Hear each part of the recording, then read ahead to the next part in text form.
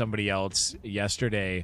And they asked him, what was the biggest thing you noticed when you first got to Arkansas?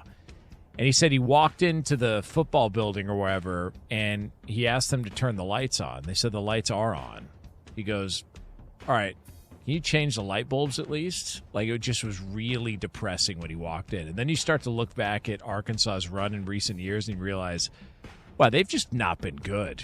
Like, they're one of those teams that is at the bottom of the SEC to where they're just kind of living on everybody else's success that we talked about. So who knows? Hopefully it works out. Hey, he's got a hot wife, so apparently that's all you need nowadays in the world of college football. VAR, anything on this? I will stay away from that. Why?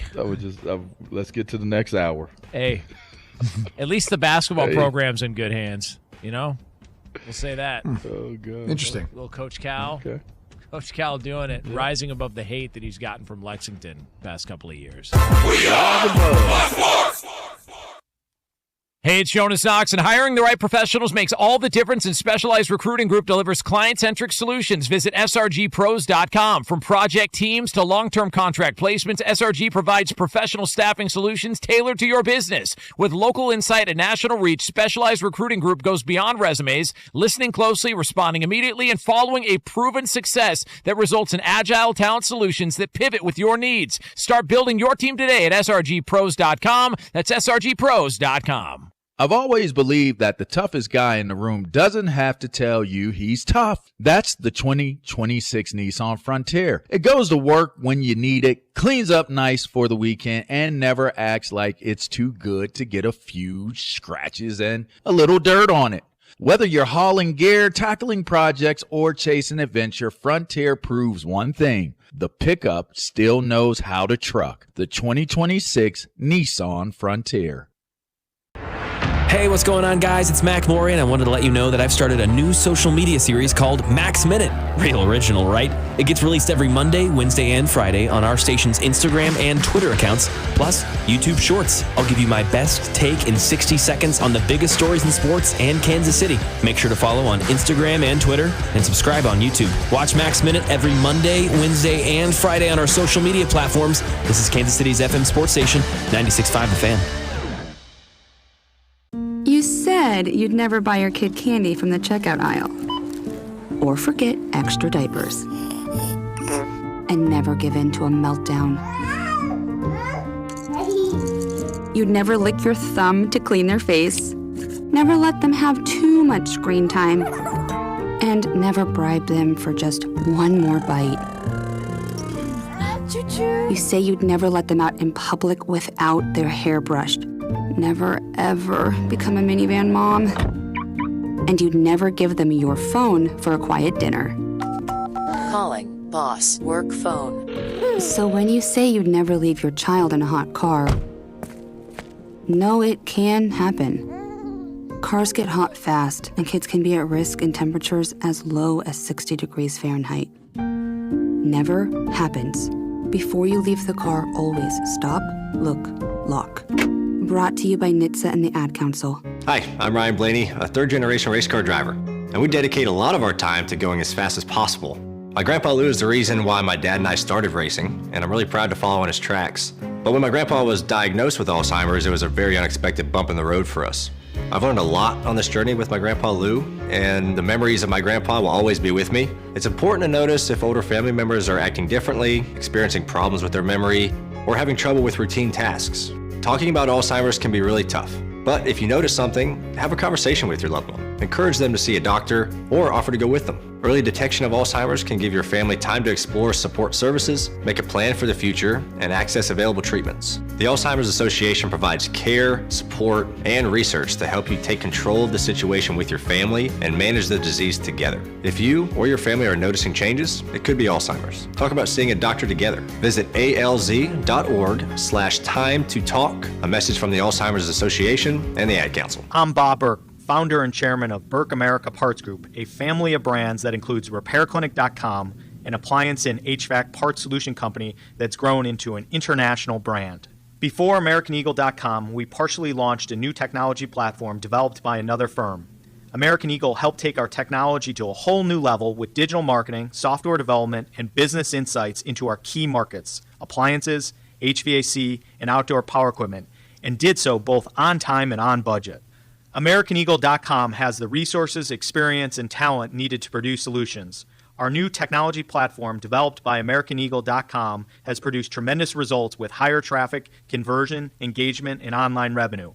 If you have any home repairs you need to take care of, check us out at RepairClinic.com. If you need a world-class website or technology project, then I would highly recommend AmericanEagle.com. Call AmericanEagle.com at 773-NETWORK. That's AmericanEagle.com, 773-NETWORK. You already know that every Royals game is right here on 96.5 The Fan. But if you're looking for more Royals coverage, tune in to hear Royals insider Josh Fernier throughout the week. He joins Fescoe Dusty every Monday morning at 8:20. Cody and Gold every Wednesday at 12:30. And he joins The Drive every Friday at 3. Miss anything? Check it out on the show podcast or All Things Fern Channel, wherever you get your podcasts. This is your home for Royals baseball. Next 96.5 Twitter and Instagram. The Fan. Every Monday, Wednesday, and Friday. 96.5 The Fan. KFNZ FM and AM. HD1 and HD2 Kansas City. An Odyssey sports station.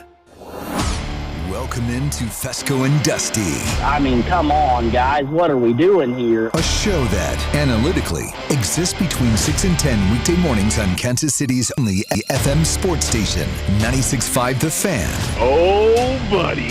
Live from the studios that brought you. Hey, what's going on, man? Here's Bob Fescoe and Dusty Likens.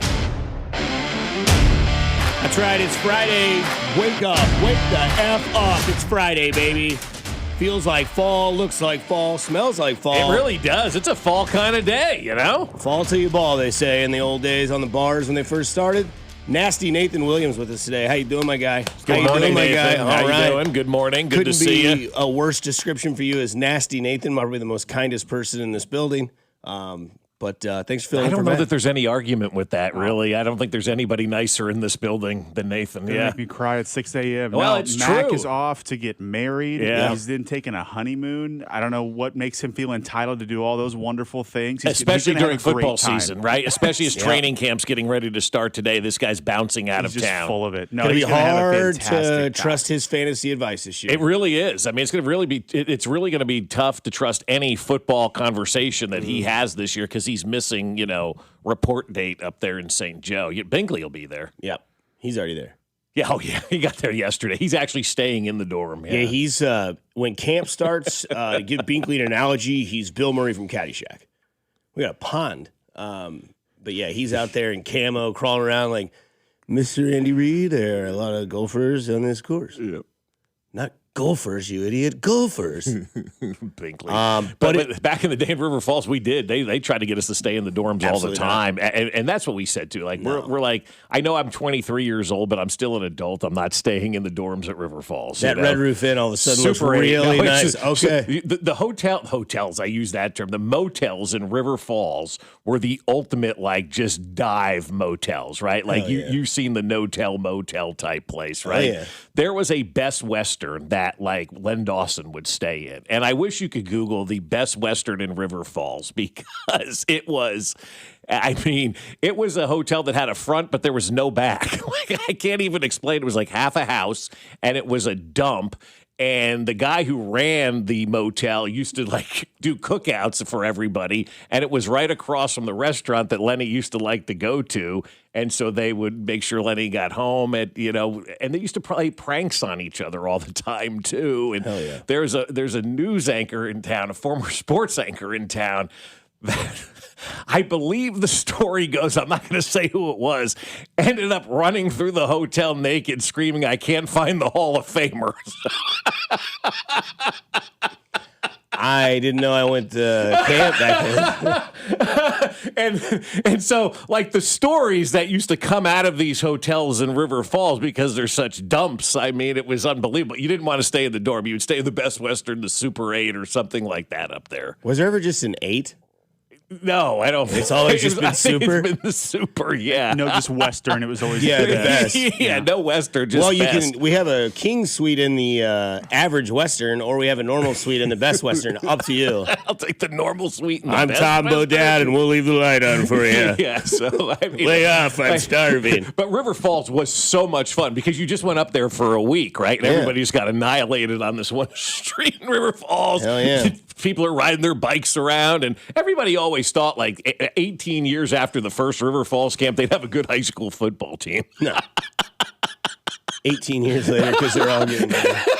Well, I guess it'd be technically like 15 years later, yeah. I don't know that River Falls High School ever ended up being all that good, but boy, we had some fun up there in that town. And then you go to St. Joe, it's too close. Nobody really, does the same thing like we did up there in River Falls. But just imagine Len Dawson staying at a terrible Best Western for 3 weeks. I'm still trying to imagine the guy just running around hanging brain looking for a Hall of Famer. Oh, yeah. It's I'll tell you the real stories off the air sometimes. Dustin. Could you imagine? I mean, these guys in the media, though, they used to play pranks on each other all the time. And used to. Yeah, like still do. Yeah, but like back in those days, it was a lot more. For sure. Like a little bit. Like we don't have anybody running around naked screaming, like I can't find the Hall of Famer. Yeah, I feel like back in the day, there was more hazing than there was like pranking. Yeah, hazing, but in a fun way. You know, like it wasn't the Chiefs hazed each other. Like didn't they duct tape, like Saran wrapped Wayne Bowe to the goalpost and poured ice down. Poured ice. Oh yeah, you did that all the time to the rookies. Mm-hmm. It was a rite of passage, and you used to cover that too. You said, there's the rookie hazing. Ha ha ha. Look at this nerd. Yeah. Nobody cared, and it was fun. And now we've got to the point where you can't duct tape anybody to the goalposts anymore. They frown upon that these days. Balanced man system. Yeah. But speaking of camp, we have arrived, and I can only think of one other thing that reminds me of camp more than camp. Today is evaluation day. The key word here is value. Do you have any? Not yet. Do you think I'm crazy? I'm not crazy. This is a cleansing hike. My grandma runs faster than you, and she's only got one leg! Get up, Cody, get up! Leave him. He's a straggler. No dinner, no lunch, no breakfast. How's that grab you? Attention campers, lunch has been canceled today due to lack of hustle. Deal with it. Come on, you devil lug! Just Father Sky, Mother Earth, and your dear old Uncle Tony. You know, this isn't going to help those kids get any better at sports. We're not teaching them about sports. We're teaching them about life. I was waiting for something from Meatballs, too. Oh, yeah. Meatballs, too, but Meatballs also, yes. No, I just always think of heavyweights whenever it's time to go to camp. The Chiefs will report today, rookies and quarterbacks, so your guy, Patrick Mahomes, will get a nice news coverage of him walking into camp. Yep. With a knee brace. Or no knee brace. We don't know. But knee brace or no knee brace on the walk-in today? No knee brace. I think so. I think you're right about that. I think that thing's very annoying to wear. Yeah. I mean, it's not the Brett Favre copper knee brace or elbow guard. But what are the true question marks on this team heading into camp? Nathan Williams, Bob Fescoe, what are the true questions when you go into camp? Because when we get back from the break that we'll go to here eventually, we have some old haters becoming new lovers with the Chiefs. But, what are your big true questions going in? No bias, no 35-0, no 17-0. What are the three? I guess there's probably three or four that I think maybe are legit question marks going in. Right tackle's a question mark because you got two guys battling for that, right? You'd love to see Jalen Moore win it, but all through the OTAs, we talk about some undrafted guy potentially competing. So that to me is a little bit of a question mark. Wide receiver number 4 is probably a question mark on this team. We know who 1, 2, and 3 are going to be. Who's going to be wide receiver number 4? And then I thought backup linebackers probably. Who's going to emerge at number 3 and number 4 at the linebacker position? Because once you get past 1 and 2 on the depth chart, you don't even know these people that are backing those guys up at 3 and 4. Big year for Bassa. Yeah, right. So I look at those as kind of those big questions, and then I look at myself, I'm going, they're really not that big of questions. I mean, I think we're going into camp, and Dusty was telling me about somebody simulating the season and has the Chiefs with 5 wins or whatever it is. And I'm like, for a team that is coming off a 6-11 season and seemingly had a lot of questions going into the offseason, we really don't have that many questions when it comes to who's going to be in the starting lineup for this team moving forward. Other than a couple of pieces here or there, it's a pretty solid team going into training camp, I feel like. Yeah, I don't have any sort of rebuttal against maybe what you have. I might add one. Yeah, absolutely. I think the secondary is a question that I have when it comes to this team. Like, we know that Mansour Delane was drafted. We know that Noel Williams has been told that he's going to be the Chiefs' breakout player. Who's safety? Right, yeah. Right? Like, who's playing center field for your team? And that, to me, is a question that if you want to take football and use a baseball analogy, figuring out who your right tackle is like figuring out who your third starter in the rotation is. I agree. Be. Like, I agree. Your ace is on the left side. You've got your stoppers in the inside. You have a great interior set of linemen. I mean, I think Suamataia was very, very good last year for the role that he became known for. Instead of playing left tackle, moves over to left guard. You know Creed's there, you know Trey's there, and then you got Jalen Moore on the right side. We know that he's been a swing guy. He's been behind Trent Williams in the past. He played very average last year, filling in for whatever it was. When Josh Simmons was gone, then he goes back to right tackle, then Simmons is gone again. So kind of a player by committee there on the right tackle last year and kind of on the left tackle the last 2 years, right? Tooney goes over as well. But I think the secondary is a question for this team because obviously we're all capable of knowing what we're seeing in football. The passing game is elite, but also not just the passing game, but running backs are starting to get more and more involved with teams. We're seeing the surge in running backs with the Robinsons and the gosh dang it, what's his name out of Atlanta? Bijan Robinson, Gibbs out of Detroit. Sorry, Gibbs out of Detroit. Bijan Robinson, Christian McCaffrey. You know, all these sort of athletic guys that can also become receiving threats. How's that going to affect your safeties? That's a good question with the linebackers as well. We know quarterback play is evolving every single year. There's a new guy that comes in, you're like, wow, this guy's really still got something in the tank, or this guy has emerged as a quarterback. So I think the secondary is a question mark that I have going into camp. Who's going to emerge as your guy at safety? Is L'Jarius Sneed going to have to be that veteran that's going to have to be a hybrid? If that's something that happens, does that scare you? Does that make you comfortable? Is that okay? I don't know. That's why it's a question mark. Can Noel Williams and can Mansour Delane be that guy, right? Is this guy that you drafted 6th overall, that you moved up for, that you refused to have anything other than a Zoom meeting because you didn't want to be on anybody else's radar? Is he the guy that you're putting your chips in, that you are okay letting McDuffie go? Because, again, it's deja vu for the Chiefs once again. Get a corner in the draft, develop him, he becomes great, he goes to another team. We've seen this all throughout the Reed and Veach era because that's what they've been able to do. That's what they've done, yeah. And so I think that's a question mark. But my two biggest is secondary and wide receiver. And you know what's interesting about both of those positions that you named? They've got two maybe the best assistant coaches now on this roster in Dave Merritt and Chad O'Shea, too. I mean, Dave Merritt has developed a secondary that has been, I hate to use the term, second to none, right? Like, they just bring in guys and they go out there and they play great football and they find a way to get the job done. They know what they're doing in that secondary. And maybe subconsciously, Dusty, that's why I didn't bring up the secondary, because I know how good Dave Merritt has been, and I look at that position, and maybe I take it for granted as well. Maybe we all do, that he's just going to get the next group of guys going. But that's what he's done for the last 13 years that he's been here.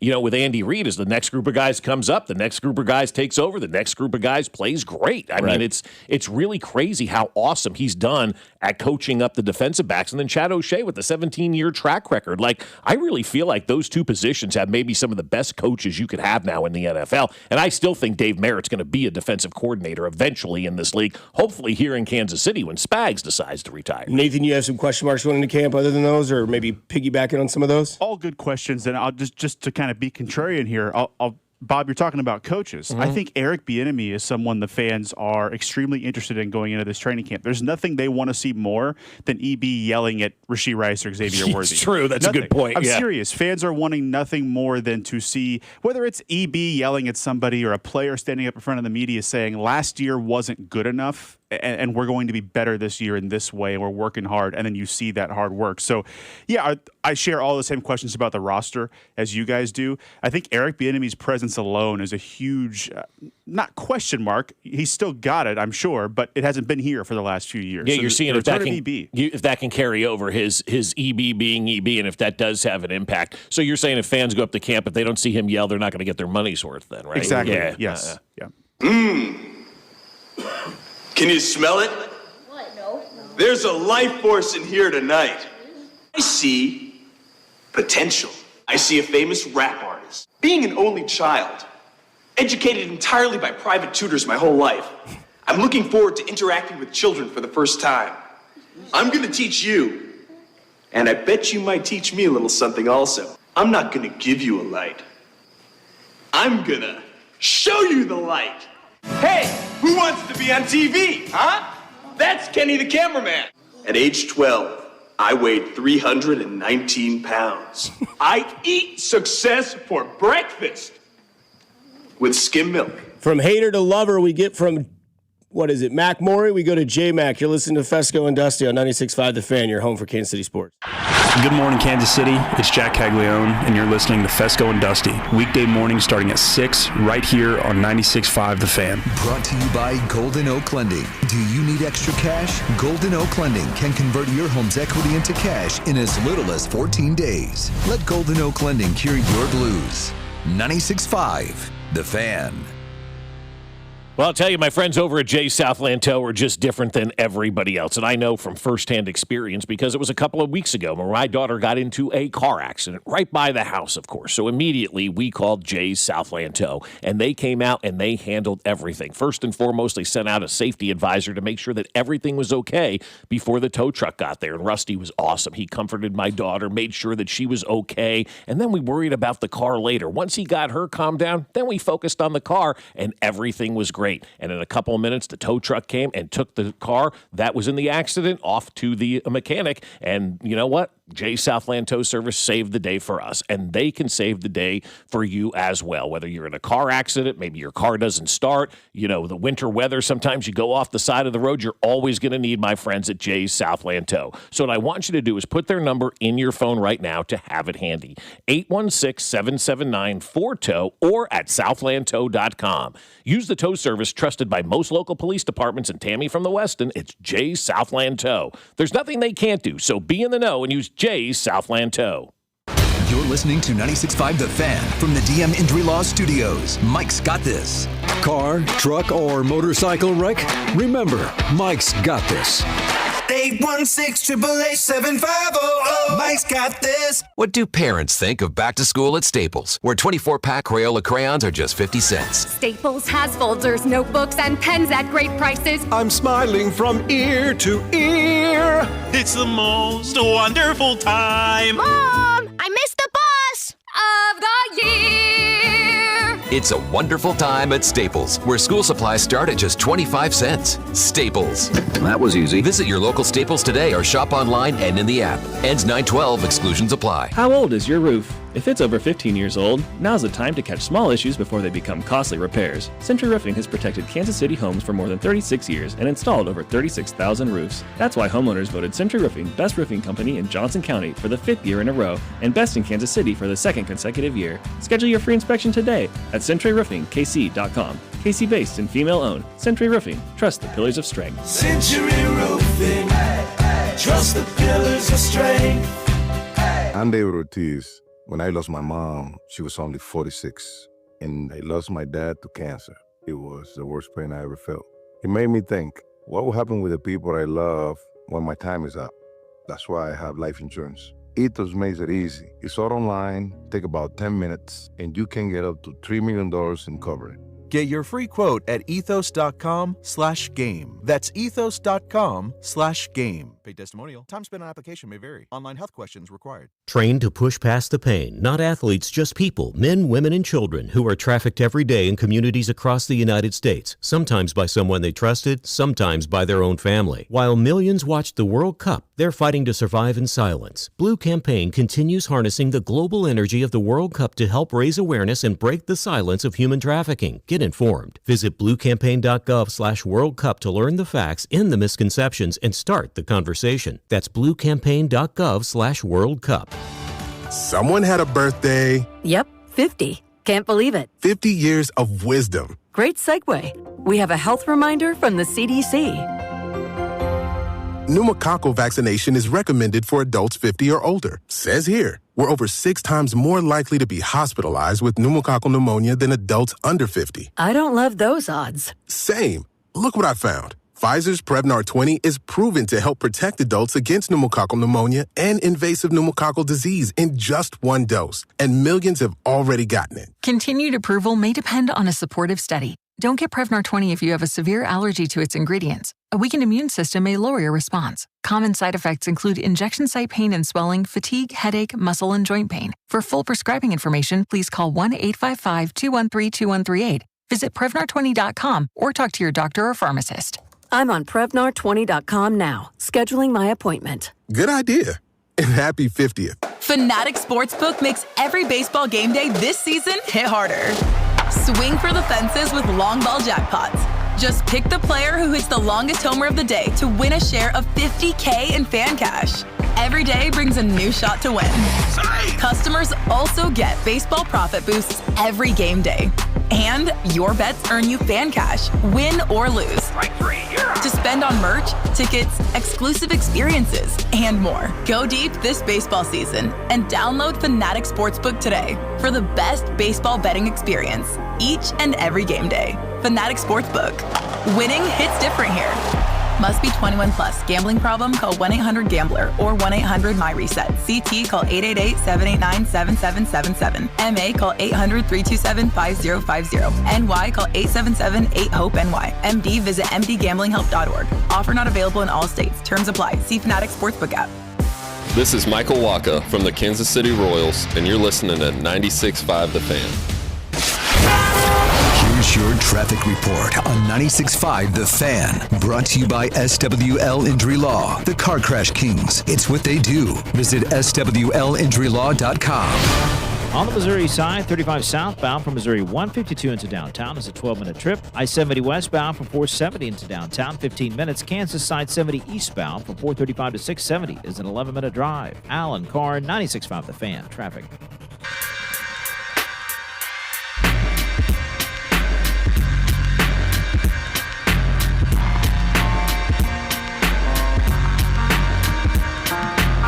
I mean, information that you're pining to hear. The Rams have released new uniforms. I don't know what's more like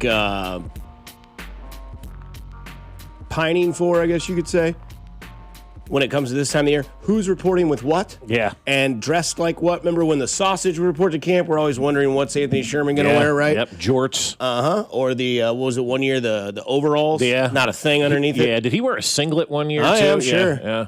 One could opine on these things as well. Yeah. Right. It's a lot of good stuff. Yep. And then jerseys, right? Like, what is the Jets going to wear? You won't care about the Jets come October 13th, but you'll want to know what jerseys they're wearing on July 24th. Hell yeah, you do. And the Rams released they're going to wear Fearsome White this year in the classic Soul. So I guess Soul would be sun because it's spelled S-O-L, Oh, right? S-O-L, yeah, okay. The Soul is like yellow tops, white bottoms with the blue numbers. Yeah. And then the classic Fearsome White, clean, crispy, legit.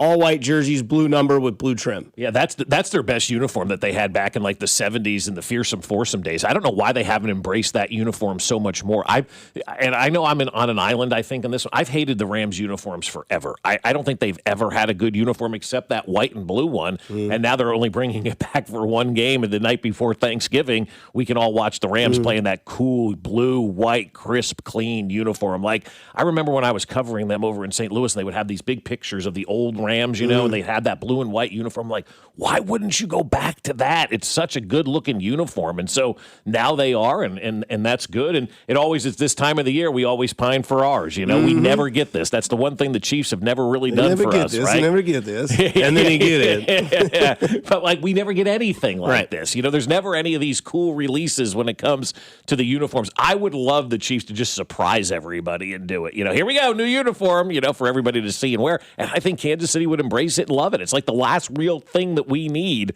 for this franchise is giving us some kind of new threads to hang out with. So, yes, Dusty, why do we care about the Rams uniforms? Because you'll see them. Because they're going to wear the classic Soul. That'll be worn on week 2 on Monday Night Football versus the Giants, and then week 13 versus the Chiefs on Thursday Night Football. Because I did think that was a great collab game, the 54-51 game. Oh, yeah. It was the all yellows versus the all reds. Yeah. And then that game happened, and then afterwards I picked up smoking. Yeah, I think we all did after that game. What was that? I did. It was in the middle of the first quarter I picked up smoking. I've never seen anything like it. It was unbelievable. Which is weird. That's like my favorite Chiefs game in the Mahomes era, and it's not a win. It's not a win, yeah. Because I just remember watching that game and seeing all these armchair quarterbacks come out and be like, damn it. They scored too quick. That might be my most hated thing in the world. They scored too quick. What do you mean? You got to score. Yeah. You have to score. And you could go play defense after that score and if that's you wanted the to other as thing. well. We forget that there is a defensive side, whether it's overtime or at the end of a game. We forget, like, defense can go out there and make a stop. That's okay. You don't have to let the other team just march down the field. There's no rules in place for that. But yeah, I mean, we all watched that game at Harris. I mean, it was insane. Should have scored in 8 seconds. You'd have given Josh Allen 2 seconds. Scored way too fast. Yeah, exactly. Gave these guys too much time. But I hate that argument. They scored too fast. No, you've got to find a way to get in the end zone. There's no guarantees you're going to score. So when you do have that opportunity to score, man, go for it. Do it. I think the Rams have probably my favorite helmets in the NFL. Really? I always have. Just the horn on the end when the O-line ducks down to start the play, it just looks I can just visualize the actual mascot of the team, which I think is rare. It usually has just like a logo on the side of the helmet. So I like that. Some of the worst jerseys, though. Yeah. I don't like the color schemes they have out there. And then, Bob, as to your point about Chiefs jerseys, there's got to be black edits or gold edits somewhere on Twitter to sort of scratch that itch. Oh, there always are. Yeah. And then we see them. There's and some we're fan like, fiction they out look there. really good, and I love them. But for me, the Rams, it's crazy how one game can ruin your impression of, a team or whatever. And I've hated the Rams since 1988, 89, when Flipper Anderson caught a pass against the Giants in a playoff game in overtime to win it, and he ran out of the Meadowlands, right through the tunnel and out of the stadium. And ever since then, I'm like, I hate everything about the Los Angeles Rams except those blue and white uniforms and their head coach. He's awesome. Did you ever think in your life the Chiefs have a new stadium before new uniforms? Yeah. Okay, fair enough. I think so, yeah. So I know the owner, and it's his team, so I'm not going to say anything. Like, I don't go into somebody's house and be like, oh, these curtains, man. Like, what are you thinking? Get out. But, I mean, look, he's a traditionalist. Look at the new stadium. Right. He took Arrowhead and put a glass ceiling on it. Well, and it's funny you say that, because I talked to somebody yesterday with the Chiefs, and they rolled out the designs for their employees a couple of weeks ago. They had an 80-panel task force, if you will, whatever you want to call it, inside of Arrowhead, and it didn't matter how long you were there or what department you were in. They found 80 employees. Oh, okay. I thought it was like an 80-page slide. Oh, no. They found 80 employees, and they said, tell us what you think. And I got a message from one person that said one of the people were actually in tears because they looked at the stadium and they went, oh, my God, it's Arrowhead with a dome. It's exactly what Lamar would want. And so to the traditionalist type of thing, it's like, yeah, that's exactly what they did with the stadium. And that's great, man. It is. And it's great with the uniforms to do that. But I think fans overwhelmingly would love an alternate uniform for the Chiefs. I don't think there's any debating in that. Yeah, I don't know, man. Like, there's something about a few uniforms in the NFL that I think are just fine the way they are traditionally. Hell, we're finding that out with the Bucs, right? Like, they changed, and it's like, go back to the creamsicle, But even the Packers are rolling out like their old school uniforms, and everybody's got something different. We don't have anything different at all. Yeah, I think that, like the Raiders, like, what do you do to that? Nothing for them, yeah. Because they're essentially the Chiefs, except they're silver and black, because when they go on the road, they're white. When the Chiefs go on the road, they're white. When they're at home, they're red. When they're at home, they're black. So like that. And then the Pittsburgh Steelers bring back those B uniforms. It's like, please spare us all. Right. We don't need to see this. You guys look like, you're convicts in the honeycomb. Yeah, nobody's buying those, but ultimately you release the new uniforms so people buy them, right? That's why baseball has their City Connects and all that kind of stuff. You're trying to give new merchandise for people to go out and buy. Right. Or, bring in kind of the same point, but like bring in, a younger or older fan base. Like if you go with the City Connects this year, it was, in Kansas City at least, like kids are wearing more vibrant colors these days. Hey, the kids will want them for their birthdays and Christmas and all this sort of stuff. So I know this guy annoys the absolute piss out of all of us, but man, he might have figured out who really is good in the NFL. The Yahoos at Yahoo Sports are doing a countdown, and their power rankings have the Kansas City Chiefs at 12. 12. Andy Reid is still breathing, coaching on the sideline. Patrick Mahomes is back. Yes, he's starting week 1, coming off the ACL. We know he's starting. And they're 12th. Now, listen, I know Kansas City Chiefs fans have hated me. I've had to block 50 million of them on social media because they're angry folks. Guys, I don't hate the Chiefs. I'm all I can say is I'm a soothsayer when it comes to Kansas City. I sat on this show and told you when we were in New Orleans that the Chiefs were going to get boxed by that Eagles defense, and the Chiefs were destroyed. And then I told you last offseason, KC was going to miss the playoffs. I was roundly mocked Okay? They proceeded to miss the playoffs. What can I say? I got a good read on the Chiefs. Now, I will say this. I liked them this year. Kind of, sort of, a lot. Much more than 12th in the power rankings. And to spare you more of his voice, he goes on to say in that clip, the reason why he thinks that he likes them a lot is because of what Kenneth Walker or Ken Walker III will create for this team. He goes on to mention that, it's been kind of an up and down last year because of this, what he called the swinging door at tackles, right? Which is a fair assessment. And it is true, like, to have the Chiefs at 12th with Patrick Mahomes and Andy Reid, and I thought Nick Wright made a good point the other day on First Things First. He said, I've never in my lifetime seen in the football world a team that has arguably one of the top 3 coaches and one of the top 3 quarterbacks be so disrespected. That's a good word to say, but to be put at the level that they're at. Never did this happen with Brady and Belichick.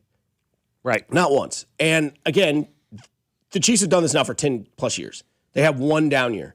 And I think that what he's trying to say is that the addition of Ken Walker should help out every single aspect of the offense. Last year, you couldn't get more than 4 yards. They had one run last year, 20 or more yards. One, right? And you've got a running back now that if you want to go back and watch the hype videos of Ken Walker and see what he does, very patient and then explosive. Whereas there was no patience in the Pacheco sort of run. It was just like, we all remember Pacheco, right? He just ran down and go, right? Yeah. And this is what Walker can do. He can develop that. And when you can develop a running game, it's the same equivalent on the defensive side if you can create a pass rush, right? Having somebody, which is why we want R. Mason Thomas to do so well, then creates, an easier workload for the linebackers, and then it carries on to the secondary. Corners don't have to cover receivers as much as they should. Then you look at the offensive side. If you can establish this run game of Ken Walker running the ball 16 to 18 times a game, getting positive yardage, and at least putting that sort of fear or that sort of mental block in their head on the defense to be like, is 9 getting the ball? Are they going to run a play action? I don't know what they're going to. That opens up Xavier Worthy. That opens up Rashee Rice over the middle. That lets you play tic-tac with Travis Kelce. Is he going to sit back and block? Is he going to, release late? Is he going to go out for a route? It makes the defense think. And then it gives Mahomes the trust to know that he doesn't have to go out there and throw the ball 30 times, especially coming off a torn ACL. Well, what's interesting is you brought up the Patriots thing, and I was thinking about that as you were talking. Even coming off of Tom Brady's knee injury, I don't think there was anybody ever doubting the Patriots. There wasn't a year when that dynasty was together where everybody wasn't picking them to win the AFC East. Now, they did have a bunch of, jokers playing in that division for 20 years with the Jets and the Dolphins and the Bills not being anything spectacular until Josh Allen got there in recent years. And so they had the run of that division, but even still, you woke up every year during that during that Brady Belichick dynasty, and everybody goes, "Oh, they're going to win the division. They're going to be in the playoffs." No, the first question was, "Is Belichick still there?" Yes. Yeah. Second question is, "Brady still quarterback?" Yes. Okay. Playoffs. They're going to win the division, and I believe ultimately this is a better combination because it's a better offensive combination, and it's an offensive league right now than what we saw in New England. And everybody wants to doubt this operation, and everybody wants to doubt Andy Reid and doubt Patrick Mahomes, where nobody would have ever uttered a word of doubt when Tom Brady and Bill Belichick were doing their thing. And it's funny because a lot of the national narrative is driven by what's being said at ESPN, right? They've always been kind of the forefront of everything. And when ESPN says something, people tend to listen and kind of hear what they have to say. Kyle Brandt was on ESPN the other day, and they were asking about, which team would go back to the Super Bowl, who would have a better shot, Seattle or New England. And he goes, I'm working for ESPN now, so it's got to be New England because we want New England to win. And I'm thinking, like, he says that jokingly, but that is the case. And that's part of the reason why the New England Patriots never left that hype train and nobody ever talked about them, is because you had the machine of ESPN behind them pushing that thing forward. They're not doing that now for Kansas City. They don't want to see the Chiefs on top because it's not as good for business as when you have an East Coast team on top. And so that's why I think a lot of this is, the Chiefs are done, because they're trying to prop those damn Patriots back up.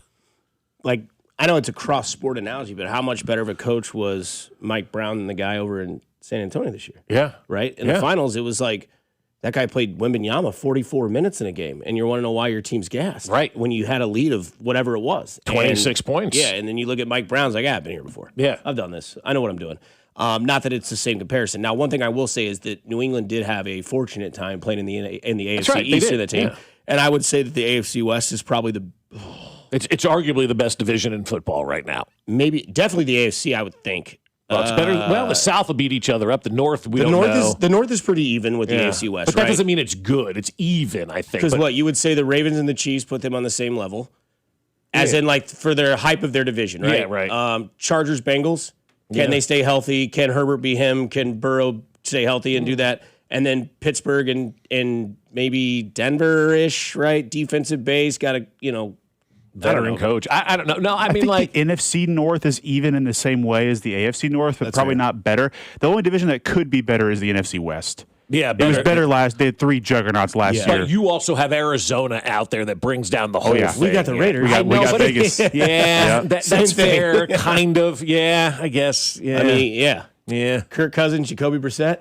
I mean, it's true. Spider-Man meme. Has Jacoby Brissett signed yet? Is he in camp? Do we know? Wasn't he holding out? He was holding out. Oh, good grief. Somebody ought to tell him, you're Jacoby Brissett. Yeah, hold out. Yeah. They're Arizona. You're Jacoby Brissett. Why are you holding out? The thing I hate the most about this clip that we just listened to is someone that jumps on this bandwagon of, I told you the Chiefs were going to lose 2 years ago and now they're bad. Yeah. And it's like, I was the one telling you this whole time the Chiefs are winning, that they're not good anymore. It's like the guy says it's eventually going to rain, and then it rains. Exactly. Yeah. Guys, you know what? This Dodgers team, I know they've won 2 years in a row, but one of these years they're not going to win. And then when that happens, I'm going to get on here and be like, I told you they weren't very good. Yeah. What do you mean? They got like 4 Hall of Famers in that lineup. They got a whole starting lineup, a rotation, of all-stars, and they won back-to-back World Series. They're a great team. And eventually someone else will win. It's just how it works. Well, it's just math. It's not some amazing take. I get it. You're at internet fights with Chiefs fans. That doesn't impress me. Right. Yeah. And it's also like, somebody had to pick them to lose in the Super Bowl, and if it was going to be somebody, it was going to be him as a hater. Yeah.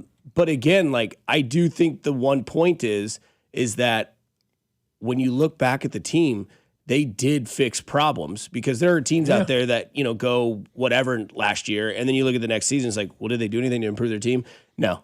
Okay. Well, that's an issue. And that's why, you look at the Chiefs and kind of like I was going through it yesterday, like, what are the real question marks here? I'm like, we're concerned about the right tackle, which we have a nice battle for. We're concerned about who's the 4th wide receiver. We're concerned about some backups at the linebacker position. I mean, our problems here in Kansas City that we're discussing are kind of first world problems, guys. It's not like we're rolling into camp going, all right, who's playing quarterback today? Do we have anybody that can line up and play offensive line? Like, there are teams that are going into training camp that have such big question marks. As Dusty said, they didn't address in the offseason. The Chiefs addressed all their question marks that they believed they addressed them in the best way possible. And we'll see. The proof will be out there during the season whether or not they addressed them in the best way possible.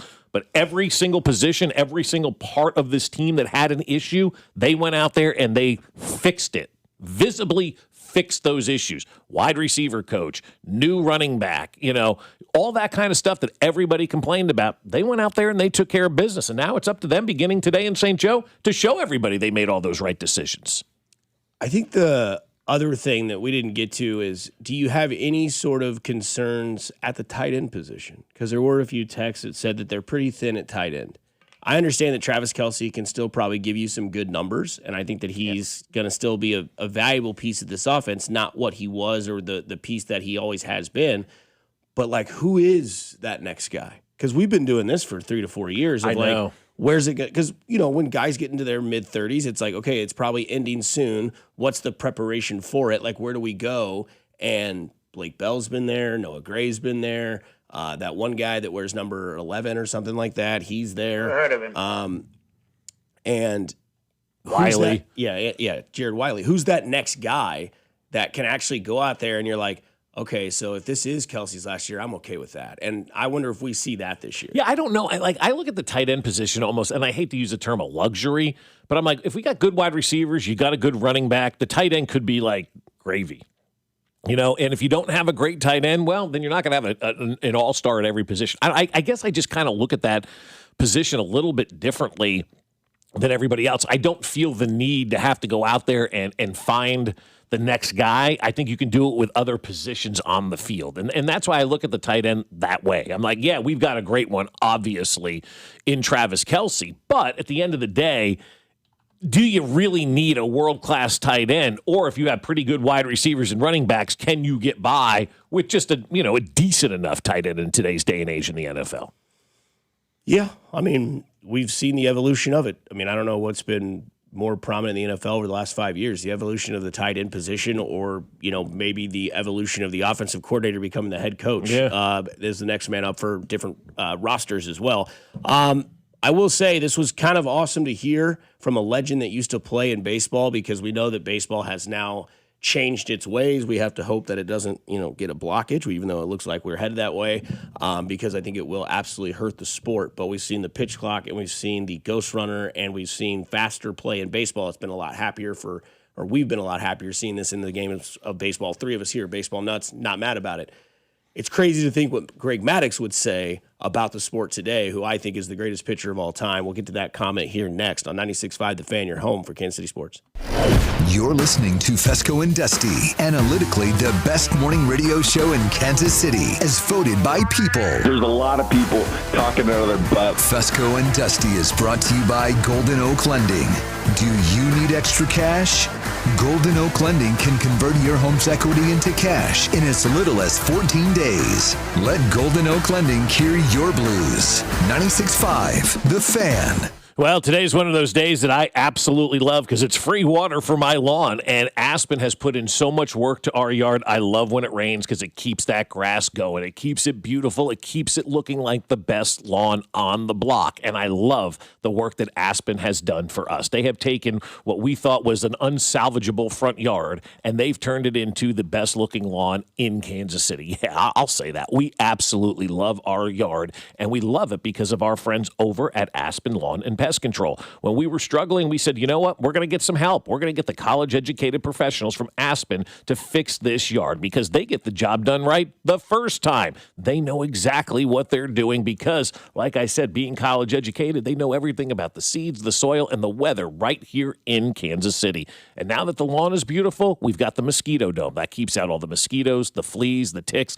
and makes our backyard a paradise for us and our pets as well. Right now, Aspen's going to give you a free estimate and up to half off your first application when you mention this ad. So visit them now at aspenlawn.com. That's aspenlawn.com. Liberty Mutual customizes your car and home insurance. And now we're customizing this ad for your morning commute to wake you up, which could help your driving. Science says that stimulating the brain increases alertness. So here's a pop quiz. How many months have 28 days? What gets wetter as it dries? What has keys but can't open locks? If you don't want to hear the answers, turn off this Liberty Mutual ad now. 12 months, a towel, piano. Enjoy being fully alert. Liberty, liberty, liberty, liberty. Conservative, family man, author of The Bald Plan to Reduce Property Taxes. Listen to Scott Schwab. Property taxes are killing Kansans, but one day it hit me. Bald. BALD stands for Better Affordable Living by Decreasing Property Taxes. And it's the only detailed plan. Schwab's BALD plan means voter approval for property tax hikes, refunds for unfair assessments, and tax relief for seniors and working families. Listen to Scott Schwab. I'm focused on reducing taxes for Kansans. You should keep more. My BALD plan makes sure of it. When I'm governor, we'll get it done. Finally, a governor with a good head on his shoulders. Author of the BALD Plan to Decrease Property Taxes. Conservative Republican Scott Schwab for governor. Visit scottschwab.com/bald to learn more. Paid for by Schwab for Governor, Jim Felter, Treasurer. The burrito is fire. Hi, this is Maya. And I'm Antonio. And the little thing we love about the Chick-fil-A hash brown scrambled burrito is that it fuels our morning. It's the full package. You have the chicken, you have the eggs, and then you add these hash browns for a nice little crunch. The chicken's always nice. It's crispy, it's juicy. And the cheeses, they melt together in a beautiful way. And it gives me energy. It's perfect. Order the Chick-fil-A hash brown scrambled burrito and Simply Orange Juice on the Chick-fil-A app today. Real guests paid for their testimonials. This is the story of the one.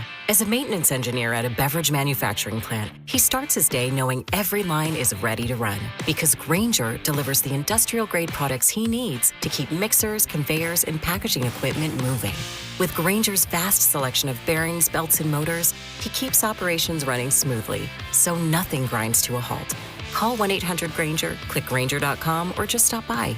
Grainger, for the ones who get it done.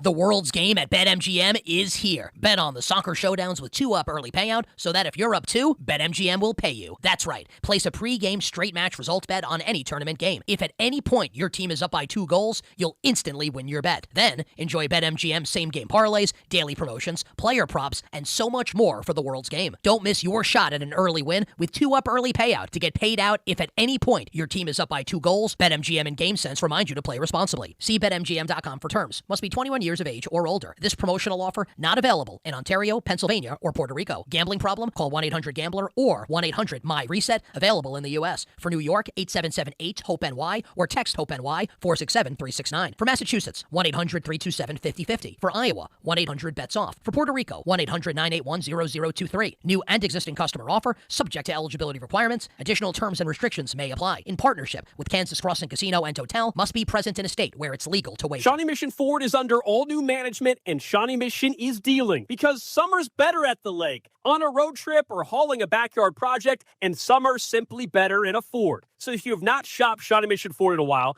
well, the rules have changed in your favor. They're never going to be undersold. They're always going to make you feel like family. In fact, if you bring them any written offer on the same vehicle, they will match it or beat it, period. And right now, the F-150 is even better. Get 2.9% APR plus a $1,000 Ford credit bonus cash on the new 2026 F-150. That's right, only 2.9% with $1,000 of bonus cash, making the F-150 the truck you could afford this summer. Shop them right now at ShawneeMissionFord.com. That's ShawneeMissionFord.com. Just off I-35 on Shawnee Mission Parkway. Life's better in a Ford. Discover yours today at Shawnee Mission Ford. 2.9% APR with approved credit through Ford Credit. Not all buyers will qualify. Excludes Raptor. Dealer administration fee $7.99. Price match applies to a valid written offer from a licensed dealer on an identical in-stock vehicle with comparable mileage and the same trade valuation. Exclusions apply. See dealer for details. Here's your traffic report on 96.5 The Fan. Brought to you by SWL Injury Law. The Car Crash Kings. It's what they do. Visit SWLinjurylaw.com. On the Missouri side, inbound I-29 from 435 into downtown, about 15 minutes. Checking 435. You're moving at posted speeds or better all around the metro. Alan Carr, 96.5 The Fan. Traffic.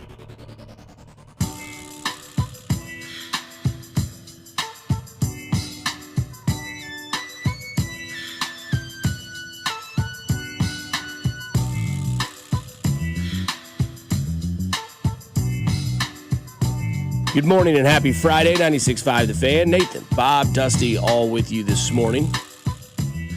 I kind of always love the conversations of older guys and a newer game, right? And it happens in many different things in life, right? Radio is one of them for sure. Golfing, it can be one of those. Like, there's still some guys that'll, be paired up with guys who listen to music on a speaker, and they don't like it. That's just not golf. Well, it is nowadays, Terry. But baseball is one of those as well, right? We've had conversations with people off the record about how do you feel about the game today? Oh, I hate it, can't stand it. Yeah, I talked to friends over the weekend. They're like, I love the game, but I hate the game. And these are guys that played at a high level in the majors back in the 80s and 90s, but even still, it's like some of these guys we're going to talk about played in the 80s and 90s. Right, and this is Greg Maddux. He was on a podcast talking about the rules of baseball today, and if you liked them or not. What is your favorite part about the way the game is played today, and what is your least favorite part about the way the game is played today? Two things I really like. I really like the hitter's clock. I don't know why they call it the pitcher's clock, because the pitcher's always ready. We're always waiting on the hitter. So it's the hitter's clock, them to get in there. And I love the challenge. I love it when the pitcher makes a pitch right on the corner and the umps daydreaming and they freaking tap their head and, they bang the strike after. I would love to have had that. Everyone says, oh, yeah, the hitter, you got more pitches off the plate than anyone. Maybe so, but they also missed more down the middle, as well. So, I would have loved to have had that. I think it would have evened things out. And Yeah, it would have been a lot of things fun. out for Greg Maddux. He would never have thrown a ball. That's the thing about Greg is that because Dobach, is that the guy I told you to look up this morning? Randy Dobnak. Dobnak. That guy is Binkley and B-Dub had a child and created a starting pitcher for this year's Royals team. And Randy Dobnak. Dude, It this sounds guy- like a South Park character. I'm not lying. This guy bangs, dude. Wears the Oakley clear glasses, has like the greasy mechanic hair, the little bit of an overweight body, but shoves. Yeah. I don't know what it is. He's that frustrated player that you played Little League against where you're like, why is Randy Dobnak so good? Yeah. He doesn't throw hard, but he was doing stuff last night, and Hudler's like, boy, that looked like Mad Dog. And, of course, my algorithm goes off, and I see this video, and I'm like, man, Greg Maddux would have carved even more if he had the ABS system where, like, the catcher wouldn't even need to tap his head. Greg Maddux would be the one. Yeah. So it makes me think, like, what players you would like to see in the new age of sports, whether that's basketball, baseball, football, whatever. Maddux would be great with the ABS. Oh my God, he'd never. Every pitch would be a. Right. I'd love it. I would do anything to have Greg Maddux pitch today. I really would. Like, it would be an incredible thing to watch on television because it would be like, is he going to throw a ball? And anytime there was a pitch that was close, he challenged, and he'd probably win. Every single time. So, and then he'd have you. Yeah, and you're compelled by that, you know. Yeah. Somebody says Bruce Chen would have carved. Come on, Chen. Yeah, Bruce Chen would have carved. If we're looking at all sports, to me, the one guy that I think could do it at any level, in any decade, at any time is Lawrence Taylor. Lawrence Taylor could probably go out there and do enough blow and go out there and play today if he wanted to. I like the Texas. That was on the tip of my tongue. I'd love to see Marino in today's football. Oh, yeah, that would be good. I Because think he was ahead of his time. I mean, threw 5,000 yards in 84 or whatever it was. Yeah. And they never won anything with him. No, they went to the Super Bowl his rookie year. Rookie that was year. it. And then, obviously, Ray Finkel screwed some stuff up for Dan Marino as well. Laces out. But, I don't know, baseball-wise, I'd love to see, and I know this makes me sound like a homer for Barry Bonds. I think he's the greatest hitter I've ever seen in my life, whether you want to talk about whatever. Him in this, like, spin ball era where everybody, like, imagine you sitting on your couch and it's Jacob Mizorowski and Barry Bonds. Can Mizorowski blow it by Barry, or will Barry send that thing into the next stratosphere? That'd be fun to watch. What about having like Clemens come into the game, and pitch in this day and age? I think Roger would be, and Nolan Ryan too. That was mine. Nolan Ryan. Nolan in this era of baseball would be incredible. He would absolutely shove. He would absolutely dominate. Greg Maddux, Roger Clemens, and Nolan Ryan would be the three in this day and age with what's going on with the pitch clock and the challenges. Those three guys may never throw a ball and may never have their careers are phenomenal. But I think their careers would be even better if they were playing in this day and age, especially with the way guys strike out. Clemens would have 20 strikeouts a game. I'd add Pedro and Randy. Hell yeah. I more than anything, I want to see one of these guys react to Kevin Cash trying to pull him in the fifth inning of a World Series game. But you go out to see. You imagine? Yeah, you imagine the strut you take to go take out that mullet of Randy Johnson. Do you think Nolan Ryan would give you the ball That's if what I'm you saying. came out? He'd punch you in the face. He pitched 330 innings a season in his prime. This guy did not come off of the baseball field, and he struck out almost 400 guys in 73. I'm just looking at his baseball reference page. Obviously, he leads the league in strikeouts in history, and that's before 3 true outcomes of baseball. This is when guys were still bunting and putting the ball in play and getting them over and getting them in. Nolan Ryan is my answer. I would love to see how he would do in today's game. Now go to the top of his baseball reference page to see how many Cy Youngs he won. 0. Yeah, That's right. It's incredible. It's wild. unbelievable. The greatest pitcher of all time never won a Cy Young award. How's that possible? Oh, how do guys not get in the Hall of Fame? It's the same idiots that vote. These moronic sports writers who can't put together a sentence. Somebody goes over to the football side of it and says Jamal Charles was 10 years too early. Ooh. I mean, Jamal Charles is Jahmyr Gibbs. Yeah. Not as maybe beefy. I don't know how thick Jahmyr Gibbs is, but I mean, Jamal Charles wasn't big. No, not at all. But Jamal Charles did it all. Yep. And I think that's when you go back and ask people, what Chiefs player of the past would you put on this team? He's in the top 3. Yeah. I think your top 3 answers are always going to be like, Derek Thomas, Jamal Charles, and then maybe like, I don't know, Priest. Yeah, maybe Priest is up Marcus there. would be a choice for me because Marcus could score inside the 10 like it was nobody's business. Nobody was a better red zone running back than Marcus was. I mean, he had a nose for the end zone. He would go up over the piles. Like, you don't even see that anymore, right? When was the last time we saw the running back go up over the pile? Now we're doing a tush push. Well, now they actually have defensive linemen that can lift up off their feet. Yeah, well, so there's back that, then you were yeah. just 300 pounds and fat and filled the gap. Now you can see guys like Aaron Donald. That's why you don't go up in the air. It's true. Linebacker comes across and smashes you. And Troy Polamalu kind of ended that too. As I remember back in the day, he would guess the snap count, and you'd see this giant fro fly over the line. But it is interesting because hearing guys like Greg Maddux was not what I was expecting him to say. Not at all, no. Now, I do love his take that it's the batter's clock, right? Because pitchers are – it's true, though. Yeah. Batters are always, there the are ones some that pitchers, though, that stall. That's fair. That's when they're laboring, I think, later on. But to Nathan's point, it would be kind of interesting to see, you've got Roger Clemens in the 6th. He's at 89 pitches. There's a man on second and a righty coming up, and their manager comes trotting out. Hey, I told the manager. What are you doing, man? Like, don't even think about it. You come out here, man, I will take your pants down and embarrass you on this mound. So stay in the dugout, Skip. Somebody says Megatron would have been a great player in today's age. Absolutely, would have been phenomenal. Yeah, he'd have been. I mean, like look at what Jamar What Chase about is Elway doing. in this era of football too? I think he looked like Bo Nix. Oh, he was no. Oh God, no. Elway would dominate in this era. I don't know. I don't think Jim Kelly would. I don't think those like statuesque. No, would be fine because he was mobile. Yeah, but like guys like I don't know. I was thinking about all the quarterbacks that I watch. I don't want to see any of them other than Elway. Maybe Randall Cunningham. Like Troy Aikman would be terrible. Troy Aikman would be a middling quarterback in this day and age in the NFL, and he really was a middling quarterback. I feel like Elway would give me Baker vibes.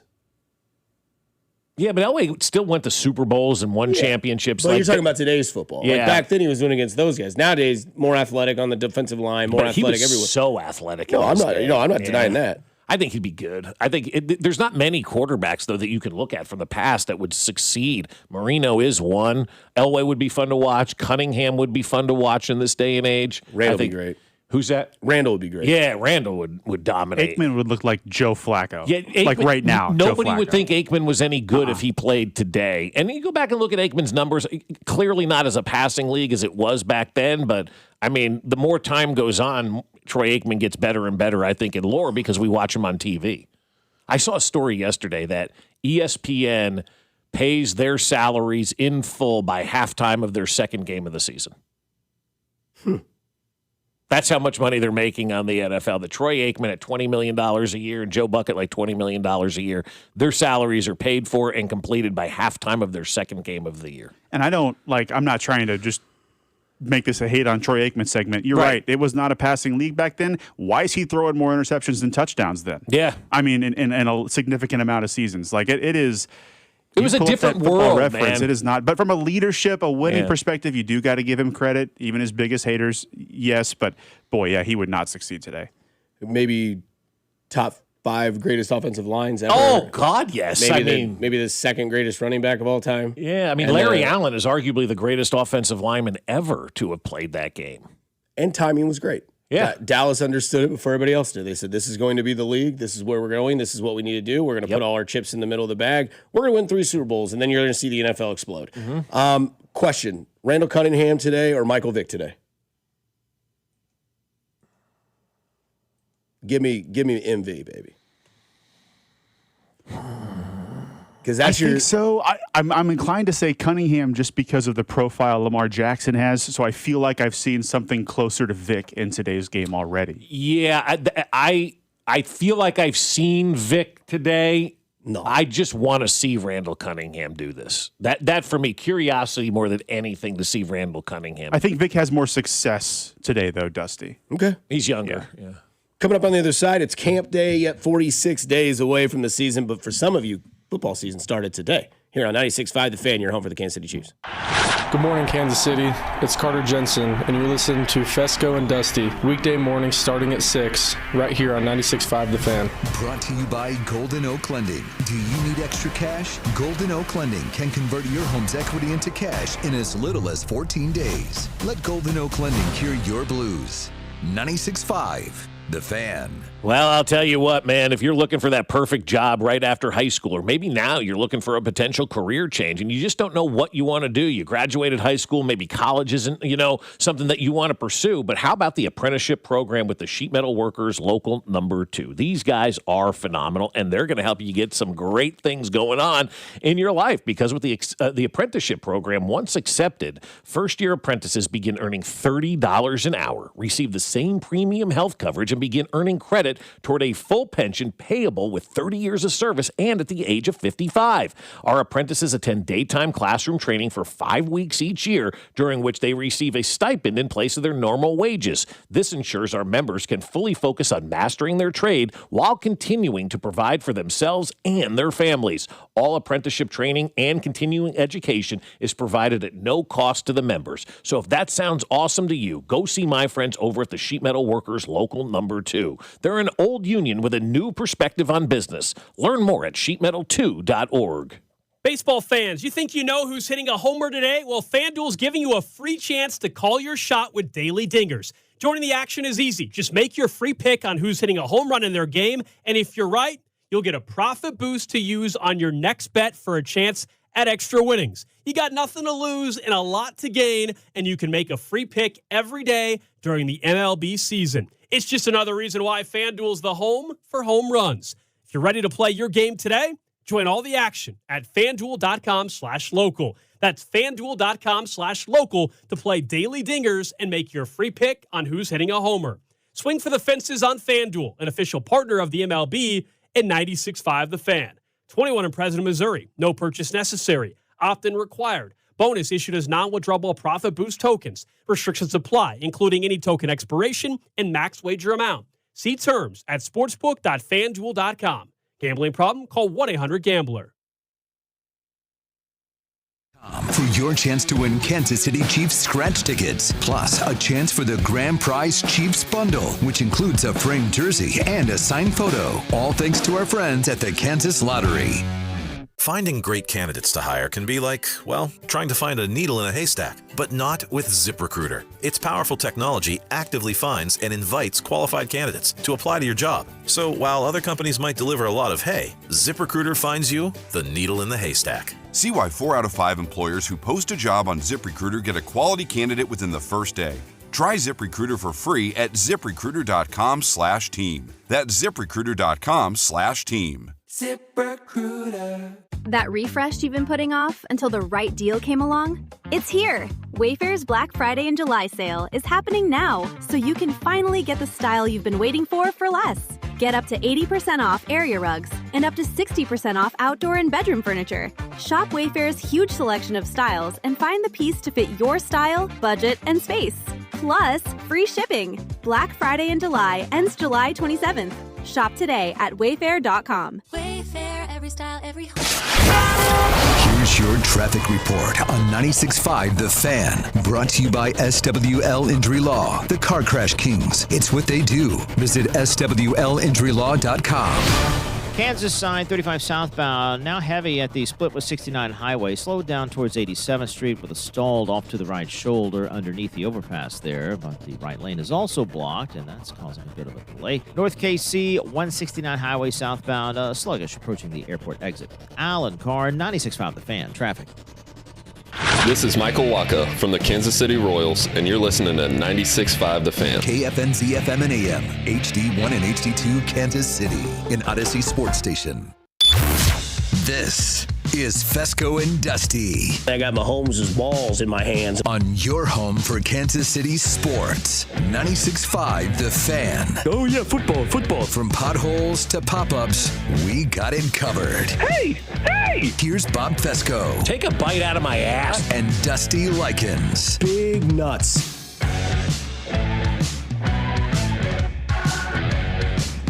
Yep.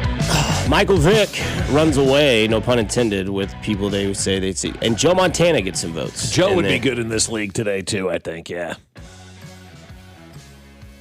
Joe Montana. Man. 93 is when he came to Kansas City? Yeah, 93 and 94 he was here, yeah. I remember that was like the first time I ever remember the city going nuts about Kansas City. Because I was 6? Well, I mean, it was it was the first time that I had a Joe Montana like character shirt. It was like a huge head and then skinny body. Yeah. It was like pointing, holding the football. Sure, I remember. I think I wore the thing till I had holes in it. Of course you did. Yeah, that was big. I mean, think about it though. Back in those days, the Chiefs were nothing, really, as a franchise in the '80s, and really like from the '72 roughly to, when Carl took over in '88, and he came in, and one of the things they're going to do is they're going to make this the place to be. Right? You got to find a way to get people interested. Well, you go get Marty obviously to come in. You start winning right away. And then you go out and get Marcus Allen and Joe Montana. Like, I know at the twilight of their career, but those were two great fun years to have those guys together, man. It was awesome. I'm trying to think, I don't know if there's ever been a team that's had more success in 2 years from other teams' leftovers. Because, right, obviously the whole thing that went down with Al Davis and Marcus, and he goes to Kansas City. Right. And then it was Steve Young's time in San Francisco, and Joe Montana's like, well, Marcus did it. I wonder if it works if I go over there and do it. And then Joe Montana goes to back-to-back playoff runs and has maybe two of the greatest games you've ever seen in Chiefs history. Obviously, the Monday night comeback. Willie Davis. And then, they go to the AFC Championship game in Buffalo. He gets knocked out, and the rest is history. Yep. But, hey, today is the present, and camp is today. The players will arrive in St. Joe. Well, not all, but the rookies and quarterbacks will be there. So you'll see Mansour Delane, you'll see Arne Mason Thomas, Peter Woods, Patrick Mahomes, Nessmeyer, the backup to Patrick Mahomes. He's going to be spinning it today. Well, it's wet out. They don't want Patrick to take the reps, Yeah, sorry, quite wet. Well, at least it's here. I don't know if it's up in St. Joe wet, but normally if it's there, we get the lesser of it. We do usually get the lesser of the rain, but I told you going into break, I go, it's perfect for the first day of camp. It's pouring out. So as you take time to look over the Chiefs' schedule in the upcoming season, I asked you guys, did you guys ever go to a camp or did you ever go to camp? Oh, yeah, all the time. For sure? Yeah, sports camps. Same camps. with you, 913-586-7965. If you went to camp, what camp? Because that's why we play the heavyweights thing. Because welcome campers. Yeah. Did the church camp hated that? I always got homesick. Did they call that Vacation Bible School then? No, it was not Vacation Bible School because that was like during you went from 9 to noon to Vacation Bible School. But this you actually went to church camp. Yeah, I went to one of these, and I hated it every minute of it. Like, it was just not for me, I didn't like being away from home. I think you really excelled in the singing part. Yes, there was none of that, though. Oh, really? Yeah, it was just outdoor stuff. Crafts. Yeah, all that, We can't make crosses for the fourth day, Greg. Mix it up. Yeah. So a couple of those camps, sports camp, soccer camp, baseball camp, football camp, all of that kind of stuff. Yeah, I don't think my nephews are away for 3 weeks now at camp up in the mountains of Massachusetts. They go away and do that kind of stuff. And that's like a sporty camp, right? Well, they hiking and everything like that. It's Jewish faith-based camp. Let's go. And they go and they do everything. It's all outdoor stuff. They do day trip. I mean, it's one with Moses. Yeah, it's intricate, man. Right. It's very, very intense type of camp, but they love it, and they're gone for 3 weeks, and they do all the outdoor activities. Love and that. sports. Great area. And you meet so many kids from the area, too, and Sure. you form these lifelong friendships, and so I'm excited for them. They love going away for 3 weeks, of course, to get away from my sister. Who the hell wouldn't, She's in Spain with my parents now for 10 days, and so that's going well. That's sarcasm. Well, my sister wanted to go out to a club the other night, right? Last night, right? And my mom's like, oh, I want to go as well. Let's go. And then my dad's like, well, I don't want to go back, so my mother has to go back to the room with my dad, and my sister went out with these two guys and went clubbing. What a party pooper. Yeah, my dad. Well, speaking of poop, I mean, my God. No. He will only poop in the hotel room. Fair. I can't go in public. It's an hour and a half process, and it ruins the entire day for everybody else. So you gotta figure it out. Yeah, it's like, come on, Dad. Come on. Like I said, dude wipes and Prep H wipes. Get one of each, carry them in your pocket, and you can know what Marine should do? Marine should just put prune juice in his drink where he has no option. He just got to break it out. Well, but see, you could never go out for breakfast because he always had to go back to the room to poop. Oh. And so it was my sister has got an itinerary where it's like intense. It's like, okay, 9:47 we're doing this, 9:48 we're doing that. One of those type of itineraries. Gets that from her mom. No, she's a planner, but my sister's to a different level, right? Okay, and so if my dad has to go back to the room to go to the bathroom, it's a 90-minute delay here. Oh my. It does take me multiple days at the start of a trip. This to be is able to use daily, the though. This has restroom. been his life, his entire life that I've known my father. No surprise there. This man would come home for lunch so he could poop at the house and then go back to work. He's Paul Finch. From American Pie? Kind of, yes. There goes poop break. I can tell. I can hate count playing on an away two. game on the toilet. I hate playing an away game, man. There's nothing better than that home bowl. I like the away Fair. game because it saves money. It's not your toilet paper or your water. It's saving you 7 cents a flush, right? So remember the text line says, "Yeah, man, I'm with Dad on that one."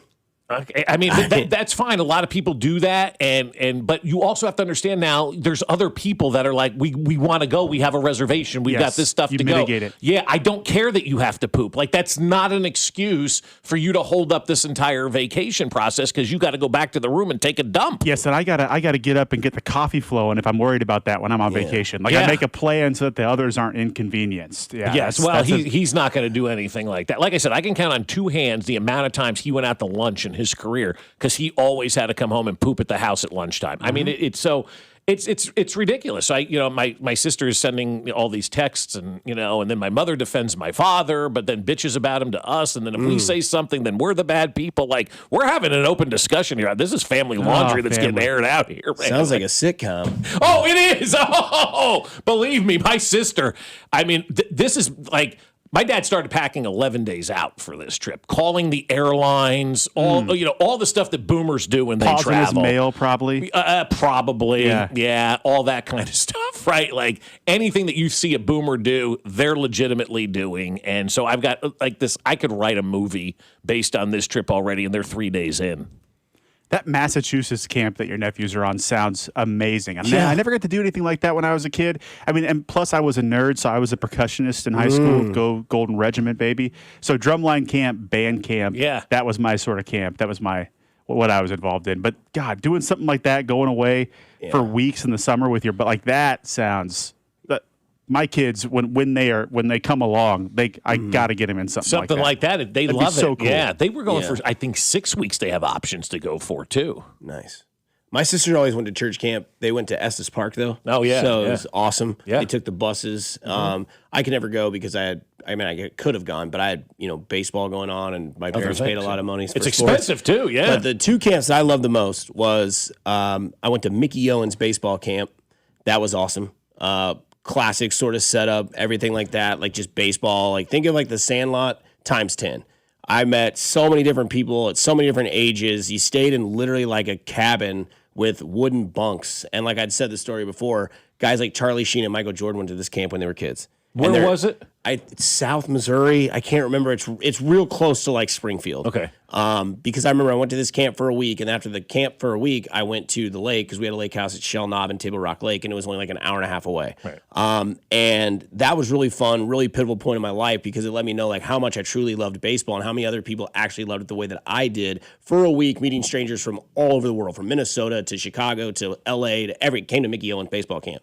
And at the end, you'd take your toothpaste and you'd write your name up on the ceiling. Oh, that's And that's cool. where right when you got there, you'd be like, here's Michael Jordan. It literally was like Michael Jordan the year that he went there. And then it was like Charlie Sheen and like the year that he went there. This is before they were ever anybody. Yeah. The other cool camp was Missouri basketball camp. Oh, at MU, yeah. When I was in high school, coming out of 8th grade, going into freshman year, it was like, hey, here's the deal. If you want to make the freshman team or, get a chance to be recognized, you should go to this Missouri camp. You stay in the dorms. You got a dorm card to go get the food. And then every day you walked to the Hearn Center and it started at 8 o'clock.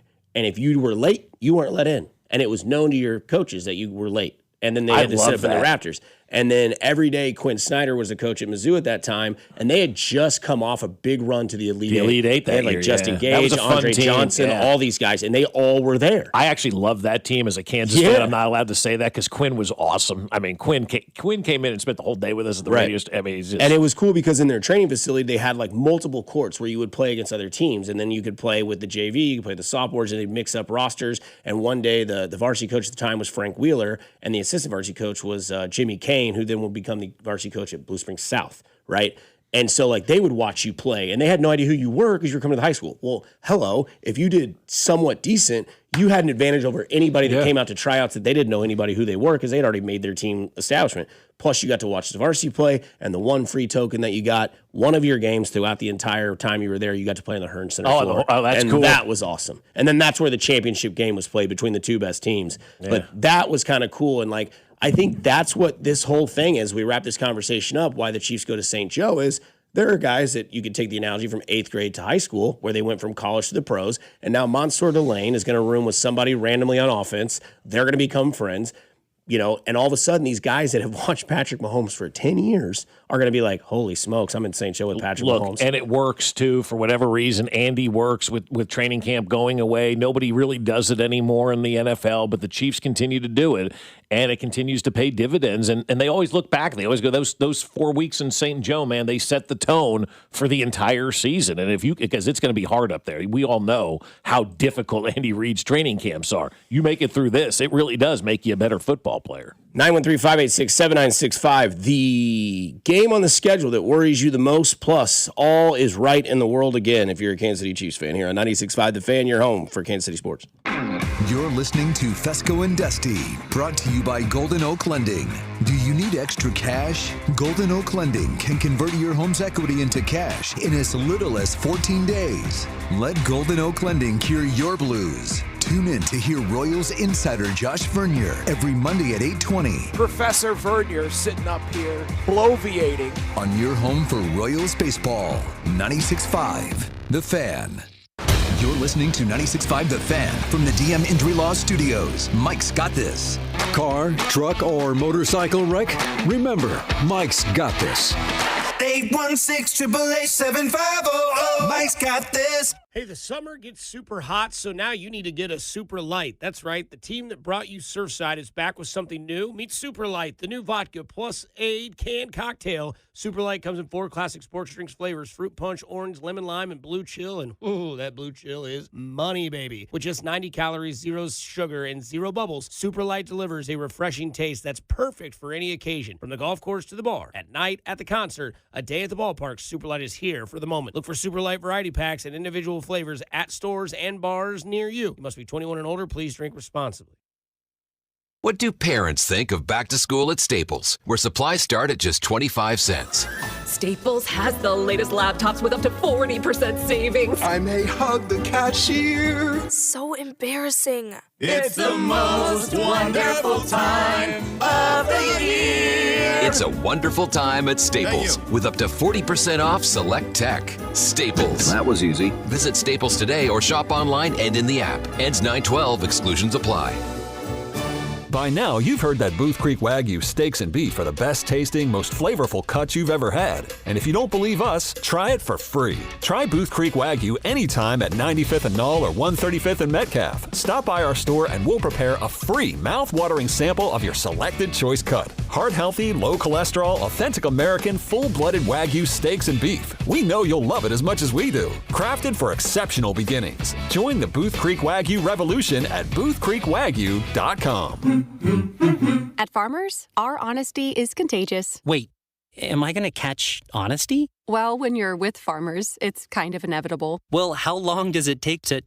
I lied to you when you asked if I knew what a deductible was. I don't know my dad's birthday, and I thought umbrella policies were for rainstorms. Actual rainstorms. I have it, don't I? You don't just have honesty. You have Farmers. Bum, ba, bum, bum, bum, bum. Learn more at farmers.com. Underwritten by Farmers Truck or Fire Insurance Exchanges or Affiliate. Products not available in every state. It's a lawman, 3-time DUI award-winning attorney in Kansas City. You wanted results? Here you go. First-degree murder charge, dismissed. Felony DUI, dismissed. Felony to misdemeanor, multiple. Felony jury trial, not guilty. Call the lawman, 816-816-9111. Take it away. The lawman gets results of the law. Call the lawman. Let the fight begin. Voted by Pitch and Casey Magazine, the choice of a lawyer shouldn't be based on advertisements. Go to 965thefan.com for your chance to win Kansas City Chiefs scratch tickets, plus a chance for the grand prize Chiefs bundle, which includes a framed jersey and a signed photo. All thanks to our friends at the Kansas Lottery.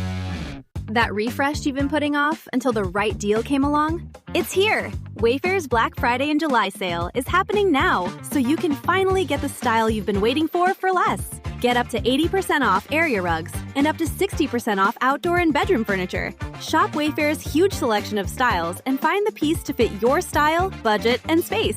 Plus, free shipping. Black Friday in July ends July 27th. Shop today at wayfair.com. Wayfair, every style. At Uline, they know going the extra mile takes hard work. For companies pushing to go further, Uline will go the distance with you. 24/7, they answer the phone to get you the shipping and industrial supplies you need. Business can move fast. Unexpected large orders, adverse weather, new safety guidelines, and changing economic trends. Uline works hard keeping 41,000 items ready to ship, minimizing detours on your way to the extra mile. Visit uline.com. Get in the zone, AutoZone. Annie's first oil change wasn't as hard as she thought because she went to AutoZone, where a friendly AutoZoner helped her find the right oil and save on an oil filter. He explained the job and showed her free how-tos on AutoZone.com. When she was done, AutoZone recycled her old oil for free. Get a free oil filter and more during the Celebrate Free event at AutoZone, now through July 27th. Get in the zone, AutoZone. Restrictions apply. Baseball season is in full swing, and that means the summer heat is coming. The guys at Climate Control have been serving KC homeowners for over 35 years, and they know how to get your cooling system ready to handle our scorching hot summer weather. Stay cool and comfortable this summer. Call Climate Control today at 816-265-2830. 816-265-2830 for all your cooling, heating, and plumbing needs. Don't wait. Visit ClimateControlKC.com today. Climate Control Heating, Cooling, and Plumbing. This is George Karloftis, and you're listening to your home for Chiefs football. 96.5 The Fan. Here's your traffic report on 96.5 The Fan. Brought to you by SWL Injury Law, the Car Crash Kings. It's what they do. Visit SWLinjurylaw.com.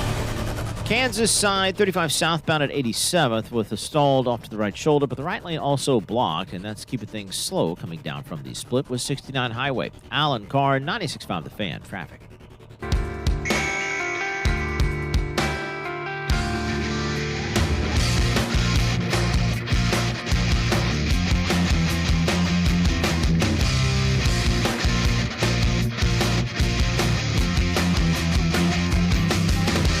Rolling right along on a Friday morning. It's a wonderful day to take a nap. People are like, nap, dude, I just woke up. It looks like nap weather out there though, right now. Yeah, there's already a mess on the road, so just stay home today. Yeah, just call your boss. Tell him we told you to stay home. Yep. The idiots on the radio said we could stay home today. What's up, Marty? What's going on? Hey, this guy, Bob Fescoe. Yeah, I know who that is. He said I could stay home today. See you in 30 minutes. Yep. I'll be in a little bit late. The roads are bad. So I want to ask you guys this question. What game on the schedule for the Kansas City Chiefs in 2026 would you be willing to say they will win? And if they didn't win it, you'd have to do all the workouts they do at camp, but next year. Jets. Okay. Cardinals, maybe. Other than that, those are the two that feel like kind of layups to me almost. But I think the Jets are going to be better. I think I'm going Dolphins. The Dolphins isn't a bad one either. Yeah, week 3. Yeah.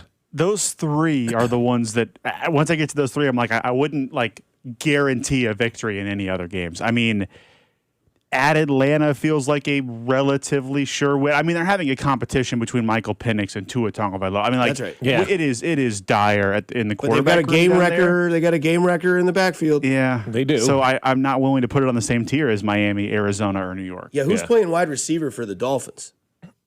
Who's playing quarterback? What for are you the guys Dolphins? up to the next 4 months? Yeah, right. Exactly. You got some free time. Yeah, Waddle's in Denver. Tyreek's got no feeling in his left leg. Yeah. Their quarterback is... Who is their quarterback? It's not Jacoby Brissett. It's some other washed-up guy. Oh, Malik Willis. No, but they signed Malik Willis. Yeah. He should be okay. Malik But Willis. who's their coach? Yeah, that's the guy. The owner doesn't even know his name. No, I couldn't tell you the coach's name right now if you gave me $1 million. They've got Devon Achane. I know that.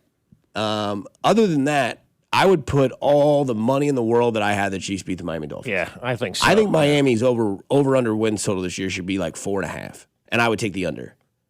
Well, they know they're going to be bad. That's the thing. They told us that. Yeah, they told us that, and that's fine. I don't have a Because they problem were a with that. gazillion dollars over the cap, and then they were like, okay, we know there's a really big draft coming up in 27. Right. We're going to sign a quarterback.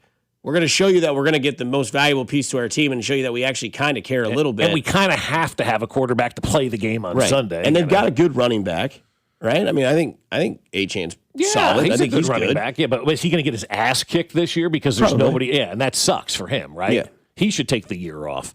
But also, too, when you look at the Miami Dolphins, I don't have a problem with them. Like, I'm not a tanker, and I hate when people do all that. But the Miami Dolphins went all in the last couple of years. They really did. They tried their asses off to win. And it wasn't because of lack of effort. It probably wasn't the right guys, maybe. Maybe it wasn't the right coach. But it wasn't like they didn't try. They went all in and tried. It didn't work. And so now you got to back that thing out and figure out a way to kind of bring it back down and start over. And that's what they're doing. I don't look at this as a tanking season. I look at this as kind of a regrouping of where we were. We're trying to get out the old, bring in the new. It's kind of a transition season, if you will. Well, I would say it's tanking to the extent that, though, they are gunning, I think, for the number 1 overall pick. Sure, like the other teams, and it's interesting thinking about the schedule this way, Dusty. It's a good question because we've talked about how tough the schedule is in parts. The Chiefs also have the 3 teams on it that are racing to the bottom, the Jets, the Cardinals, and the Dolphins, for that number 1 overall pick. Yeah. Out of those 3, I think the Dolphins are the most openly not trying to win this season. Is it a tank, a transition? I'm willing to hear you out on that because they did move on from a lot of big contracts this offseason. Whether we like it or not, Waddle, Hill, and Tua, those guys were heavy on the books. So is it a reset? Is it a tank? I don't know, but I think they're the worst roster in the NFL, bar none. I don't really think it's even very close. If this was a pattern for the Dolphins, look, I know they haven't been great, but if they were 5-11, 5-11, 5-11, 5-11, 5-11, and then they're doing this, I'm like, okay, yeah, this is uncalled for. You got to figure it out.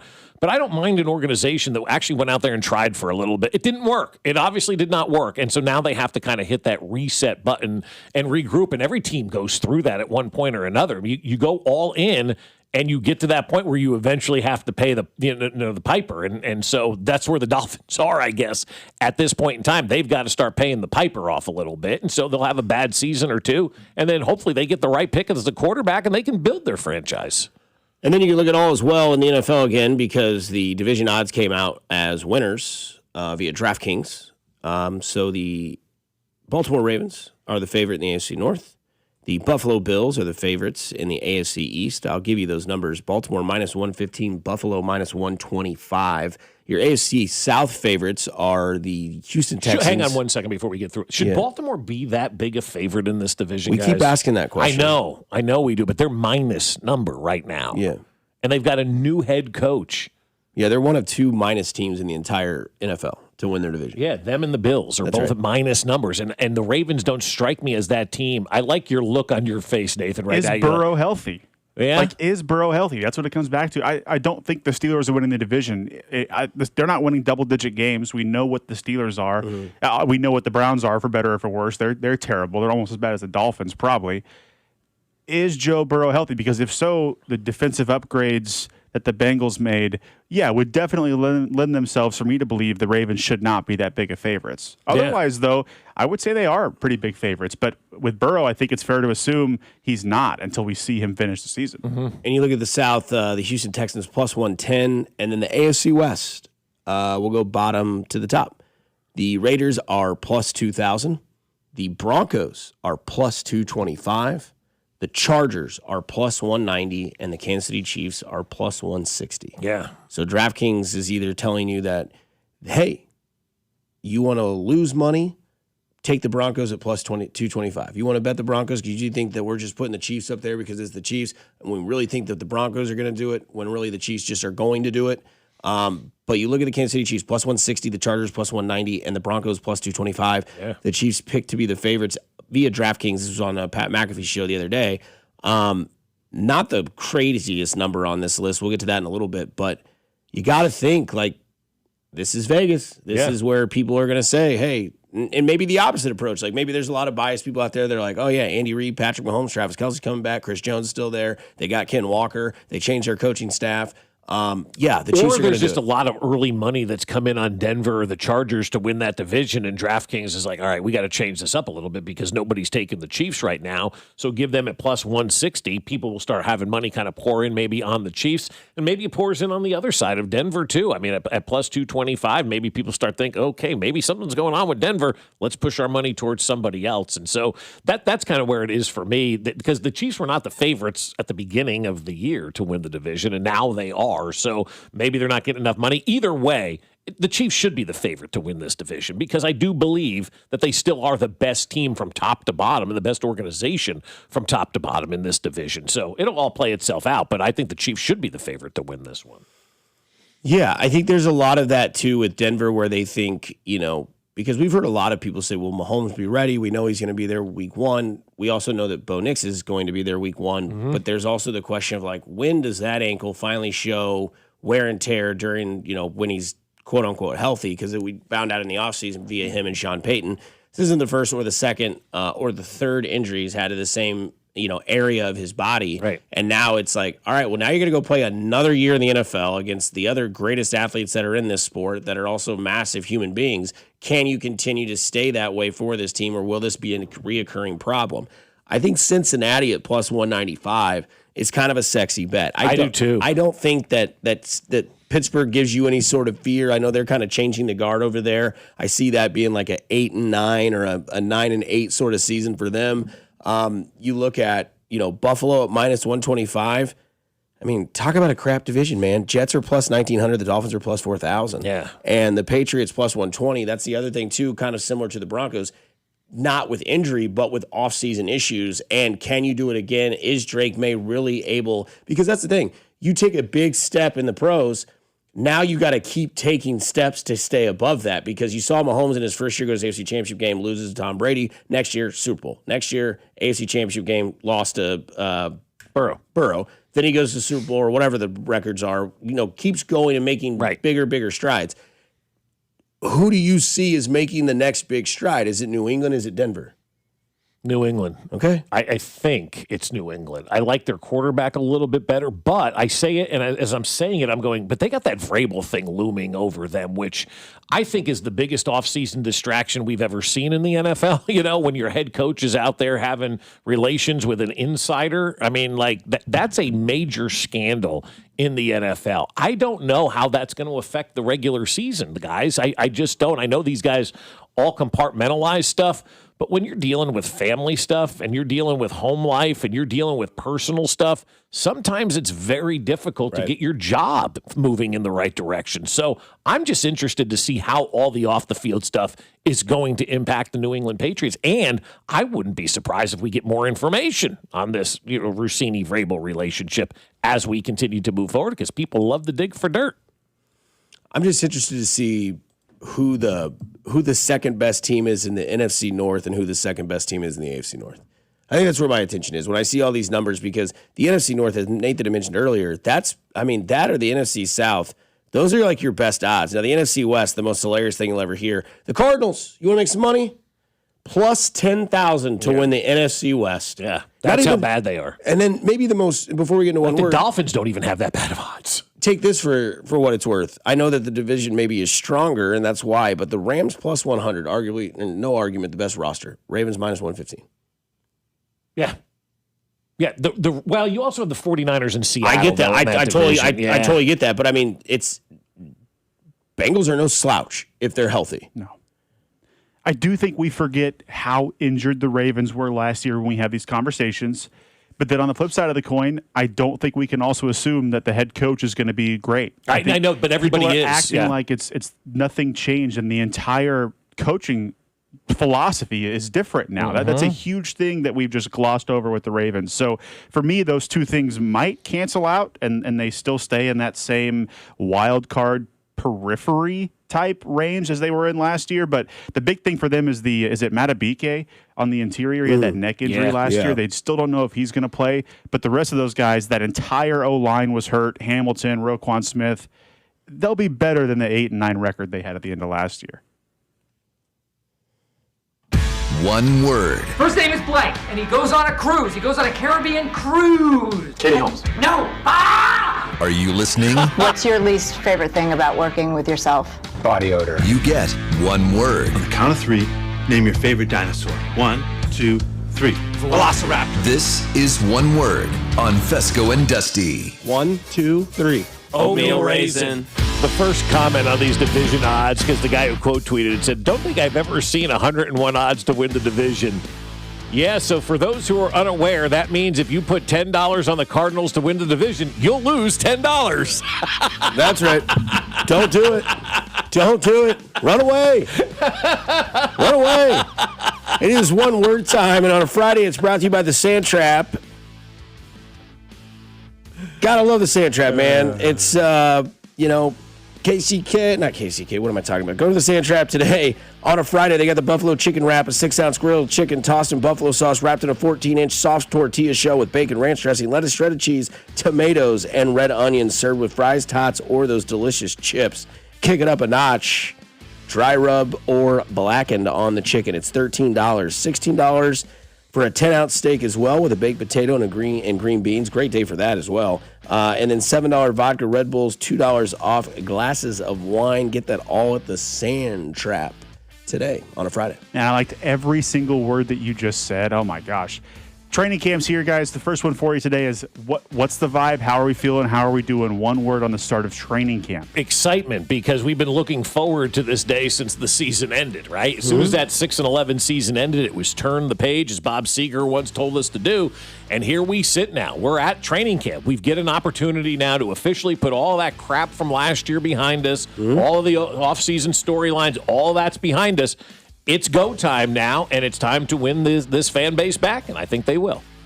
Yeah, ready, I think is what it is. Because as Nate Taylor told us yesterday, we're going to hear multiple times it's been a long offseason. Oh, yeah. It's been a long offseason. You know, the offseason's been longer than normal. It's been a long offseason. So, yeah, time, now, fresh, identity. This is where it gets built. All of that, and it's all new. It's all fresh, and the identity can be born for the 2026 team. Camp has started. Quarterbacks and rookies report today. All right, we'll get away from training camp talk here for a few minutes. First up, a little bit of context here first. The Detroit Tigers beat the Royals yesterday. They're 49-54, 4 games out of a wild card. But Tarek Skubal says he doesn't want to leave. We've got 10 days till the deadline, but he thinks the Tigers can still win the World Series. No. One word on Tarek Skubal's trade deadline approach. Fantasy.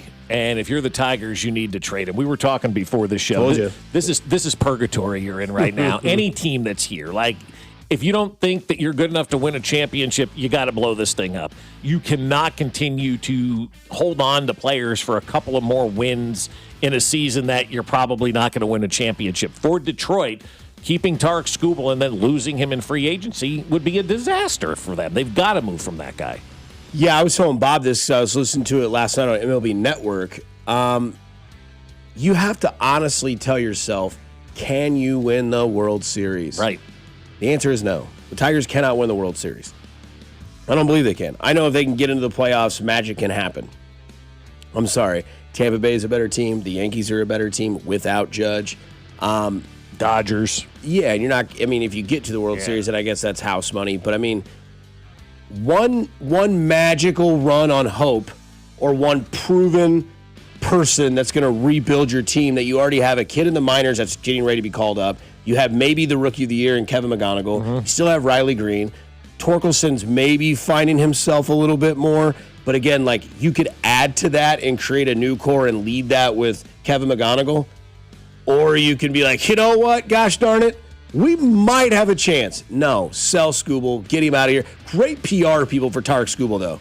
I don't want to go anywhere. I think this team can win the World Series. Hey, Skubal, you've been traded to the Yankees. Thank God. Yeah, I'm out of here. Let's go, man. Let's go. Good. PR. There's my one word. PR for Skubal is very, very good. It is. But I think every team in baseball has to really do a self-assessment and realize just because you've added that extra wild card and it looks like you're in, you're really not in this thing. All these teams that are going to kind of hang on to guys to try to get a couple of more wins this year, that's jeopardizing the future of your franchise. And I'm speaking to the Royals as well. If you don't trade Michael Wacha because you want to get a couple of more wins this year, that's bad business. That's foolish. That's a terrible way to run your franchise. You've got to move on from these guys. Just think about Detroit and who you're competing with, too, with the White Sox. They're not going anywhere for the next 5-6 years. They've got all these young players right now. If you're Detroit, you need to turn that roster over, and keeping Tarek Skubal prevents you from doing that. I'm going to deviate from the rundown here a little bit. Randy Dobnak, 5 shutout innings last night in the Motor City. Can I get one word on Mr. Dobnak? Glasses and everything. Fine. I never heard of this guy before. Does it fire you up? No, Randy Dobnak does not get me going in the mornings. My one word is stud. Do they call him Dobbs? No, they call him Knack. Knack? Yeah. Yost would call him Dobby. Yeah. Dobby? He is. I just like Randy. He is embodied of everything that is this season. He's a guy that they look like, dude, we have so many injuries. Can anybody throw strikes? What's the guy from Independence Day? Randy Quaid? Yeah. Russell Edgerton, sir.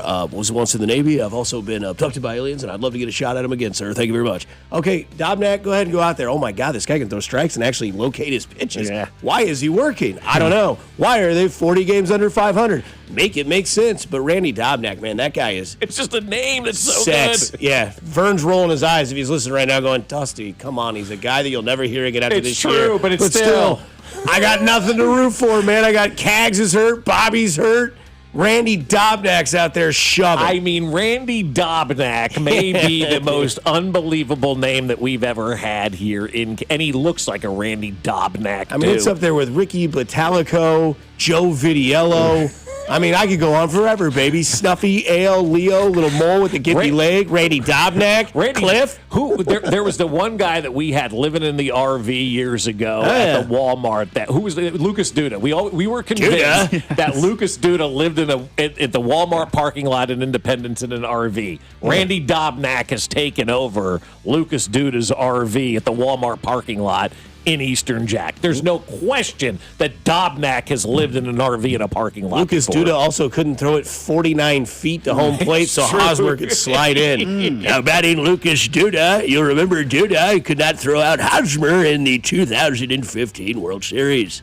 Royals lose 4-1. That Hosmer was fantastic. That's the best. That's the best of your Denny impression I've ever heard. Was the way he said Hosmer. After Dobnak came out, Strom with the hold. Strom pitched a scoreless inning, and then the bullpen. That's a shock. The bullpen wasn't very good the rest of the way. Last one for you here on one word. Worst bullpen in baseball. Worst bullpen in baseball. Right. Yes, that's right. They all need to go.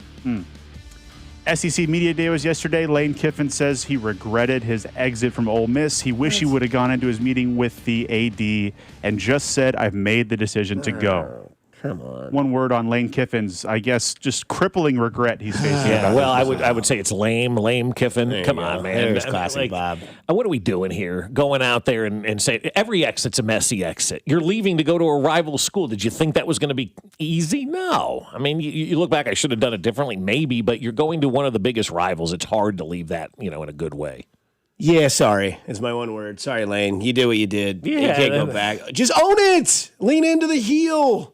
Be the heel. He's a great heel. I'm glad I did what I did. I'm here in LSU right now. I'm going to be down here, and we're going to beat Ole Miss's ass. Screw that AD. I wish I could have done it differently. Well, now no one respects you. But you can respect the Sand Trap because that's what that was, and that is the one word brought to you by the Sand Trap, a great spot that has delicious food, cold drinks, and TVs galore to watch your favorite sports teams. It's located at the northeast corner of Blue Ridge and Holmes in South KC. And don't forget today, at the Sand Trap, you can get a buffalo chicken wrap, 6-ounce grilled chicken, tossed in buffalo sauce, or you can get it with a dry rubbed or blackened. It comes with ranch, lettuce, cheese, tomatoes, and red onions served with fries, tots, or chips. And you can get that for $13, or you can get a $16 10-ounce steak, baked potato, and green beans, $7 Red Bull and vodkas, $2 off glasses of wine. A little cab, a little steak on a rainy day. Sign me up, you know what I mean? Man, Dobnak's still in the back of my mind. I mean, anytime that guy pitches, it's must-watch TV. Randy Dobnak is a South Park character. Yes, he is. He sounds like the antagonist in like a Sandlot movie, like when a youth sports team is playing their crosstown rival. Yeah, Randy Dobnak, man, he just always. Yeah, we got to face that Randy Dobnak today from Miller, Missouri. Mm-hmm. Hey, that's where Mickey Owens is. That's right. We got which is so funny because my friend Drew's stepfather grew up in Miller, Missouri, and I like that. That's such a small town. Why would you ever hear of it? And then we got this camp. Yeah. Dobnak rules. He is O'Doyle. He's the next generation of O'Doyles. Dobnak. He's the guy you walked in the hallway. Nerd. God, I hate that Dobnak guy. I'm Randy Dobnak. I own the school. I bet he smells like wintergreen and sex. Coming up next, biopics seem to be taking over the world. There's a bunch coming out, and who would be a good one here in Kansas City, and who would play them? Next on 96.5 The Fan, your home for Kansas City sports. This is Fescoe and Dusty. Brett Veach has the most underrated chest I've ever seen. On your home for Chiefs football, 96.5 The Fan. Fescoe and Dusty is brought to you by Golden Oak Lending. Do you need extra cash? Golden Oak Lending can convert your home's equity into cash in as little as 14 days. Let Golden Oak Lending cure your blues.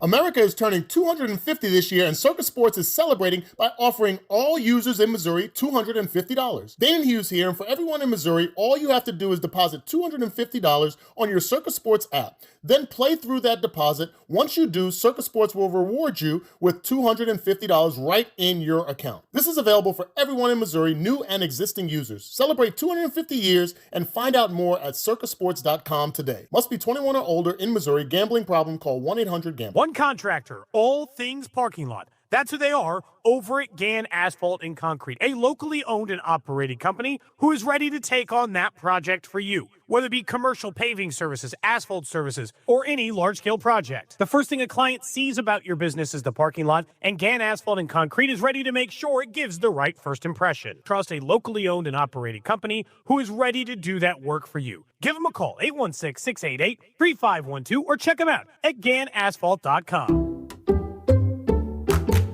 You like saving money, right?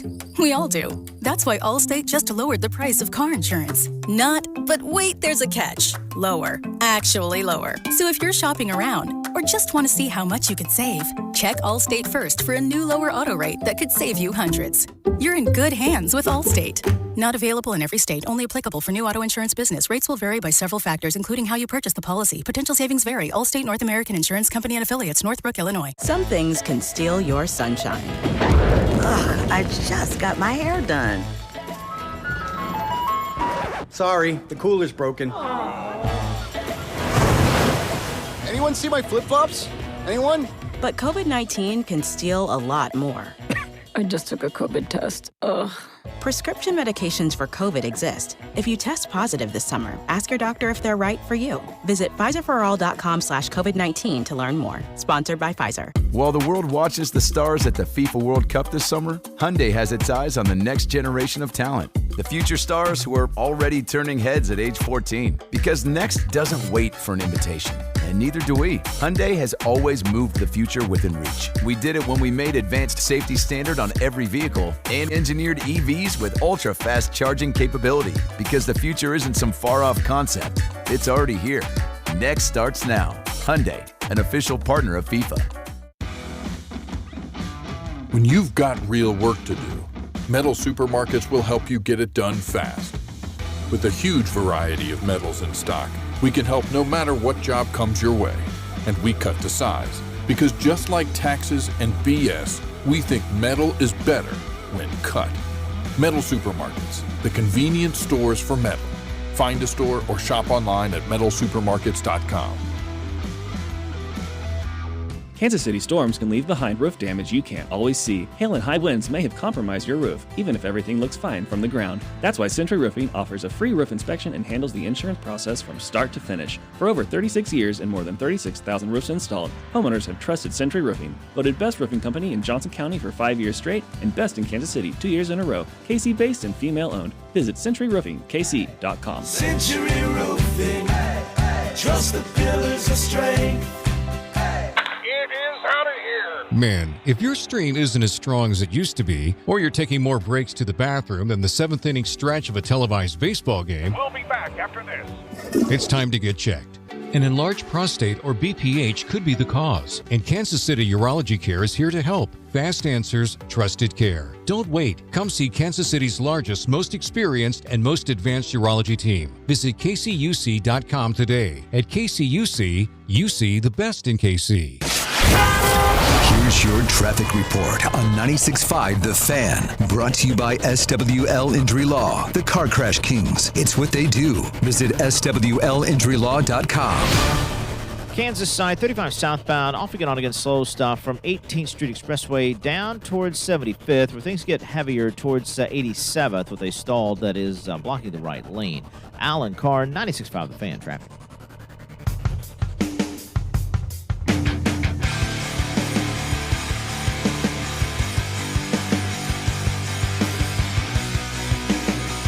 Shout out to Jayhawk for life as he nails it with the analogy. Yeah. Randy Dobnak is this generation's Bill Brasky. Bill Brasky uses rattlesnakes as condoms.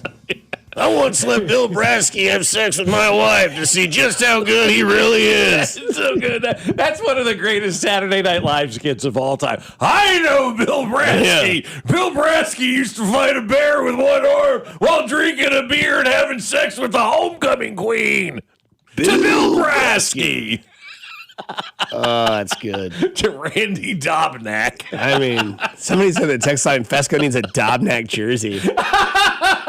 If somebody brings one to the station, I'll wear it. What's funny is he's probably like 21. No, really? I don't know. With a name like Randy, you gotta be in your 30s. Did you Google search Randy Dobnak? I did, yeah. And it's the handlebar mustache and the Twins uniform? That's right. Come on. This guy bangs, dude. Yeah, he's 31 from South Park. I told you, 31 years old. Okay, here's his he full literally name. is from South Park. South Park Township, Pennsylvania. You are not, I said he sounded like a South Park character, and he's legitimately from South Park, Pennsylvania. Oh my God! I'll take the day. Oh my God! I don't know. I mean, do we have reruns to run for the next 2 hours? Because I don't know. He's literally from South Park. He is from South Park Township, Pennsylvania. It's even better. I looked at Dusty and go, that sounds like a South Park character. Holy crap, he's from South Park. Do you know what his full name is? Well, I'm looking at it, yeah, for sure. Randy Travis William Dobnak.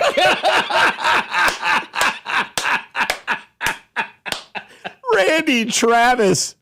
Randy Travis William Dobnak from Let's South go. Park High School in South Park, Pennsylvania. God, he's actually from South Park. That's so good. And he's born 2 days after I am. Or no, I'm sorry. His debut was August 9th, 2019. I love Randy Dobnak. I think Randy Dobnak might be my second favorite Royal.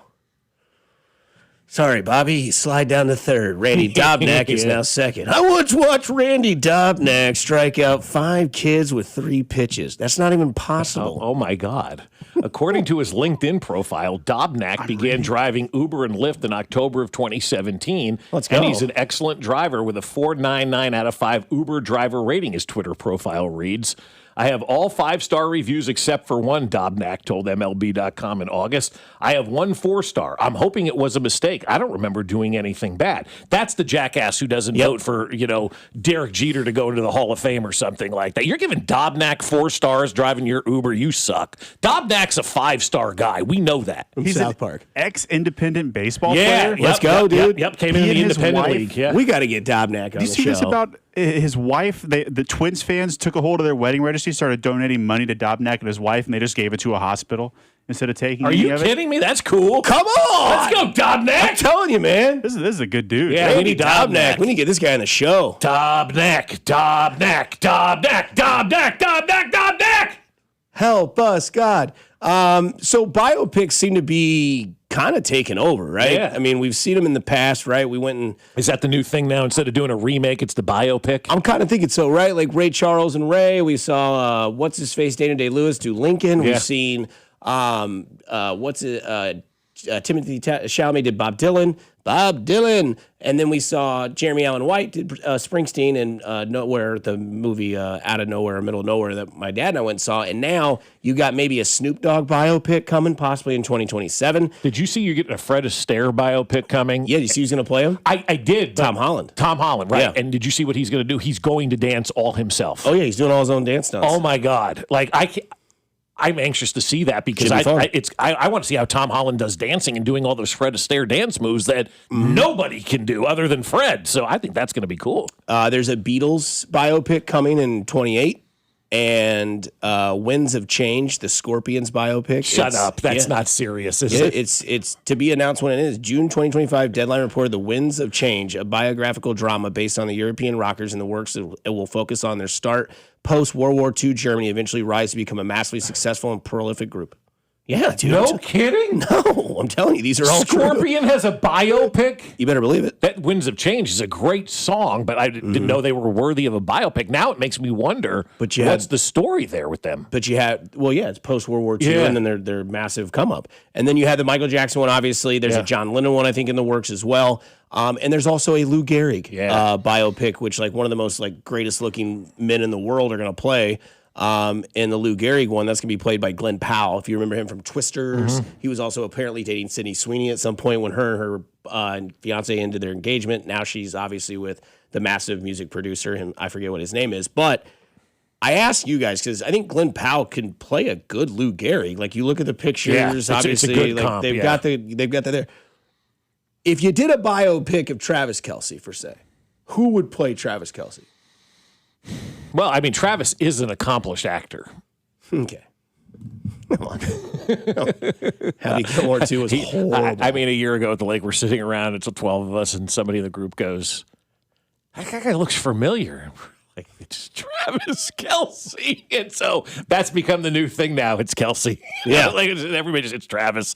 I don't know who would play Travis Kelce. Who do you have that you would think would play him? Jason? Jonas Valanciunas? No, Dobnak could play Jason Kelce in a biopic. yeah. Who'd you have? I said Jonas Valanciunas, the NBA player that looks just like him. Yeah. I don't know about a good Hollywood comp for Travis. Yeah, it's a tough one for me. It really is. Somebody says Chris Hemsworth. Oh, I don't hate that. Could you like beef up Chris Pratt? I was going to say Chris Pratt was the next word that was coming out of my mouth. Could you beef him up and give him a fade? Yep. I don't know if you could. Also, does Kelce rock the mustache to camp? Because aren't we in Travador season? He's already been married. Yeah. He's been on the honeymoon. The photos are done. Time to get nasty. Time to again? get that mustache back. Yeah. Is it because we do the camp stuff, right? And I talk about biopics, but I was trying to think of like who would play George Brett? Al Pacino? No. He throws too fast, too hard. Today is the Pine Tar anniversary. 43 years ago today. Thank you, VIP. The Pine Tar anniversary is today. Bucky effing Dent. Yeah. Not Bucky Dent. No. What's his name? The manager. Oh, it was Billy Martin. Billy Martin. Yeah. I don't know Bucky why. effing Dent is a Boston term. Yeah, by the home run that he got. Yeah. I know. I just always get, I don't know why I get Bucky Dent and Billy Martin. Well, because they're both very wiry players. Were they both managers? Yeah. Yeah, Bucky ended up managing the Yankees, right? For like a hot minute. Yeah, it wasn't long. Yeah. George Brett. You need somebody that, because I'd want like the Like, what about 70s Clint and 80s. Eastwood? No, I'm talking about, no, he's not that old. Somebody that's like kind of like, who's the guy that played, Harvey Dent in The Dark Knight? What's that guy's name? Why am I drawing a blank on him? Two-Face. What's his name? Joe Pesci. I wish. Joe Pesci could play Aaron George. Eckhart? Yeah. That guy could play like a young 70s to early 80s George. Yeah. Kind of have like the LA blonde hair to the Yeah. side. Yeah. In the early days, yeah. That's what I'd want. Like I wouldn't want Because like George was one of those early darlings, man. Oh yeah. He's a California kid, man. Yeah. Come on. Like, I think he could Still play. is. True. I think he could play him. By the way, Carlos Beltran going into the Hall of Fame on Saturday. Danny McBride would play Randy Dobnak. Yeah. Oh, dude. Yeah. Yeah, that is a home run there. Dobnak. Yeah. What a guy, though, man. Like, you find out he actually is from South Park. Then you find out he was Uber driving, gets back in the league, independent baseball. Minnesota fans pay for his wedding. He sends it all back to a hospital. That's awesome. What a good guy. Dude. I think he's got to get on the show. Somebody said Bob Fescoe should get a biopic, and Dean Butler should play Bob Fescoe. It's not off. I don't know Dean Butler. I'll have to look him up. The big picture I see of Dean, it's not that far off. He's a good looking man. He's 70 though. Oh, I get that. I can see that. I don't know if you're 70, you're not even 50 yet. Yeah, no, but this, he looks more like Steve Stewart than me, though. Somebody says Channing. He right? does look Dean like Butler Steve looks Stewart. like There's Steve a little Stewart. Steve there. Yeah. There's a little Steve there. Yeah. Yeah, Jeff Daniels as George Brett now. Channing Tatum with a beard could be Kelce. Oh my, you'd send Kansas City women into a frenzy. Oh, into a frizzy, yeah. Did your wife go see Magic Mike when it was in theaters, like everybody else did, or is that Wait, what was that one? male strippers? I don't think Channing so. Tatum, that Maybe she did. firefighter that I was don't with know. Sophie Vergara and somehow screwed that up. Oh no, Yeah, he lost her. I don't know. that's a tough loss, man. Big time tough loss. Coming on the other side, millionaires, billionaires. They buy teams, they do it. Mark Cuban has a new team on his list here on 96.5 The Fan, your home for Kansas City sports. You're listening to Fescoe and Dusty, brought to you by Golden Oak Lending. Do you need extra cash? Golden Oak Lending can convert your home's equity into cash in as little as 14 days. Let Golden Oak Lending cure your blues. Your home for Kansas City sports. 96.5 The Fan.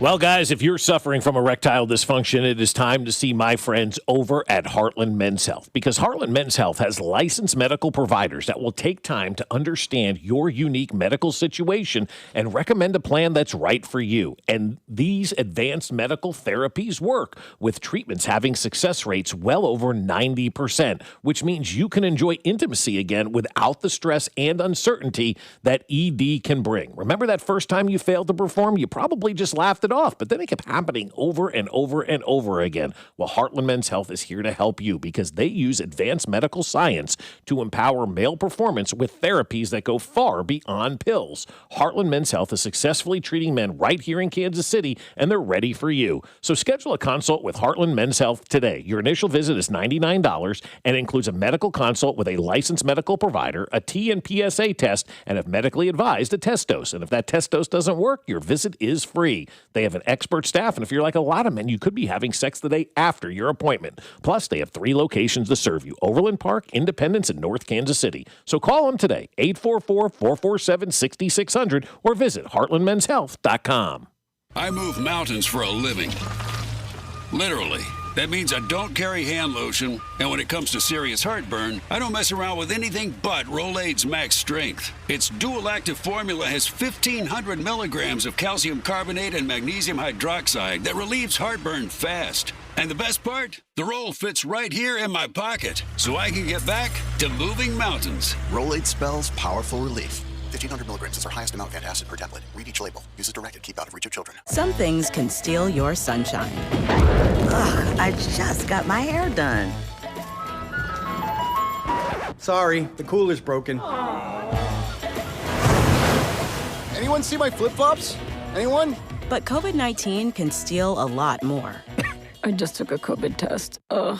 Prescription medications for COVID exist. If you test positive this summer, ask your doctor if they're right for you. Visit PfizerForAll.com/COVID-19 to learn more. Sponsored by Pfizer. It's the summer sales event at Robside Ford. Your chance to upgrade without the stress. Robside joins me now. Rob, what's the offer? 0% financing, $0 down, and 0 payments for 90 days on nearly the entire Ford lineup. That's a serious summer deal. Sure is. And unlike your brisket last weekend, these deals aren't dry. Okay, that's fair. These savings are definitely juicy. And we're backing it up with 2 years of complimentary maintenance, a non-commissioned sales team, and top trade-in values. No pressure, no gimmicks at Robside Ford. The way car buying should be. We're Kansas City's top-rated Ford dealer. 4.8 stars, nearly 3,000 Google reviews, and a better experience from start to finish. So skip the smoke and the dry meat. This summer, start at Robside Ford. 135th and State Line, or robsigHC.com. 0% financing, $0 down, 0 payments for 90 days, and 2 years of complimentary maintenance. Robside Ford, buy right, drive happy.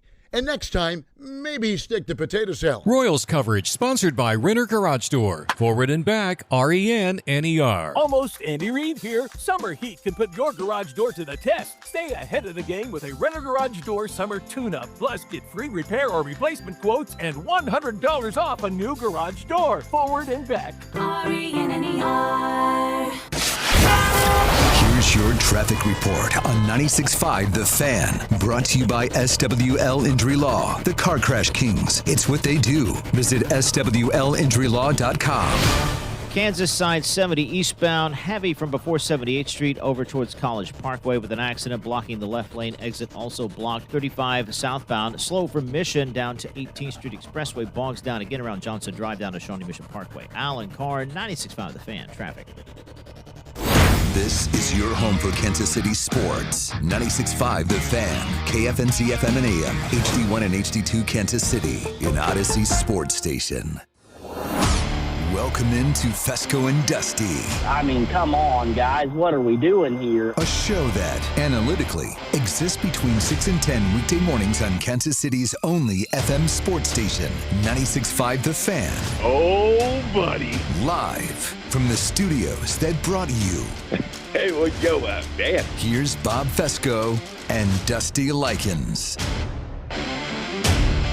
8 o'clock on a Friday morning. A sog pit outside. We could always use some rain, though, this time of year. So always. It'll rain today, and then it won't rain for another, 8 weeks. Oh, it's going to be 104 early next week. So, Bobby, you're saying this is the perfect training camp. It's annually a washout and then just blistering heat the rest of the time. Yeah, so stay hydrated out there, people. Seriously. You're going to be trapped in bleachers with hundreds of others. It's going to be hotter than Hades out there. Just make sure you just stay hydrated. This is interesting. I didn't know this from the 417. I'm listening on the Odyssey app, and I'm way behind, so somebody already sent this. My apologies. They did not. Mickey Owen Baseball Camp is now a steakhouse. What? It's awesome. You should go to it. That breaks my heart. They turned the camp into a steakhouse? I guess that's what they said. Is it called Mickey Owen Steakhouse at least, or is it like, Roadhouse? Roadhouse. And that's then my side boob. Yesterday, your guy, Pat McAfee, released the album, right? Or it's coming out. It's coming out, yeah. But they were playing Dookie, his song that he has out, and Drew's in love with it. And somebody says in the text line, you guys should have seen how mad Cody was getting yesterday because McAfee's releasing an album. He said, who wants to hear that crap music? Yet Cody put a whole album together of his own crap music. I mean, like, of all people to talk, right? That's the fire you got to burn with, Cody. Yeah. You know? From the creator of Pasquantino. Isn't that what he called it? Yeah. I mean, you're upset with that he's releasing music, Pat McAfee? They should have a rap battle. Come on now. Yeah. I'm sure McAfee's probably good compared to what Cody's putting out these days. That's fair. I don't know. Last thing Cody's put out was what, JAC? Yeah. He had like a JG Wentworth one too recently. Called Sal, Vinny, and Bobby for hits and runs right now. Something like that. It must have been a good one. It was the wrong number. Yeah. Does this not get you ready for camp? The rain? No, this guy's voice. The National Football League originated in the 1920s in rural America. John Facenda. Then moved to the cities to flourish. Just and 52 prosper. years ago. But each summer, the game relives its heritage. Tiny college towns across the country witness the first bloom of the NFL season. My whole body's tingling. He's bricked up.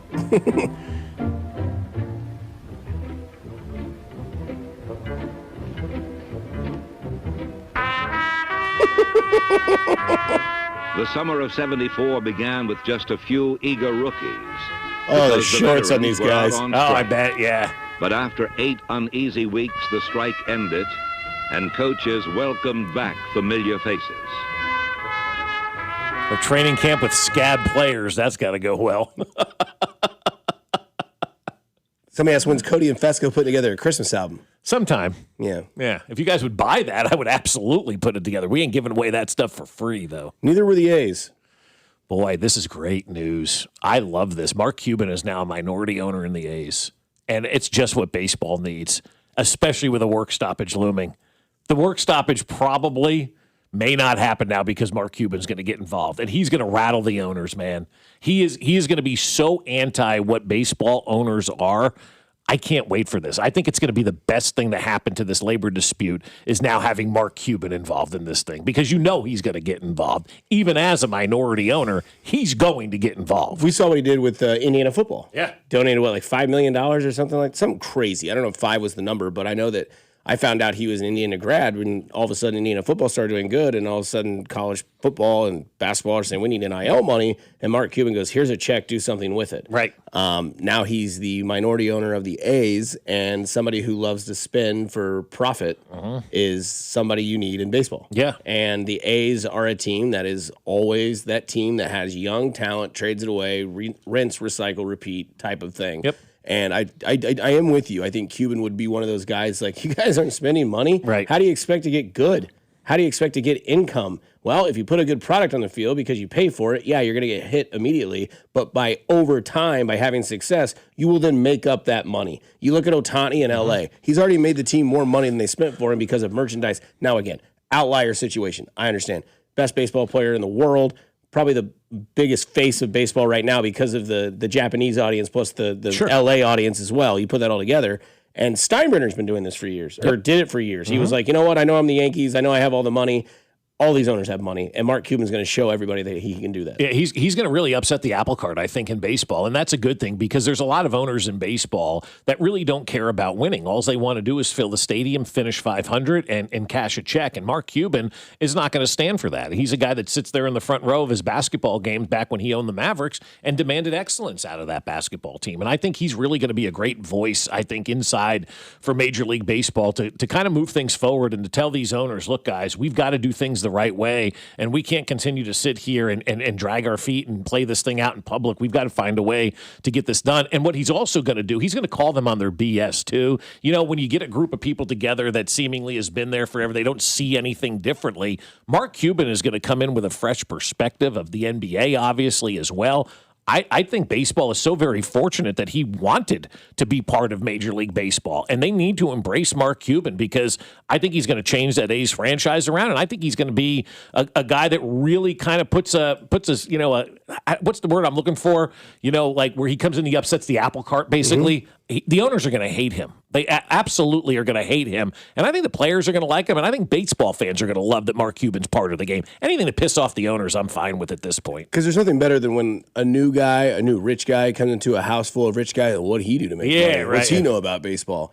Spending works. Yeah, that's all I know. And he likes to throw money around. Yes, he does. Yeah, and he's a level of wealthy that his money makes him enough money, right? Like I'm not going to commend him. All owners should be this way, but they're not, and he is. He does throw his money around. He Shark Tanked the A's. He did. Well, and I looked up the Indiana donation. The $5 million figure that you mentioned a minute ago, that came from a donation to the Sports Media Center over a decade ago. No, what he's doing right now, Yahoo Sports reports, and this is from this summer's transfer portal, is that he works directly with Cignetti to provide, in essence, a salary cap for the football team. Genius. A salary cap. So he's not just like writing a check and being done. He's involved. Right. And you need more money? Make a pitch to me. Okay, here you go. He's deeply ingrained in that football program. Yeah, and he'll be deeply ingrained in the A's too. Like I said, man, like the owners, I'm sure right now are probably getting a little nervous that we're letting somebody who's a non-traditional baseball owner into the baseball owner fraternity. I mean, you look at it, man, it's 80-year-old white dudes that have never had to do anything except run their baseball team. And now you're bringing in Mark Cuban, who's a young guy, new perspective on things, isn't stodgy. I mean, you know, this guy wears jeans, he wears T-shirts. He doesn't care when he walks into a room who has money and who doesn't have money. He's a chameleon. He identifies with everybody. This is great for baseball. I am so excited for Major League Baseball to have Mark Cuban part of this thing. And I'm sure there's owners right now that are groaning and they're complaining about it. And that means this is the right move for baseball. When people are anti something because it may bring change and it may be difficult and it may be something different than what they're used to and they're upset about it, they know they need change. And so this is one of those things that I look at and I go, this could be one of the best things to happen to baseball. It's definitely somebody that's going to go in there and stir the pot. Yeah. And, you know, the apple cart, whatever you want to call it. And this is something where, you know, I think, unfortunately, we have a society in billionaire activity where it's like, well, I'll see if he can do it first. And then by the time he does it, you're already too late. Mm-hmm. And you can do that with a lot of things. The bourbon push in the early 2000s, and then by 2013 and 14, everything was allocated and you couldn't find it. Whereas the guys who got ahead of it, you know, you're like, how'd you get that bottle of Pappy? Well, before it got crazy, you know, which even if you still had Pappy, you'd be great. But baseball cards in general as well, like people that were in on it in 2012, 2013, when all these, you know, guys that are now like proven, you know, maybe soon to be Hall of Famers and their cards are out. It's like, oh, wow, okay. And now you're seeing the push with billionaires getting involved with it as well because obviously they can. They flooded the market. But Mark Cuban being in baseball is something that is very different that, you know, you don't really see a whole lot of. And it kind of, not that he was a owner, but he was a general manager, kind of like the Theo Epstein sort of stuff or the Cashman stuff where it's like, I'm going to take these old ways and bring them right back. And then you had those 2000s and, you know, where it was Yankees, Boston were back. Mm-hmm. It was that 90s rivalry and you had the Boston rosters and then you had Cashman and Epstein going back and forth with each other. Theo, that is, by the way. And so you had those guys going back and forth because they're like, this is what baseball is. We compete with each other. We don't compete with the league. If the Yankees do something, Boston did something. If Boston did something, the Yankees did something. Yeah.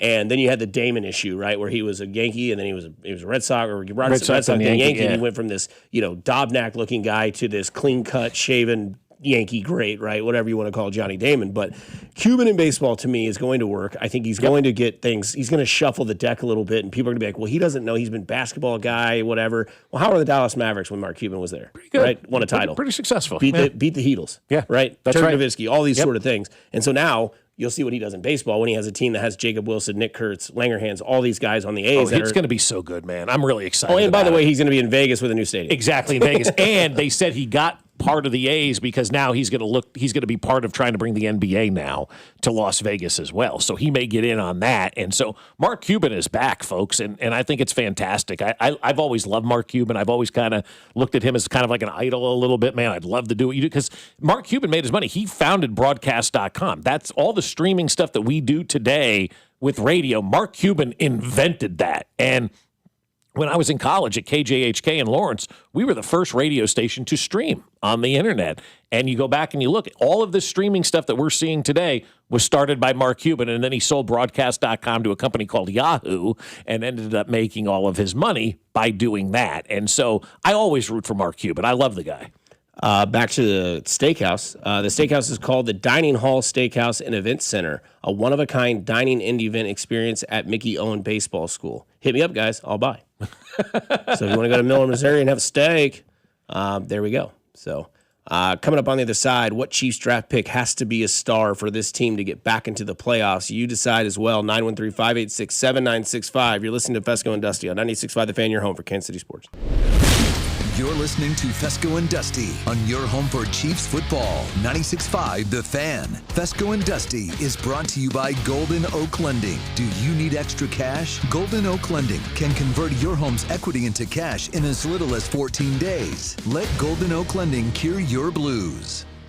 Well, I'll tell you what, my friends over at Park and Go are perfect for a day like today, right? It's raining outside. The last thing you want to do is get wet when you're getting ready to catch that flight. Well, at Park and Go, you never have to worry about the elements because all of their parking spots are covered, whether it's snow or rain or even that hot summer sun that we have coming back next week. You want your car protected when you're out of town. Park and Go provides that. They also provide a very easy way to make your reservation. Just go to bookparkandgo.com after you make your flight reservation. Make your parking reservation and prepay. That way you save money as well. So you'll get covered parking, their lowest rate, and great customer service. Because when you show up and they direct you to that covered parking spot, the van meets you immediately and it's right to the airport terminal you go. And when you get back, just grab your bags, walk outside, and jump on the bus, and it's right back to the trunk of your car. So do what we did and join their frequent parker program and earn points towards free parking. Reserve your spot today at bookparkandgo.com. The best deals in parking. Bookparkandgo.com. Park and Go, family owned and operated.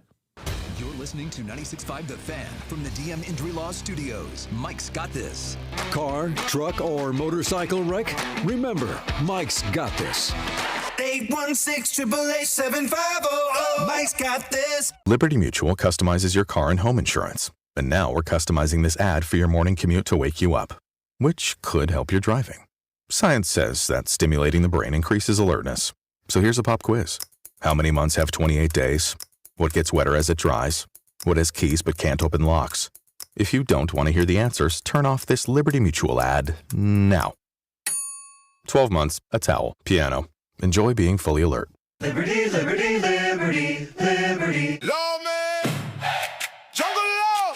It's the law, man. If you've been injured in a motor vehicle accident, call me ASAP, 816-816-9111. I recovered millions for my clients. Take it away. The lawman gets results. Jungle law team. Call the lawman. Let the fight begin. The lawman gets results. Jungle law. Come see me get roasted August 1st at 7 p.m. at the Uptown Theater. Go to junglelaw.com for details. The choice of a lawyer shouldn't be based on advertisements. This is the story of the one who keeps multiple buildings running smoothly day after day. Plumbing that flows, HVAC that hums, cleaning supplies that keep surfaces sparkling.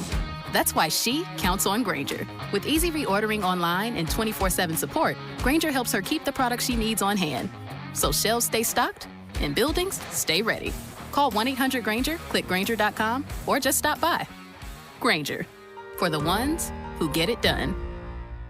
Finding great candidates to hire can be like, well, trying to find a needle in a haystack, but not with ZipRecruiter. Its powerful technology actively finds and invites qualified candidates to apply to your job. So while other companies might deliver a lot of hay, ZipRecruiter finds you the needle in the haystack. See why 4 out of 5 employers who post a job on ZipRecruiter get a quality candidate within the first day.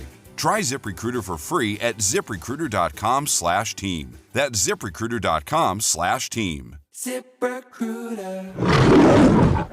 The world's game at BetMGM is here. Bet on the soccer showdowns with 2-up early payout so that if you're up 2, BetMGM will pay you. That's right. Place a pre-game straight match results bet on any tournament game. If at any point your team is up by 2 goals, you'll instantly win your bet. Then enjoy BetMGM same-game parlays, daily promotions, player props, and so much more for the world's game. Don't miss your shot at an early win with 2-up early payout to get paid out if at any point your team is up by 2 goals. BetMGM and GameSense remind you to play responsibly. See BetMGM.com for terms. Must be 21 years of age or older. This promotional offer not available in Ontario, Pennsylvania, or Puerto Rico. Gambling problem? Call 1-800-GAMBLER or 1-800-MY-RESET. Available in the U.S. For New York, 877-8-HOPE-NY or text HOPE-NY 467-369. For Massachusetts, 1-800-327-5050. For Iowa, 1-800-BETS-OFF. For Puerto Rico, 1-800-981-0023. New and existing customer offer, subject to eligibility requirements. Additional terms and restrictions may apply. In partnership with Kansas Crossing Casino and Hotel, must be present in a state where it's legal to wager. This is the story of the one. As a maintenance engineer at a beverage manufacturing plant, he starts his day knowing every line is ready to run because Grainger delivers the industrial-grade products he needs to keep mixers, conveyors, and packaging equipment moving. With Grainger's vast selection of bearings, belts, and motors, he keeps operations running smoothly, so nothing grinds to a halt. Call 1-800-GRAINGER, click Grainger.com, or just stop by. Grainger, for the ones who get it done. Hey, it's Bobby Witt Jr., and you're listening to the home of the Royals, 96.5 The Fan. Here's your traffic report on 96.5 The Fan. Brought to you by SWL Injury Law, the Car Crash Kings. It's what they do. Visit SWLinjurylaw.com. Kansas side 70 eastbound, heavy at 78th Street. Stays very slow, crawling over towards the College Parkway exit with an accident blocking the exit. Left lane also blocked. 35 southbound off again, on again slow from 635 down towards the split with 69 highway. Alan Carr, 96.5 The Fan. Traffic.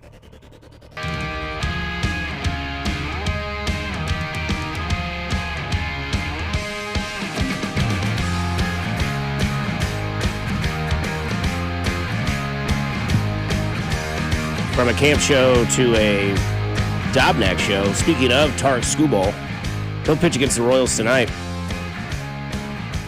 Maybe his last Tiger start? Could be.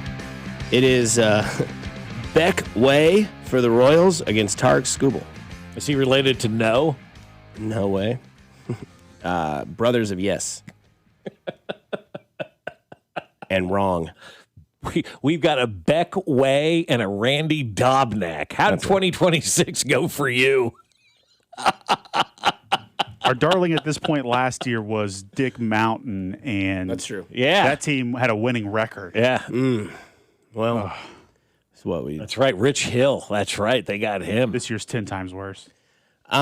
So camp is today, obviously. It starts. The rookies and quarterbacks will start. Which Chiefs draft pick has to be a star for this team to get back to the playoffs? I think for me, and I'm going to continue on this one all year long, I think it's our Mason Thomas, guys. I think he has the ability to affect the game maybe more than anybody else that this organization has drafted, just from the position of which he plays. That rush, and it's something we can see too, right? Mm-hmm. Like Delane is one of those guys, maybe we don't see him at all, just like we saw with Trent McDuffie for 3 years, where you just didn't see him because nobody threw to his side. Mm-hmm. Peter Woods on the inside, it's a little bit harder to recognize. It's easy to recognize a rush end, right? It's easy to see what those guys can do. So I do think it's him, because that's where, to me, this team was totally lost and really out of place last year, was on that defensive line. And what did they do this offseason? They have rectified that defensive line. They went out and drafted guys, signed guys. It is a completely different defensive line from what we saw a year ago. But I think our Mason Thomas, man, if he has the season that I hope he has, which I think he can have,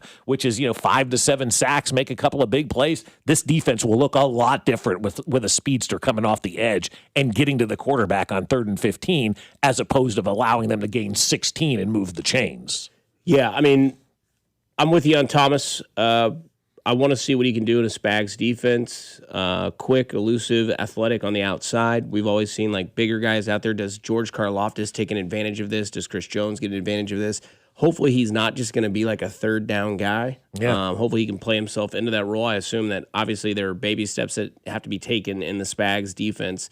But I think he's going to be one of those guys at camp that we talk about where it's like, did you see the explosiveness coming on the outside with R. Mason Thomas? And second-round pick, defensive edge, something the Chiefs need, something that makes everything else better. And imagine if he can get out there and cause pressure, what that's going to do for a guy like Mansour Delane. Yeah, what's it going to do for the inside guys, too? How much better is Chris Jones going to be? How much better is Peter Woods going to be? How much better is George Karlaftis going to be as well when you have somebody on the other side that can get to the quarterback? And, as we're talking about defensive ends, we brought up Clowney yesterday, and the more I think about that, the more I'm like, what's the harm? There really is no harm in bringing that guy in and allowing him to be part of this defense and give you that kind of that veteran leadership, too, at that edge position that you could be looking for. So I thought more about that yesterday. I'm like, that would be really a nice addition, in my opinion, if they have the money and funds available, obviously, to go out and get a guy like that, because I think he could be a big piece to this defense. Somebody says R. Mason Thomas is probably the correct answer, but I hope he's a beast. That they say I hope he's a beast, but I'm still very hopeful that Emmett Johnson turns out to be a special back. I like that one, too, yeah. Yeah, we've had those guys, right? We've had guys that come in that we think that can be an addition with that elusiveness style of running back that can go outside, maybe pick up a block or two, and he's the rookie coming into this team that might have some explosiveness as well as vision, as well as understanding this offensive playbook that is crazy and knowing that you may not be the first, second, or third option, but you still have a job to go out there and do, and you've got to work your way up in this system because Ken Walker's here for at least 3 years, right? 2 for sure, 3 for an option. And then you've got DeMercado. He's not a lifer. And then maybe, Emmett Thomas comes out of here and shows us something he has this year. And then the next year he's there. And they don't want to give Ken Walker that third-year extension or that third-year option. Right. And all of a sudden you're like, well, we don't have to because we've got 2 more years of control with this kid. Yeah, that's exactly right. That's what you want, a fifth-round running back, that you can control, which is just like why Pacheco was the perfect draft pick. You got 4 years out of him. You controlled him for 4 years, and then you moved on, and you got everything out of him that you could possibly want. But I don't know if Emmett Johnson necessarily has to be awesome for this team to get back into the postseason. I think he's going to be a nice addition, obviously, to the offense, and I'm truly excited about him and can't wait to watch what he's going to do. But I just feel like our Mason Thomas guys, and I could be, again, totally wrong on this, I think he's going to go down as the biggest difference maker from this draft class, and I think he may go down as the best pick out of this draft class. And it doesn't matter that it wasn't a first-round pick, it was a second-round pick. Right. And so if he becomes the best player on this team at that position from this draft class, that's going to be saying a lot, because I think this draft class is going to compete and do good things. Yeah, because we talked about earlier, like what's something that you have question marks on with this roster, and some of it was linebacker, some of it was receiver, some of it was secondary, some of it was right tackle, if that's even a question mark. But one thing that we're not questioning is the D-line. I mean, they put a lot of resources in that D-line with Peter Woods. You've got Gelati from last year. You've got Norman Lott from last year. You still have Chris Jones, Karlaftis. Tonga's on that line as well. Team, yep. And then you go out there and you get R. Mason Thomas. So they have invested in this defensive line, obviously, because the game of football is won in the trenches, offensively and defensively, which shifts things over to the offensive line of how important is it for Josh Simmons to be in that circle of trust by the bye week? Oh, it's important to be in that circle of trust by preseason, I think. Okay. Yeah. I say circle of trust, that is Mahomes. Fair, but it's Mahomes, Kelsey, Jones, probably Bolton's in there, and outside of that, Creed and Trey are in that circle of trust of like the clique, right, of the Kansas City Chiefs. The guys that have been here, done that, all this sort of stuff. And I'm sure that there's people on the text line that will add a name to it, but circles aren't supposed to be massive when it comes to the level of trust. And if Josh Simmons is that position, is this new revamped athletic built that we've seen in the offseason, I think there was videos the other day of him just doing workouts, and I'm just like, this guy could possibly be a stud on the left side. And if he is, if you get to week 5, which is your bye week, which means you go, let's say, 3-1, and he's a shield, he's automatic, he's got Mahomes to not have that PTSD of the left side that's never been consistent in his entire career outside of maybe Eric Fisher. Yeah. Now you have this guy out here who is young, who's going to be here hopefully for a long time, going to protect Patrick Mahomes. He's got pancakes left and right on the left side. And then all of a sudden, now you're going, okay, this guy is going to phase himself into this circle of trust. Yeah, absolutely. I think he'll be there very soon. I think the only, if you call it circle of trust, that he has to worry about breaking through, I think, at this point in time, are all the naysayers who are waiting for something to go wrong with Josh Simmons, right? Like, when will he reach that point where nobody is questioning Josh Simmons anymore? Is that after the first 4 games of the season? Does that take an entire regular season into a playoff run for people to accept Josh Simmons and who he is on the field? Or is he going to be fighting that battle for his entire career? Because I think if he goes out there and plays great in the first 4 games and then the Chiefs have the bye, the national narrative does have to change about Josh Simmons, and they have to stop saying he's a question mark. Because I'll say it right now, as Bob Fescoe sits here, I don't believe that Josh Simmons is a question mark at all. I believe Josh Simmons is going to be a plug-and-play, forget about that position for the next 10 years going forward. That's how I envision Josh Simmons. Now, I know nobody else has that view of him nationally, but what's it going to take for the national people to finally say, okay, this guy's good to go, right? Mm-hmm.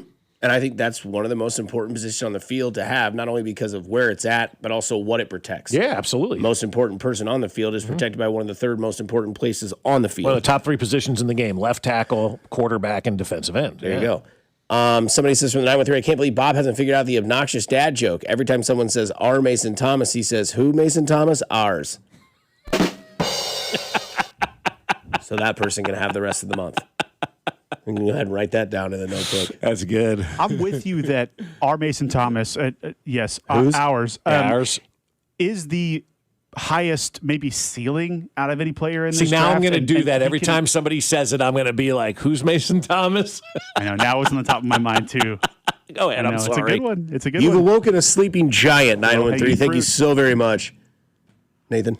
Yeah, if he, I don't want to say his name, if he pans out, that's the highest ceiling for the Chiefs. Yeah. Having a dominant edge rusher. Yes, of course. But just to answer the question of how do they get back to the playoffs, to me, it's the secondary not becoming a question, because this team last year, I don't think you have to squint with a little bit better health on the O-line to see they're around competing for the playoffs. So could I see a world in which they're there without your Mason Thomas developing or without Peter Woods developing? Sure, I can see them getting there.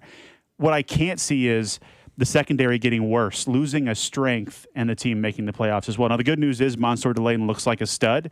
When you draft a corner in the top 10, it usually works. And Dave Merritt, as you mentioned earlier, is the best in the business. So I think it will be good. But, man, I don't see a world in which this team is a playoff team if Mansour Delane is not a beast. Yeah, right absolutely. With Dave Merritt being that kind of that soothsayer, if you will. He knows what he's doing out there. He is a phenomenal defensive backs coach. And that's why I'm okay with the transition that has happened at that position, because until they show us they can't, the belief is they will develop these defensive backs. And they have done that too, guys, over the years. Every single defensive back that truly has come through the Dave Merritt system has turned out to be pretty damn good that you could rely on. And I don't see that, stopping now, especially with the pedigree of Mansour Delane too. I think the other thing that's different about Delane and McDuffie is McDuffie was your slot guy. Yeah. Delane's going to go up and lock up wide receiver 1 and shadow wide receiver 1. And that's something that is the trickle-down effect that we've talked about this morning, that if R. Mason Thomas is that guy that can create pressure and Delane is the beast that Spags thinks he can be, that's going to make his job so much easier, which is like a cheat code if he is this guy at cornerback. Especially if he's going up against wide receiver 1s who are nowadays the most athletic we've ever seen the wide receiver position in the history of the game. I mean, now you got guys going out there, man, I wish we had a wide receiver 2. You've got 1. Yeah, but you need 2 today. Back in the day, you just needed 1 guy to throw the ball to. And then you do have some veterans out there, like LeJerry Sneed will be hopefully just like a come off the bench guy to fill in it like deep safety or, whatever it may be. And you've also got Noel Williams, who a lot of PFF and all these, football writers have said that Noel Williams will be the breakout player for the Chiefs this year, which then goes back to Dave Merritt. Right, exactly. If he's a breakout player this year, that means great things are happening on the front defensive line and in the secondary. And you guys, you look at the depth chart for this team on the defensive line. I mean, they've got 8 legitimate guys, and any combination you could look at, even FAU in this, you could look at and say, any 4 could be starters for this team. I mean, it really is a deep defensive line position that they have. And that means I'm expecting some good things out of that defensive line. Peter Woods, too, another first-round draft pick. He may end up being the better first-round draft pick, when this is all said and done, because he plays, again, a position where you can see if he gets a sack or a big play or something like that. I think Peter Woods has an opportunity to be the best first-round draft pick out of that entire bunch. But, I mean, you got Karlaftis, you've got Jones, you've got Tonga, you've got FAU. There are 5 guys that are first-round draft picks on this defense right now. 5 different guys that are first-round draft picks. The average team has about 3 to 4 first-round draft picks. The Chiefs have 5 and a future Hall of Famer, one of the greatest of all time, that was a second-round draft pick in Chris Jones. Because they didn't have a first-round draft pick. Well, they traded out that year and traded back to get to number 37 because they wanted, obviously, Chris Jones. And so you look at what they're doing right now with this defense, they've got a lot of high-priced talent on there. And it's going to live up to its name this year. So you got 5 first-round draft picks and a second-rounder that was picked at 37 that's a Hall of Famer right now. That's a hell of a roster on your defensive side of the ball. I think expectations need to be pretty high for that defense right now. Right. And on the flip side, you get rookies that kind of make a splash. Rather, you talk about McDuffie when he first came on the scene. Maybe Leo Chenal wasn't like a splash, but you knew where Leo was on the field. You knew he was part of that defensive draft. And Brian Cook was one of those guys, too, that just maybe didn't give you the level that you thought Brian Cook could get to. Now in Cincinnati, where he also went and played to college. But you think about rookies that can make impacts, that can be part of the clique as well, not necessarily the circle of trust, but part of the clique where, you see Chris Jones in the franchise episodes talking about this guy or whatever.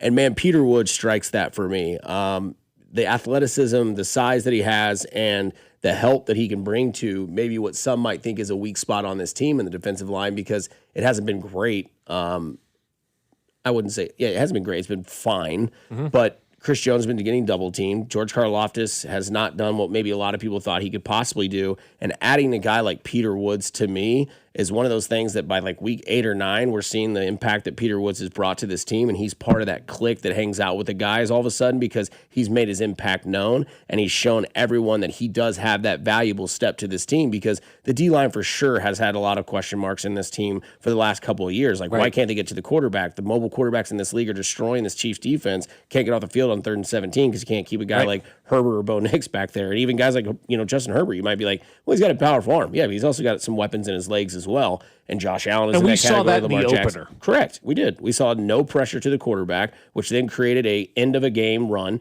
We've seen 3rd and 17 against the Broncos. They let Bo Nix go back there and dance around and finally get the ball off. We've seen Josh Allen multiple times just take the direct snap, wait, pause, get there. If you have some sort of fear, and you have somebody like a guy like Peter Woods who can take away maybe a double team more often than not that you would get against a Chris Jones guy, then you have somebody that's invited to the party. I think Peter Woods can really make that impact with what he has athletically. Yeah, I'm excited to actually watch him play. I'm excited to watch this whole defensive line play because it really was the worst position on the field last year, guys. And I don't know that there's really much debate now that I think about it, what the worst position on the field was and what position looked the worst. You could look at that defensive line last year and really see how bad and how slow and just how out of sync everything was along that defensive front. That's why they went out and drafted a guy in the first round. That's why they went out and drafted a guy in the second round. That's why they went out and drafted a guy, all over the place. 3rd round last year, 2nd round last year.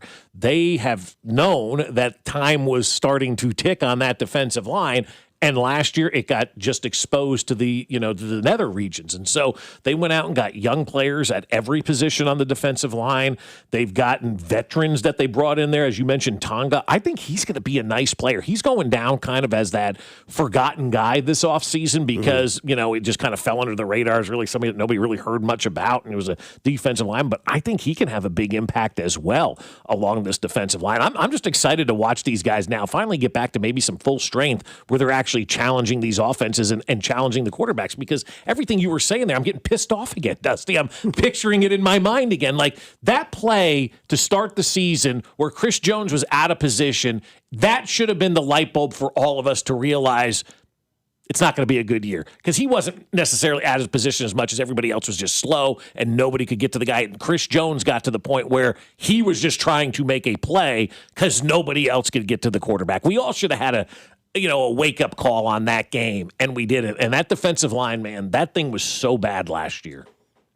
It's funny you bring that up because Dan Orlovsky's got a checklist of markings of the best teams in the NFL going into 2026. Okay. He says this wasn't the case in 2020 to 2024. Number 1, dominant defensive line. Yeah, got to have it. Number 2, ability and willingness to run the football 25-plus times a game. That seems high. Yeah. Number 3, explosive pass game off of PAP. Number 4, quarterback to excel throwing the ball downfield in chunks. Number 5, position versatility and versatility on offense and defense. If you don't have them, you won't contend. Does running the ball 25 or more times count like for everyone, quarterbacks, backups, and main running backs? Because we did the numbers, and Mac told us that Jonathan Taylor only ran the ball 18 times on average a game. Yeah. That's 7 below what Dan Orlovsky's wanting. Well, I think willingness is the key word. Yeah. Because obviously, like, the flow of the game you're in matters, and I think willingness accounts for that. But also willingness, I think, is a direct shot at the Chiefs. Like, you have Ken Walker now. Are you going to lean on the run game when you need to? Yeah, you're going to have the willingness to go out there and run the football. Yeah. Not that, like, you must give 25 carries in a game, but if the game dictates that, can you? Will you? Will you? Yeah, that's the thing. And, sometimes the game dictates what you do, though. I mean, we always talk about, hey, this is what the game is kind of dictating, but sometimes you can have control over that dictation of the game. Like, if things are going too fast and you need to slow it down a little bit, you can run the football. It's okay to run the football and maybe go back to the huddle and slow things down a little bit and try to kill that momentum that the other team is going to have. And so I would think right now, when your biggest investment in the offseason was at one position, you're going to utilize that guy. Otherwise, again, that's malpractice on Andy Reid, and I don't think he's going to commit malpractice. I think he's going to go out there and utilize this weapon, because as much as we wanted to run the ball last year, guys, we've realized over this offseason, they just didn't have the horses in that backfield to be able to run the football effectively. Well, and I think where Dan's point is really well, and it pains me to give Dan Orlovsky credit, but the league has clearly figured out how to stop this wave of quarterbacks, that passing era that ended a couple of years ago. They figured out, hey, 2 high safeties, you play press man covers underneath, you contain the quarterback, you're going to stop these offenses. So can you get the defense out of that mold? How do you do it? You run the football and you develop the play action pass off of that. So I think Dan's exactly right, but his number one point is the defensive line. Yeah, it was a number one thing for me. About midseason last year, I just realized when you look around this league and you look at the teams that are really good and you look at these defensive lines, Houston, Dallas, those two stand out to me. Denver. And then I look at the Chiefs and I'm like, Philly. We're not even in the same ballpark. Like, we're not even playing the same game on the defensive line that Philly as well, that all these other teams that we've just talked about are playing. The Chiefs they went from trendsetters to being now behind the 8 ball at that position. And I think they fixed that this offseason. They put a lot of effort, guys, into fixing that defensive line this offseason because it was so bad last year. I think the other thing, too, is that, things tend to be revealed on big stages. Mm-hmm. And that Philly Super Bowl, I mean, it was right there. I mean, you can even go back to the Tampa Bay game. Obviously, the Chiefs' offensive line was so banged up in that Tampa Super Bowl. Mm-hmm. But you look at that, Philadelphia game, offensive line, again, a little banged up. You had what's-his-face playing left tackle out instead of left guard or whatever he played. The guy I can't think of his name anymore, but we just talked about Wisniewski. Oh, no. You're talking the about guy that's down in Chicago. He was in New England. Yeah, and Joe Tooney. Joe Tooney. Yeah. And Philadelphia, it was like, man, did you see how fast that defensive line was? You see how strong that defensive line was? And then you reveal the layers of the rest of the NFL, and you look at teams that were in the playoffs last year: Houston, Denver, Rams, sick. Philly, all these teams that were defensive line heavy because of the way they changed the game. And you saw that in football, it happens all the time. Like football has evolved at everything throughout the years, whereas receivers just used to be tall and could catch. Now they're everywhere. You have slot receivers, you have outside receivers. You look at defensive ends. Back in the day, they were just big, strong guys, and then there were still a few, but that's why Lawrence Taylor and Derek Thomas took out so crazy, right? Because they were just different. And now those guys, what would they be today's world of the NFL? I know Lawrence Taylor and Derek Thomas could still hang with the rest, but it's like they'd be 2 of the other 9, right? Aiden Hutchinson, TJ Watt, JJ Watt back in the day, all these guys. Justin Houston was one of those people. And then you look at the running back position, right? Like it came from just running up the A gap and waiting for the hole to develop, and then boom, 10 yards, Emmitt Smith. Right. To where now it's like, can they be elusive? Can they go out there and catch, miss blocks, lay blocks out? So I think when you look at the defensive line, the Chiefs have kind of picked up on that and said, you know what, we can't just have Karlaftis and Jones up here because Jones is going to get double teamed, and Karlaftis has shown that he's not capable of being consistent at getting to the quarterback. Now, playoff-wise, been fine. but you've got to add younger, athletic, and talented guys on that defensive front, and it's going to make the game different because that's kind of where the game has started to shift. Yeah, absolutely. And that's why I'm so excited about what they've done on the defensive line. They got athletic. They got fast. They got young. They got powerful. They kind of have now put themselves in position to have a good defensive line that can run with the rest of the NFL because, again, that Dallas game last year, just watching our defensive line versus that defensive line, I've never seen something so glaring to me and how bad it was. I'm like, we got to fix this defensive line. This thing stinks. Bobby Witt Jr. is the next David Ortiz. Boy, was this audio interesting. I'll play it for you next year on 96.5 The Fan, your home for the Kansas City Royals. Hey, it's Bobby Witt Jr., and you're listening to Fescoe and Dusty on your home for Royals baseball, 96.5 The Fan. Brought to you by Golden Oak Lending. Do you need extra cash? Golden Oak Lending can convert your home's equity into cash in as little as 14 days. Let Golden Oak Lending cure your blues. 96.5 The Fan. Well, I'll tell you, my friends over at Aspen Lawn and Pest Control love the weather like this today. Not because they're not going to mow your lawn because it's raining, but because that rain makes your lawn even better. And all that hard work that they put into our yard, every time it rains, I look up in the sky and I go, thank you for the rain. It's helping our lawn, and it's making our lawn from Aspen look even better than it already does. And if you have Aspen out at your house, you know how great your yard is going to look because it'll be the best yard on the block, just like ours is right now. Started off as the worst yard on the block, and now it's the best because of those college-educated professionals at Aspen Lawn and Pest Control. They come out, they know the climate, they know the soil, they know everything, and they grow the best lawns in Kansas City. And now we're able to sit outside and enjoy it with the mosquito dome that goes over our house. Keeps out all the mosquitoes, the ticks, the fleas, all of those no-good pests, and lets our backyard be awesome for us and our dog as well. Right now, Aspen's going to give you a free estimate and up to half off your first application when you mention this ad. So visit them now at aspenlawn.com. That's aspenlawn.com. Honey, did you invite the minions over? Well, you know how we talked about getting Wi-Fi from Xfinity? Yeah. I ordered it this morning, was online in minutes, then they showed up. So they just came over to use the Wi-Fi? They even brought their own devices and spellbook. You didn't give them the new Wi-Fi password, right? No. That's good. I gave them our old one. Because Xfinity lets us keep the same network name and password so devices connect instantly. What do they want Wi-Fi for anyways?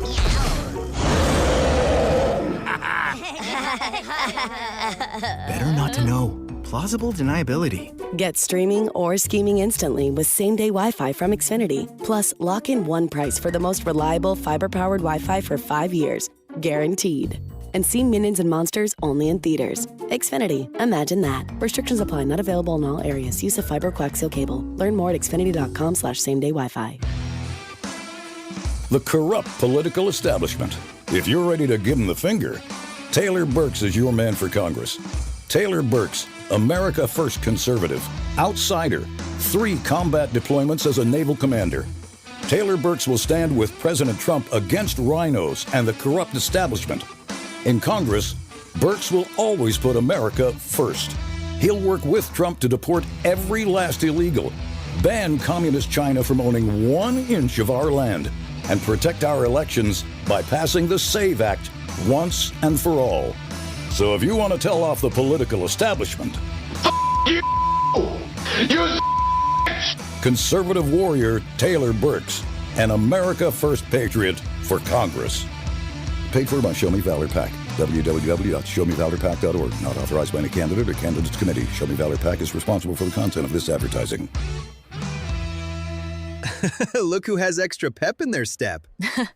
Well, I just finished my to-do list. Gas tank is full, tonight's dinner plans are set, grocery shopping is complete, and I even got everything for those barbecues and pool parties we have planned. You know what's even better? What? Every one of those stops gets me a bit of money back. How are you doing that? By using Upside. Upside? What's that? It's a free app where I earn cash back on gas, groceries, and dining out. They even gave me a cashback bonus on my first grocery trip. So that extra pep comes from all that cash back. Looks like I need to download Upside. You really do. Earn cash back on errands and everyday essentials. Download Upside and use promo code TUNEIN5 to earn an extra $5 cash back on your first purchase at one of over 100,000 available locations. That's promo code TUNEIN5 for an extra $5 cash back. Remember, use promo code TUNEIN5. Offers vary by user and location at participating merchants. Go to upside.com for terms and conditions. And Doug. Limu and I created a trick to help you remember that you can customize your car insurance and save with Liberty Mutual. You see, the shirts Limu and I wear are yellow, and yellow is the color of lemons. And lemons grow on trees, and trees provide oxygen. And oxygen helps us breathe, and breathing is how you live. And you can live more life when you save money by customizing your car insurance. I agree, Limu. It's really quite simple. Only pay for what you need at libertymutual.com. Liberty, liberty, liberty, liberty. Here's your traffic report on 96.5 The Fan. Brought to you by SWL Injury Law, the Car Crash Kings. It's what they do. Visit SWLinjurylaw.com. Kansas side, 435 northbound with an accident at Midland. A little before that, delays back to 87th. Very heavy. Southbound as well, coming down from Shawnee Mission Parkway with onlooker interest. 70 eastbound slows before College Parkway with an accident. Missouri side, 71 northbound bogs down ahead of 87th with the wreck blocking a lane there. Alan Carr, 96.5 The Fan, traffic.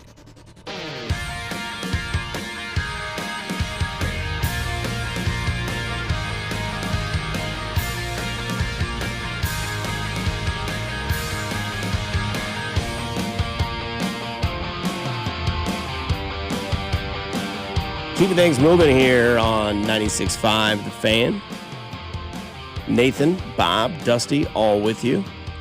Just want to let you know some information coming up in about 15 minutes. Golf at Kauffman Stadium. Yeah, you better believe that you heard that right. This Friday, as in today, you want to listen to myself and Bob for your chance to win an unforgettable golf experience for you and 3 other friends. One lucky foursome will play a 9-hole course set up throughout the stadium, hitting from 9 different locations down to custom greens on the field below. You'll also score tickets to the driving, putting, and closest to the pin challenges. So make sure you tune into us in the 9 o'clock hour. I'll play a drop. Nathan will pick the caller number 6. And if you get the call, you will have a chance to have this. So That's cool. It is going to be cool. I'll be out there with Rob Brenton and Steven Spector. And Kendall, our social media and basically our technology professional. So we'll see how bad I can slice a golf ball. I hope to God I don't hit the foul pole, but it's Do you coming. think you can get the fountains from there? Oh, yeah. It's 400 feet, which is 1,200 yards. Oh, you think it's 1,200 yards? Well, it's times 3. Okay. No. Opposite math. Yeah, opposite math. Yeah, you're right. Yeah, what am I doing? 400 here? yards. No, it's 400 feet. Yeah, to It's center. like 150 yards. 150 probably. yards, yeah. Yeah, 150 yards. Yeah, easily. Yeah. Okay. Yeah. So you can put it over the fence. That's like a 7. That's like a 7 iron. Put it into the fountains. Oh, yeah. Oh, yeah. Look like Jack Caglione, but with a 7 iron. Yeah. Now, Jack Caglione with the driver is probably putting it up on I-70 if he got a hold of it. So you're right, Nathan. I don't do. I was like 1,200 yards. No, that's far. I was like, no, there's no chance. You can fit 12 arrowheads inside a Kaufman. It's crazy. Right. It's raining. Is everybody else's office empty today too, or is it just ours? Ours. So I found this, and this is very interesting because everyone has said, let me tell them, a lot of Debbie Downers out there that are beyond pissed, not like pissed, but pissed with the Royals season. And I've seen you, and I know that you're listening, text line, because a lot of people out there have said, why do we not trade Bobby? We're wasting his talents. At least let him go win somewhere else. And I have held back so many times and bit my tongue so much that it's bled from people wanting to trade Bobby Witt. But the Red Sox, well, Rob Bradford, he hosts a wildly popular Odyssey Sports podcast, 73.9 thousand followers. And he had this to say about what Boston should do with Bobby Witt Jr. and the Royals. Somebody had called me today and said, why don't they trade for Bobby Witt? Like, why don't they trade for Bobby Witt? Ooh, we got a text about that. A lot of people want Bobby Witt. He's on the IL. That'd be one reason. But why? But go ahead. Okay. No, well, so is Schwarber, right? So it's why would people be upset if you traded, everything that you would need to trade for Bobby Witt? Obviously, Roman Anthony, Kyson Witherspoon, Franklin, whoever it is. Like, would they be upset? And I said, no. No, they wouldn't be upset because Bobby Witt is the next David Ortiz. Like, Bobby Witt is, if you're going to find a guy who they should find at some point, the guy who is going to be the foundation guy, the guy who's going to be the centerpiece guy for an organization, it is a guy like Bobby Witt, and don't think that the Kansas City Royals don't understand that. That's why they signed him, because not only is he a really good player, but he has that personality. Everything about Bobby Witt is right. And I don't know if you could ever get him, but you got to try. Like, why not try? Like, that sort of guy, that's the sort of guy that you try for, and then you go down next on the list, the Zach Nettos or the C.J. Abrams, whoever it is. But aim big, do your best, and then move on, and make sure you move on before 15 minutes are left before the deadline ends. Right. That's funny right there. So the question in my mind that storms is there anything out there that's enough for Bobby Witt Jr.? I'm going to plead ignorance on this and say I don't know at this point in time, but I will answer it a different way. And I will say this. If the Bobby Witt contract becomes a contract that prevents you from going out there and signing other players or making your roster better because all of your money is tied up in one person, then it is a bad contract. Regardless of what Bobby Witt does, it is a bad contract for the franchise. You can't put all your money into one player and then not have the ability to go out there and find 25 other guys that can complement you on the roster. And that's the only concern that I have about this Bobby Witt contract, is that they're overextended at ownership, and they're not going to be able to really surround Bobby Witt with the right players necessary to give him a shot to win. And that's not Bobby's problem. That's here. Like, you can't get overextended, because once you get overextended, it prevents everything else and what you can do and what you can't do from a roster standpoint. So if his contract is having an impact on putting together the best possible team, then maybe you got to explore it. But I'm not here to trade Bobby Witt Jr. at this point in time. No. And I think this is the type of moves that you never make, but you get to fantasize about because you hold the nuts in this deal, right? Like, maybe I'm biased here, but to make it a point, make it that Bobby Witt doesn't want to leave. Now, that doesn't necessarily mean you give him more money than he'll ever need to spend. That means give him what he wants. Right. Right? Like Bob asked Matt Cottrero the other day, are you involved in the trade conversations? Well, in the offseason, bring in Bobby and say, hey, man, like, there's no secret. You started at shortstop for the All-Star team this year in the AL. You're probably going to do that as long as you're breathing air in your lungs and playing in the American League, because now we know baseball, it is a repetitive league. Gold gloves, MVPs, all this sort of stuff. And Bobby Witt Jr. is now a face of the league. He's not the face, but he is a face, right? Absolutely. World Baseball Classic. He and Judge were in on everything. They became great friends during that process, and we know what Aaron Judge is to the world of baseball. You look at what this can be, but you have to buy him players. And Vern has said this from the beginning when things started to go sour. You know, what would you do in the offseason? And it's, go buy 2 pitchers. You're going to have to spend money. You're going to have to put talent on the field, and that's what's going to show Bobby Witt. We've talked about this with Patrick Mahomes. Right. Surround him with talent. Go get him top-tier players. Go get him developed players, or get him draft somebody that you know is not going to get in trouble and miss time, or, injury-prone or whatever it is. Put some stuff around Patrick Mahomes. So, yes, there is no salary cap. Show us how important Bobby Witt Jr. is to your franchise, and don't let these sort of things go out there where you can start fantasizing and be like, man, Roman Anthony, throwing Duran in there as well. Basically pick anybody out of our top 5 in our farm system, and you can have him, and then Bobby Witt Jr. is going and playing in Beantown, and you're pissed off, because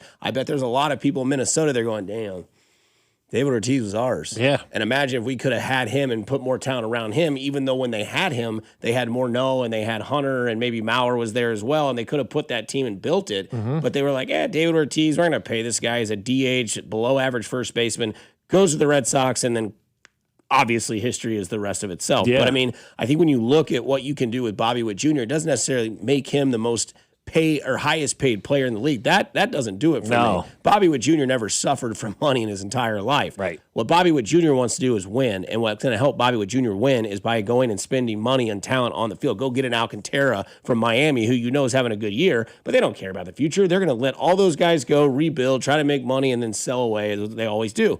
Go find 2 starting pitchers. Go find a bat in that lineup, and then hopefully Carter and Cat can continue to develop, and then all of a sudden Bobby goes, okay, I'm good here. Yeah, and I don't want to hear about financial excuses from this organization. You paid Bobby Witt Jr. this money. That's an investment in Bobby, and that's great. But now you have to invest in the rest of the team. It would be like if at your house, if you build a kick-ass basement man cave type thing, right? And did nothing with your roof, did nothing with your bathrooms, and all of that fell apart. But man, you had this great basement, but nothing above it. There was nothing else there. That's kind of where the Royals are right now. They've got a kick-ass man cave in Bobby Witt Jr., but I don't know if they have the funds and resources to go out there and make sure the rest of the house is standing around Bobby Witt Jr. to give him the best opportunity to have success here in Kansas City. And that's why I'm not going to go into this offseason and I'm not going to hear about budgets. I don't want to hear about money. I don't want to hear about the economics of the game and all of that stuff that's been peddled over the years in this town when it comes to Kansas City. If you paid Bobby Witt Jr. to be on your team, you better, and you damn well better, have the money available to go out there and put a supporting cast around him. Otherwise, you've just wasted money on Bobby Witt Jr. For sure. Coming up, who's got the bigger pressured year coming up? It has nothing to do with the Kansas City Chiefs. We go around the NFL here on 96.5 The Fan, your home for Kansas City sports. You hold the nuts. Fescoe and Dusty. Terry Hardy's is closed. Well, that sucks. Brought to you by Golden Oak Lending. Do you need extra cash? Golden Oak Lending can convert your home's equity into cash in as little as 14 days. Let Golden Oak Lending cure your blues. 96.5 The Fan.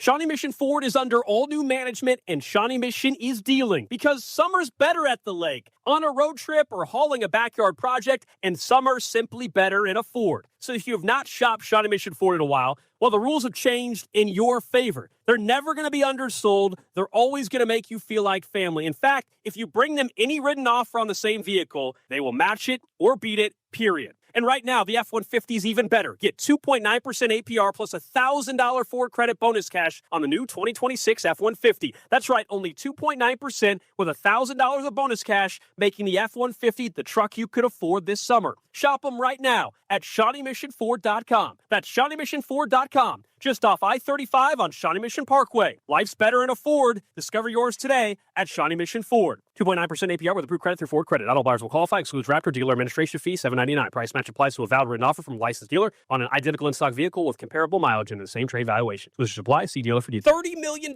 in guaranteed prizes you can cash in this football season out in Las Vegas with 3 Circa Sports contests. Entries starting at $1,000, all with zero rake. Circa Million. 18 weeks of point spread action, 128 ways to win. Or Circa Survivor. You pick one winner each week, the last one standing wins. And Circa Grandissimo with a $100,000 entry. Enter in Nevada. Play from anywhere. $30 million guaranteed. Visit circasports.com for details. And Doug. Limu and I created a trick to help you remember that you can customize your car insurance and save with Liberty Mutual. You see, the shirts Limu and I wear are yellow, and yellow is the color of lemons. And lemons grow on trees, and trees provide oxygen. And oxygen helps us breathe, and breathing is how you live. And you can live more life when you save money by customizing your car insurance.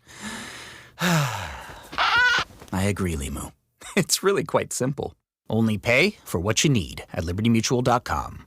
Liberty, liberty, liberty, liberty. By now, you've heard that Booth Creek Wagyu steaks and beef are the best tasting, most flavorful cuts you've ever had. And if you don't believe us, try it for free. Try Booth Creek Wagyu anytime at 95th and Knoll or 135th and Metcalf. Stop by our store and we'll prepare a free mouth-watering sample of your selected choice cut. Heart-healthy, low-cholesterol, authentic American, full-blooded Wagyu steaks and beef. We know you'll love it as much as we do. Crafted for exceptional beginnings. Join the Booth Creek Wagyu revolution at boothcreekwagyu.com. I'm Piera Palazzolo, VP of Digital Marketing for the American Management Association, a company focused on the management training skills needed to enhance the careers of business professionals. We did our research when it came to the best companies for website development and chose AmericanEagle.com. And we couldn't be happier. AmericanEagle.com worked closely with us to understand the front and back end requirements needed to launch an e-commerce website that could handle the complexities of running thousands of seminars nationwide. Our robust new website and improved SEO saw immediate increases in site traffic and web revenue. If you're in need of managerial effectiveness and success, visit our website at amanet.org. If you're in need of a website that provides an unparalleled consumer experience, I highly recommend AmericanEagle.com. Transform your business today.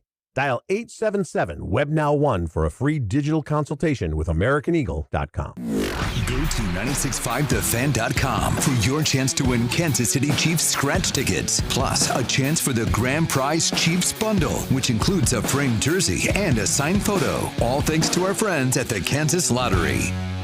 Car, truck, or motorcycle wreck? Remember, Mike's got this. Paid for client betrayal and endorsement. The choice of a lawyer is an important decision and should not be based solely upon advertisements. Give me one good reason why I should call DM Law. How about 3 great reasons? 1, it's easy. 2, it's fast. 3, the results. Mike's got this. 816-888-7500. Mike's got this. Here's your traffic report on 96.5 The Fan. Brought to you by SWL Injury Law, the Car Crash Kings. It's what they do. Visit SWLinjurylaw.com. Kansas side, 435 northbound with an accident before Midland. Very heavy coming up from 87th. Checking out 35 southbound past Cambridge Circle. Accident blocking 2 left lanes. Delays on the Missouri side from the split with Southwest Trafficway. Alan Carr, 96.5 The Fan. Traffic. Hey, it's Bobby Witt Jr., and you're listening to the home of the Royals, 96.5 The Fan. KFNZ FM and AM, HD1 and HD2, Kansas City, an Odyssey Sports Station. This is Fescoe and Dusty. I got Mahomes' balls in my hands. On your home for Kansas City sports, 96.5 The Fan. Oh, yeah, football. From potholes to pop-ups, we got it covered. Hey! Here's Bob Fescoe. Take a bite out of my ass. And Dusty Likens. Big nuts.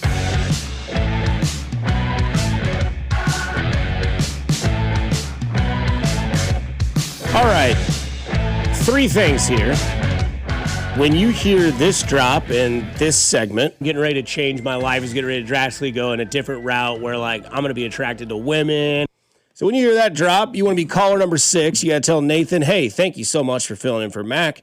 2, you got to say, I am here to play golf because you have the opportunity to do so. If you are caller number 6, when you hear that drop, you've got a chance to play golf at Kauffman Stadium. Yeah, that's right. You want to listen to this segment right now for your chance to win an unforgettable golf experience for you and 3 friends. 1 lucky foursome will play a 9-hole course set up throughout the entire stadium, hitting from 9 different locations down to custom greens on the field below. You'll also score tickets to the driving, putting, and closest to the pin challenges. So stay locked in until 9/11 when you hear that drop. And you have a chance to take yourself and 3 other buddies to play golf at Kauffman Stadium. I can't think of a better place. Be fun. That's going to be great. Yep. Rob Britton and I will be out there. We'll be shooting videos. Steven Spector will be there. He'll probably shoot 9 under because he does everything great. He can Coco Gauff can send him a serve, and he said he'd return it. Remember that day? Okay. Try not to, yes. Mariano Rivera, he can hit the cutter. Again, these are things I try not to remember. 10 out of 10 on fly balls up in the sky on a high noon game. That's right. That's right. Mm-hmm. Steven Spector, the greatest athlete never seen. That's right. I mean, he was missed. They should do a movie. You were talking about the 30 to biopics. Who would play Steven Spector in a movie? I think Myron Noodleman would play Steven Spector. Who's that guy that's Mahomes' agent? No, you're thinking of the guy that was the agent for the Italian guy, Tommy Donuts. Tommy DeVito? Yeah, Tommy DeVito. Yeah, you're thinking of that guy. No, Chris Cobbett, I think is his name. Oh, He's yeah. Mahomes. That would be Spector. Yeah. I You can give him see a little that. shave on top. Yeah. It's crazy. That'd be Steven Spector. Best athlete you never heard of. That's right. What was the Oklahoma running back, the best that never was? Oh, Dupree. Yeah, Marcus Dupree. Yeah. The best that never was is 10 feet from us in his office. Absolutely, man. Mizorowski throws 103. I once hit 106. There were years ago where you could actually pull like April Fool's jokes on people, and Sports Illustrated did it with a pitcher one time, and they said he was like the next great pitcher. I'm drawing a blank on what the guy's name was right now, but they put him on the cover of Sports Illustrated, and everybody bought it like this was going to be the next guy because back in the 70s, 80s, there was no internet to check any of this stuff, and Sports Illustrated put it out, so you just believe that it was. That's Steven Spector right there. You put him out on Sports Illustrated, the greatest athlete that never was. Whose job is more watched this year to be great? Justin Herbert or Lamar Jackson? I was thinking about that yesterday, and for me, I think it's Lamar right now. I think Lamar has got a lot of pressure on him right now because what the Baltimore Ravens have told us without telling us is that everything was fine last year. It was Harbaugh that was the problem. And they needed to move Harbaugh out, and now Lamar is going to play better. And so I think from a standpoint of who has pressure or who needs it more, I think this is a big year for Lamar Jackson because the organization basically said, we believe in you as the quarterback. Everything that's held you back has been the head coach, so we're moving on from the head coach and bringing in a new change. This is Lamar's team now. Lamar's been to an NFC Championship game. Yep. Justin Herbert has one win in the playoffs. Does he have one or He none? won this last year, right? Did he? Did they win this year? I thought so. I think he's got one win in the playoffs. But from what we've seen, Lamar does have MVPs, 2 of them. I don't think he did. I don't think they do have a playoff. Or it right was now. 2 years ago. He's got one. I'll look it up. But with Lamar Jackson, we've seen MVP seasons. We've seen, what he's done in the regular season and gotten his team to at least an AFC Championship game. He had his team have a number 1 seed. And I think when you look at what he's capable of doing, 0-3 in the playoffs in 3 years for Justin Herbert. Yeah, that's to say, I don't think he had that playoff win.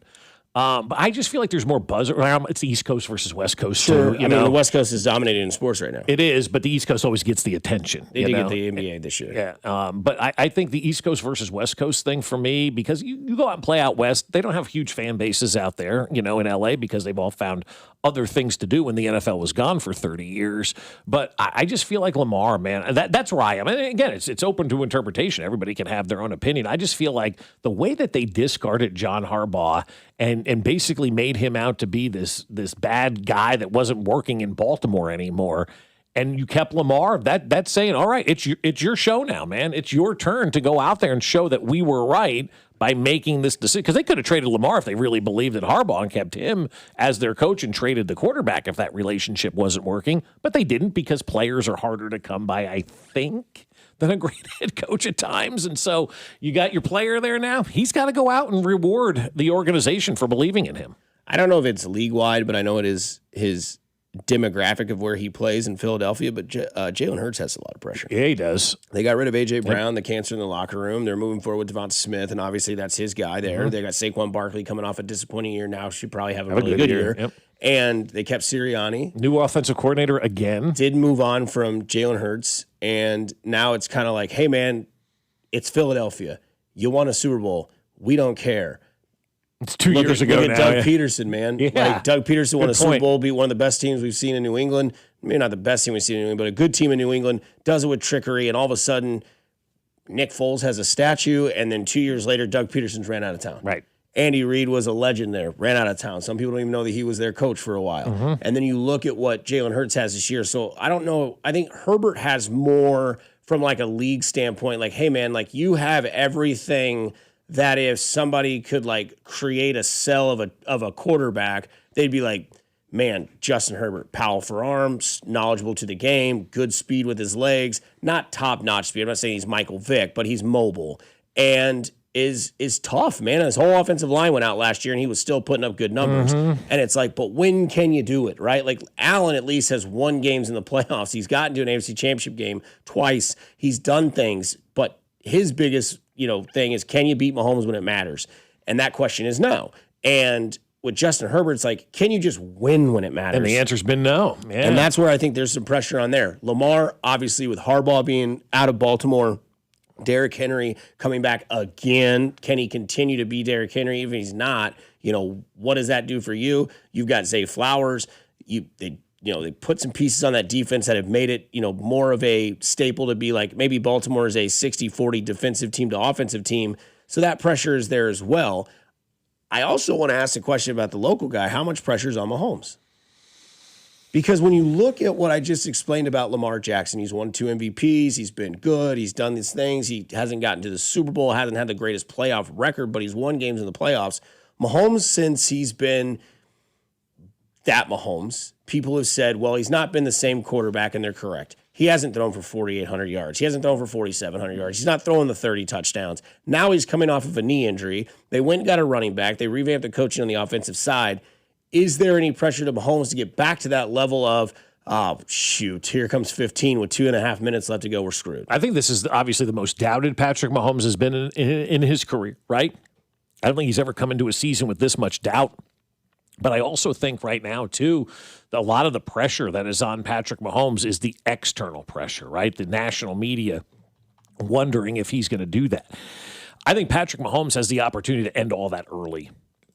He goes out and has a great preseason camp. He's moving around fine. Those conversations are going to dissipate. The first month of the season will come and go. We'll watch Patrick Mahomes. If he goes out and dominates, okay, all of that will kind of be taken off. But I think this is the first time going into a season where people are doubting Patrick Mahomes, and I think that's good. I like the fact that people are doubting him because I can see him right now going, I'm going to prove all these efforts wrong, And I think he kind of needs that as well going into this season. Just give you one more little motivational thing, right? 6-11, bad year last year. People are doubting you. People are doubting whether or not you're going to be able to be back to the level that you are. That just keeps that fuel going for Patrick Mahomes. And I think we're going to see a really good Patrick Mahomes. Let me ask you guys this. Of Hurts, Herbert, and Lamar, how many of those guys will we see on the same team next year? All three. You think so? Yep. Because of what you said earlier, it's easier to find a coach than his quarterback. Yeah, even in Philly. Yeah, they'll move on. That's the one I'm chewing on. If they move on from Sirianni, I still think they could draft someone and maybe make a competition out of it in 27. But still, I think they'd be like, dude, this guy could have won Super Bowl MVP in a loss, won Super Bowl MVP in a win, got a ring. Let's see. I mean, he's athletic. He's bigger than we think. They run the tush push. He knows that system. Bring in a new guy. And then Harbaugh, we know he's just infatuated with Justin Herbert. Yeah. And when does Harbaugh's clock start ticking out there, though? You got to get a playoff win, man. Yeah, that's what I'm saying. Turn into Marty. It will because Herbert, and to bring it back to the original discussion, I don't think he's under any pressure. I think he should be more than any of these guys. But especially in like the national sports media, the talking heads that we have on our screens right now, they refuse to hold Herbert accountable. It's always someone else's fault. It's always the O-line or the wide receivers or the running backs or the coaches or the offensive coordinators. He's got everything he needs. I know there was some health issues on the O-line last year, but he's got weapons. He's got bookend tackles, the flashy OC, the legendary head coach. If it fails another year or two, they'll blame Harbaugh. They'll do it again until Herbert is done. He's immune from criticism, and therefore I think that external pressure that like even a guy like Patrick Mahomes faces, Herbert does not face it for some reason. You're right about that. Yeah, everybody loves Justin Herbert, but everybody loves seemingly Harbaugh at this point in time too. If how long that marriage goes out there without any success will be interesting to see. The other thing that's interesting is that Herbert has always talked about this this fantastic quarterback. Yet Bo Nix and the Denver Broncos won the division last year. Yeah. Bo Nix. And everyone will tell you that they're the same age. And Bo Nix has been in the league, 2 years now? And he's got a playoff loss to Buffalo and an AFC championship appearance. And everyone will tell you could take 100 people and pull them around the entire United States and be like, would you rather have Justin Herbert or Bo Nix? And everybody would say Bo Nix or Justin Herbert. I think it would be unanimous almost, other than somebody in Denver. I don't know if it would be. I think it'd be 80-20. And then it'd be like, okay, then why has this guy not got scrutiny? Well, that's a really good question. Yeah. I think last year did a lot of damage to these quarterbacks' reputation in the AFC because they've had the excuse of, well, I was in the division or I was in the conference with Patrick Mahomes during the dynasty. Josh Allen could say, man, I've had Brady on the Patriots and Mahomes on the Chiefs my entire career. Maybe there was an overlap between Brady and Allen, but you get what I'm saying. Yeah. He had this excuse of, yeah, I was really good, but I always bumped my head against Mahomes. If it wasn't for that, well, last year, Bo Nix won the AFC West and Drake May went to the Super Bowl. So Lamar, Josh, Burrow, won the Super Bowl. Where were you? I mean, it's a great point. And I was kind of thinking that last year, like, where's Burrow? Where's Herbert? Where's Lamar? This was your year. This was your opportunity. Hell, where was Josh Allen in the Super Bowl, Lamar was hurt. Burrow was hurt. Josh Allen did the exact same thing. Yeah. He crapped the bed when it mattered. Herbert didn't win the division. And Herbert didn't win the division. Allen had 4 or 5 turnovers in the division round. There it was right there. Like everybody's dream scenario. No Chiefs, no Patrick Mahomes. And who came out of it? New England. And Sam Darnold won the whole thing. I'm getting ready to change my life. He's getting ready to drastically go in a different route where, I'm going to be attracted to women. That's right. You want to be caller number 6, and you've got a chance to play golf at Kauffman Stadium. You got to say, hey, Nathan, thank you so much for filling in for Mac, and also I love to golf, and you got a chance because you just heard the drop, and one lucky foursome will have a chance to play a 9-hole course set up throughout the stadium, hitting from 9 different locations down to custom greens on the field below. You'll also score tickets to the driving, putting, and closest to the pin challenges.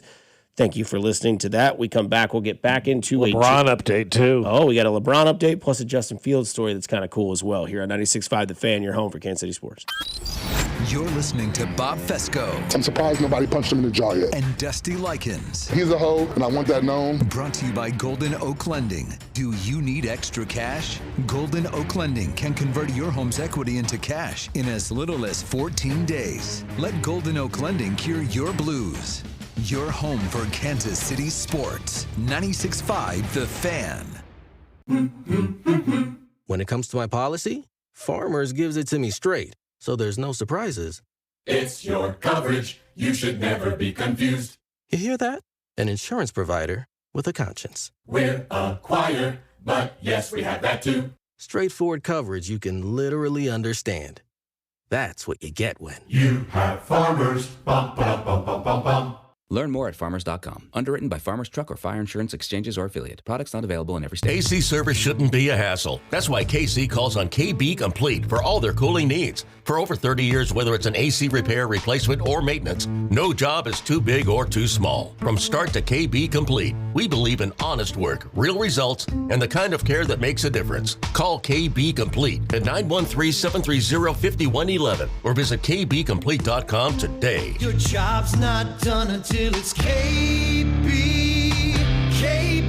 Complete. Hey, it's Dusty Likens, and you know baseball's back. BetMGM, the official partner of Major League Baseball, is bringing the high heat all season long. All season long, you can log into the BetMGM app and receive top-tier promos that put you in the batter's box and up the excitement for America's pastime. Step up to the plate all season with Swing for the Fences, the free-to-play game where every swing could score you rewards. We're talking parlay boost tokens, odds boost tokens, same-game parlay boosts, and even bonus spins all season long. And the action doesn't stop there. Get more out of every at-bat and every inning with MLB same-game parlay boost. Stack your picks and boost your potential payout. Plus, lock in bigger value with MLB odds boost tokens and MLB parlay boost tokens all season long. More boosts, more swings, more chances to win. Download the BetMGM app and step up to the plate today. Gambling problem? Call 1-800-GAMBLER. See BetMGM.com for terms. 21 and older only. Missouri only. Existing customer offers subject to eligibility requirements. Please gamble responsibly. We could describe it. Use words like refreshing, perfectly balanced, and ice cold.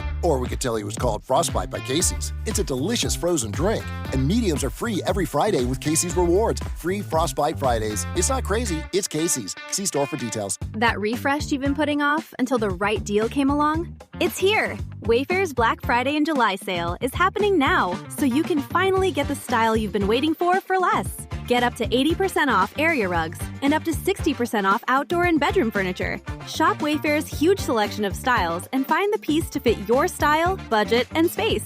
Plus, free shipping. Black Friday in July ends July 27th.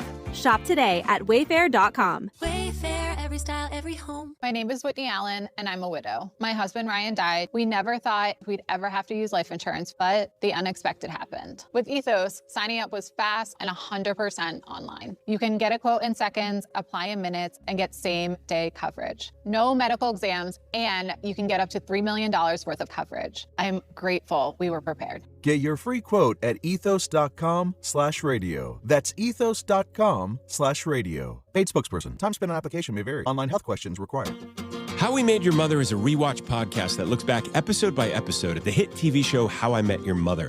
It's hosted by me, Josh Radnor, along with series co-creator Craig Thomas. In seasons 1 and 2, we were joined by Neil Patrick Harris, Kobe Smulders, Bryan Cranston, Ashley Williams, Wayne Brady, Jenna Fisher and Angela Kinsey, Joe Manganiello, and my brilliant co-creator Carter Bays, and now we are diving into season 3. So whether it's your 50th rewatch or your first time through, follow How We Made Your Mother wherever you get your podcasts. Men, when addressing the problem of erectile dysfunction, you want the right treatment for your specific medical situation because every case is different, and finding the right treatment can mean the difference between just an okay experience and an amazing one. This is Jeff for Heartland Men's Health, and at our practices, we offer the full range of ED treatment protocols and can even combine therapies to help make those intimate moments special both for you and your partner. At Heartland Men's Health, we take great pride in providing excellent care and treatment options for ED. Our medical providers specialize in men's sexual health and understand that no no two cases are alike, which means you'll get the right treatment for you based on sound medical evaluation and appropriate applications of medical therapies. Plus, we offer treatments that are effective in well over 90% of cases, which means if you're like most men, you'll get your sex life back. So call us. Your initial visit is just $99. It includes blood work, a medical consult, and if medically advised, a test dose. And if that test dose doesn't work in the office, your visit is free. Call 844-447-6600 or go to heartlandmenshealth.com. We have 3 offices: Overland Park, Independence, and North Kansas City. Today, expect possible showers and thunderstorms with a high of 77. Weather brought to you by Capital One.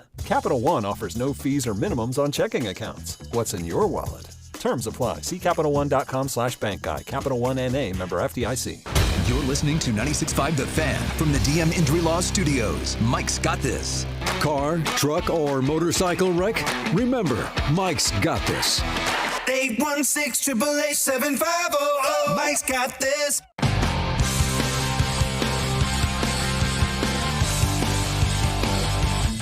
It is all the small things that matter in life. Like opening the door for somebody or letting someone back out in a parking lot instead of just being a boomer and not even realizing someone's behind you. Not that that happened to me yesterday, but it did in fact happen to me yesterday. Shout out, Hy-Vee. Get in my car, completely backed out, pull forward.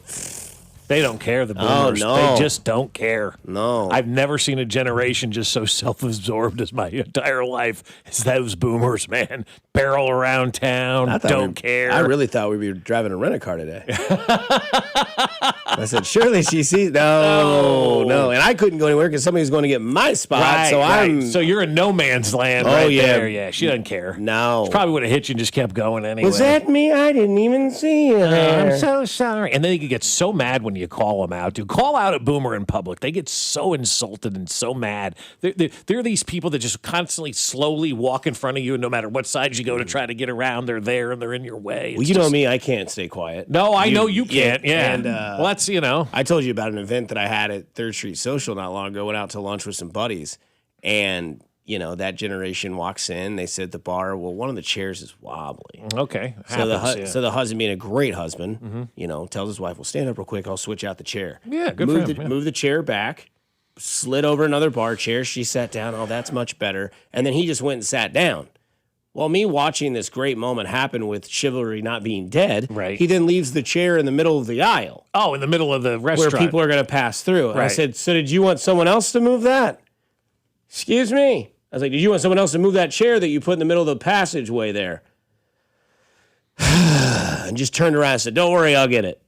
And he didn't move the chair. No. Yeah, that's a scumbag move. So he went from this hero to this dope. Yeah, right. Like come on, man. Like, you're creating more work for others when you do stuff like that. And you're acting like you're too good a person to put this chair back. It's beneath you. I'm not doing that. Get your ass up. I fought I don't care. Get your ass up and put the chair back. Mm-hmm. Because, obviously it wasn't too heavy to move. Yeah, right. Put it back. Move back. The worst is when they leave their grocery carts next to the car. Oh, yeah. They don't put the cart back. Yeah. How could you not put the grocery cart back? I don't know. Maybe we should do that for the next range bait. Because I did one yesterday that got a lot of attention from people. What were they mad about? No, I did one yesterday because I had this, and I know we're getting out of sports, but you'll be all right. Fine. We had a situation in downtown Lee Summit. I say me. I was at a 4-way stop. And I've seen this more often, and I started the video off. You watch Range Bait. It's on Instagram. Every Thursday at noon it comes out. I appreciate people that follow it and comment on it. It's been fun. And this one was about using your turn signals or your blinkers. No one uses them anymore. And I asked the question, did my generation kill that? Did millennials just stop caring about turn signals? So next time you're in your car with your daughter, see if she does it without saying anything. Like, don't be like, put your turn signal No, they on. do. Of course, yeah. Now, I was at a 4-way stop. And there's a guy in front of me, and I'm here, right? And I start to go forward, and he goes left. Didn't know he was going left because he didn't have a turn signal. Right. Would have been nice to know. Would have been nice. You're on the highway. Save the front end or two. And I found out that I'm not the only one that bitches and moans about this. A lot of people would either DM me or I got texts from friends who were like, dude, you're not wrong. And apparently Rob Brenton is an anti-turn signal guy because Cody brought up on their show yesterday. Whoa. How could you be an anti-turn signal He just doesn't use it. Why? I don't know. Have you ever been on Knoll and there's a neighborhood on your right and someone just goes up to it and they turn? Yeah. Annoying. Yeah. It's dangerous. What are we doing? Yeah. Did millennials kill the turn signal? Right. Because I know we killed. I don't think so. I know that we've killed the respect of like you have to win something to get a trophy, right? Like the millennial way, right? I totally. That's my generation, right? But the turn signal thing, man, it's. What are we doing? Yeah, use your turn signal. You got to let other people know we're living in a society, and you've got to let the people around you know what's going on. It makes life better when you act like there are other people around and you don't act like the world is your bedroom, and you're going to do whatever you want. And no, we all share this space. Have some respect for everybody else. So Boomer conversation is taking over the text line. Yeah, and as it should, because they're out there everywhere. I mean, it's a mess. Somebody says, not putting your shopping cart back is a pure sign of how you conduct everything. Take shortcuts and laziness. Agree. It shows like you think you're better than everybody else if you don't put your cart back. Somebody says, got door dinged this week by a boomer at the bank. Super hard. Didn't even stop to apologize. I just chose not to say anything for this reason. Nope, not going to apologize. Although I will say this. Good praise for your uncle. Says, my uncle lost his wallet. He's a boomer. Give him some positive vibes. Go get that wallet. Something be nice. I told you the story one time about my sister lost her wallet at a concert. Yeah. She got a DM from a stranger on Facebook. Says, hey, matches your profile. Is this you? And she just freaked out. That's cool. I mean, we saw the FIFA this year. The guy lost his wallet. And they started chanting his name. The Argentinian fans. That's right. Yeah, and the guy's like, that's me. And they're like, here's your wallet. Yeah. And they come together. So it's one of those cool things. Speaking of cool things, Justin Fields, right? We talked about him getting signed by the Chiefs this offseason, kind of like one of those like light bulb things, like Justin Fields, this guy. Quarterback? No. I don't think you'll see Justin Fields literally play like the traditional quarterback position. Think of it as like a wildcat option, and I think inside the 10 is going to be Justin Fields' territory. Yeah, it is, and it's going to be fun to watch Justin Fields. And to me, I think watching him this year, I'm not going to look at him from a quarterback standpoint, but I think it's going to be one of the more intriguing storylines that we see up in St. Joe. And we look at him, and people are saying he's the number 2 guy. I look at it, I go, nah, that's an offensive weapon, man. I think the media, I think fans, we're going to love watching Fields and Mahomes on the field at the same time. I think it's going to be so awesome. We don't know what they're going to be able to do. We don't know what kind of situations they're going to be in. I just think it's going to be so much fun to see the creativity that Andy Reid could potentially have with both of those guys on the field. And I think that's going to be one of the big talking points from St. Joe is not Justin Fields being the backup quarterback, but what he's doing offensively at other positions. Yeah, I think because I asked Spec the other day, I was like, over, under, I think you guys remember, I said 4.5 touchdowns total for Justin Fields this year. Right. Nathan, would you take the over or the under? Under. Okay. Well, I would take the under too. Because I think he's going to have at least 3 rushing touchdowns. They're going to get creative, a tush man. Push or from like a creativity? Could be that. I could see the tush, like, yes, give me that. Yeah. Yeah. Inside the 2, inside the 5, you wing him out, or you can have him throw a touchdown. He can catch a touchdown, rush a touchdown. I think 4.5 is a good number to go over. And if that would be a number I could bet on, which I'm sure it is, I feel like that'd be a lot of plus numbers behind that. Because I think you look at this team and you think, Ken Walker, okay. You look at Travis Kelce inside the red zone, which is where we want him to be a huge threat this year. Rashee Rice obviously is a red zone key piece of that offense as well. Mahomes might get some rushing touchdowns as well. But the way they can utilize a guy like Justin Fields, which, again, you can tell yourself listening to this conversation, like, dude, you guys are talking about Justin Fields. You're also talking about Andy Reid, okay? And there's things that he's done with quarterbacks like this where they've only been his option 1. Now he has Mahomes. Everything else is option 2 at that position. Option 3, they don't even think about it. But imagine what kind of setups you can have with your creativity with Andy Reid's mindset. Plus, if he's back there and he does like a fake to Ken Walker where he's been getting the ball most of the game and everybody bites, with his athleticism and his speed, that's a cakewalk touchdown. Yeah, absolutely. There's just so much you can do and so much misdirection. Like, what if you pitch it out to Justin Fields and instead of Travis Kelce trying to throw the ball down the field, it's Justin Fields throwing the ball down the field and connecting? I think having him on the field would force teams to have to call a timeout, right? When you first see that, right? Timeout. We don't know what we're going to do here. And then having him on the field gives you as an offense so many more options of things that you can do. If they throw it out to Justin Fields and he looks like a lateral to Justin Fields, it looks like he's going to throw it downfield. Now, all of a sudden, your defensive backs are frozen. Maybe he's going to run the football. Your defensive backs are frozen in that spot.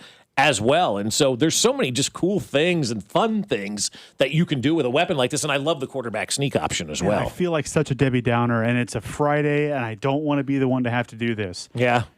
Why isn't Justin Fields a starter in this league then, if he's that great and indefensible? Well, I'm not saying he's that great and indefensible as a quarterback. I'm saying as a player that can contribute on offense and do things here or there and give you a different look, a different perspective. No. I'm not saying he needs to be a quarterback in this league, but I'm saying he can do things and be an offensive weapon we've never seen before. Yeah, and I can get with you on that. My other, and this is less of an indictment on Justin Fields and more of an indictment on Andy Reid. I am just prepared for, I don't know when it's going to be, probably early in the season when something funky does happen on 3rd and short. We know the yips Andy Reid has on 3rd and 1, 4th and 1. Fantastic coach otherwise, can't figure out those short downs. When he rolls Justin Fields out, does something weird, it blows up, and then we're in here the next day saying, you got Patrick Mahomes, just throw the football. You got Ken Walker, just run the football. So I can also see it turning very ugly. And that's... I promise I'm not trying to be a downer. No, you're fine. You're fine. That's where my mind goes in these. Yeah, could it be fun and cute? I think it could. And I would love to have a QB that you can intentionally deploy as a runner. You don't do that with Mahomes. His running yards are scrambling, eluding the defense, not tush pushing, designed rushes. Like Josh Allen has that QB power he runs on 3rd and short. Those things can be useful, absolutely. I think that to go back to a question you asked, why is he not a quarterback in the league? Because he's not going to be asked to throw the ball 20 times a game. He's not going to be asked to find the coverage in the secondary or pick a hot read. His play style in this offense that I'm envisioning from what Andy Reid could do with somebody with this sort of talent is maybe you run that QB sneak where you have an inexperienced secondary that you're playing. Let's say they play Miami, a horrible team, right? Here's how we can get Justin Fields' feet wet. All right, we're going to run a QB draw over here, and that safety pops. I think Justin Fields can throw that sucker down there, and let's say Tyquan Thornton's down there, or Xavier Worthy has the entire field to stay in bounds in, and all Justin Fields has to do is throw that thing in the air and find somebody. That's not what you ask your quarterbacks to do on a daily basis throughout the league. This is something we're asking them to do once. And then once somebody sees that, then that opens up the next tier of play for a guy like Justin Fields to be creative and developing. It makes you think. That's what Andy's best at. And that's the point that I'm trying to get at is like that's where I think that could happen. Also, when you're inside the 5, all eyes are going on 4, 87, and 9. Who's looking at Fields? Oh, he's in there as a decoy. Let him be. I'd rather have a play set up in that situation for Justin Fields than I would an offensive lineman to go out and catch a pass. Well, and also, too, the one thing, we used to talk about with Andy all the time in the early days of this offense is you were winning these games on Tuesday because Andy would always do stuff, whether it be the preseason or a regular season game, that's going to make you prepare for something that may or may not happen. And so you've got teams now wasting time. Teams are going to be wasting a lot of time trying to figure out what they're going to do with Justin Fields. And I guarantee you during the preseason, we will see some stuff with Justin Fields that's going to make the other teams that you're facing during the early part, especially of the season, have to think about what are they going to do with Justin Fields? How are we going to defend the field if Justin Fields is out there at the same time as Patrick Mahomes? What are we going to do about that? How are we going to approach it? So now they're wasting time on that instead of wasting time on how to get to the quarterback, how to stop Ken Walker, maybe how to shut down Travis Kelce or Rashee Rice. They're focusing their energies on something that may or may not happen during a game, and I think that's just as important as having a guy out there on the field. Speaking of a guy out there on the field, Good Morning Football sent out on today at 7:44 a.m., what is the best fit for Tyreek Hill this season? Because you remember yesterday we heard Nate Taylor give us not the greatest. We asked, what are they going to do? Where are they going to go? And he said, this. I think they're going to wait for Tyreek Hill. Okay. Well, Good Morning Football said, what's the best fit for Tyreek Hill this season? First response, he ain't going to be able to play. Stop asking this question, SMH. Next comment, dude just said he had no power in his leg. Dude ain't playing. Next comment, could that happen soon? I'd like to be able to figure out fantasy-wise. Next guy says, the couch. Sweatpants and slides. Yeah. The couch. His couch. Physical therapist. Twitch streaming. Birth control. Oh, that's good. So, yeah, there is no belief anybody thinks that Tiger Woods, that Tyreek Hill will be on this team. Question from Sleeper NFL, yes or no, you would be comfortable with Ken Walker as your fantasy running back number 1 this year? We talk about Justin Fields scoring all these things. Do you think Ken Walker is that type of guy that's going to have 12, because we talked about it the other day. He's plus 200, Nathan, to have 10 or more touchdowns rushing this year in the NFL. Yeah, I'm taking the under on that. Okay. Yeah, I think, isn't his career average right under that? Been with Charbonnet. Yeah, that's true. What did Mac tell us? Like 5 guys had more than double-digit touchdowns or something? It was a small number, right? I think there were 5 or 6 guys that had 10 or more rushing touchdowns last year. One of them, there were 10. 9 of them were running backs. 1 was Josh Allen. One was Josh Allen. That's right. Yeah, but I won't write off the over easily because the hope, I think, in bringing Ken Walker in is you can see this offensive line. So, for the last couple of years, we've said, the interior of the O-line's good. Why can't they run the ball better? We've never seen Creed and Trey and these behemoths that are on this offensive line have a capable average to above average NFL running back, and they have that now. So the hope that I have is maybe his career average is lower. Maybe the Chiefs' year-over-year average is lower. But now this year, you throw that out the window. When you get to the 5-yard line, you can hand the ball off and grind out 6 points. Like that, yeah. I hope that element of the offense is there. I think it is going to be there. So I'd really consider the over, honestly. So would you take the over on, because the Chiefs had 1 run of 20 or more yards last year. Would you bet more runs of 20 or more yards for Ken Walker or more touchdowns for Ken Walker? Runs. Easier to get the runs than it is to, it's easy to get the runs if you eat lettuce, but it's easier to get the 20-yard runs. It's more in your control than scoring those touchdowns. Or eggs, too, right? Did I hear that the other day? Oh, eggs are bad now for you? Salmonella's back or something. Dude, I love eggs. You got to check your eggs. From my head down to my legs. Yeah, exactly. I mean, what don't we need to check anymore? Boomers backing up in traffic, not doing their... Traffic, parking lots, wherever. Lettuce, eggs... I mean, come on. I think I'm over 20 yards as well. I think I'm with you on that. More 20-yard rushes than touchdowns. Rushing touchdowns. Yeah. Yeah. Interesting. I think there's a chance we see double the amount of 20-yard rushes than we do touchdowns. Like if he has 20-plus yard rushes, it's probably a good number to shoot for, right? Yeah. Well, according to the text line, Justin Fields is going to get all the rushing touchdowns. Ken Walker, there's going to be 0 left for him. Fair point, as we just talked about. Yeah. Totally fair. Totally fair on that.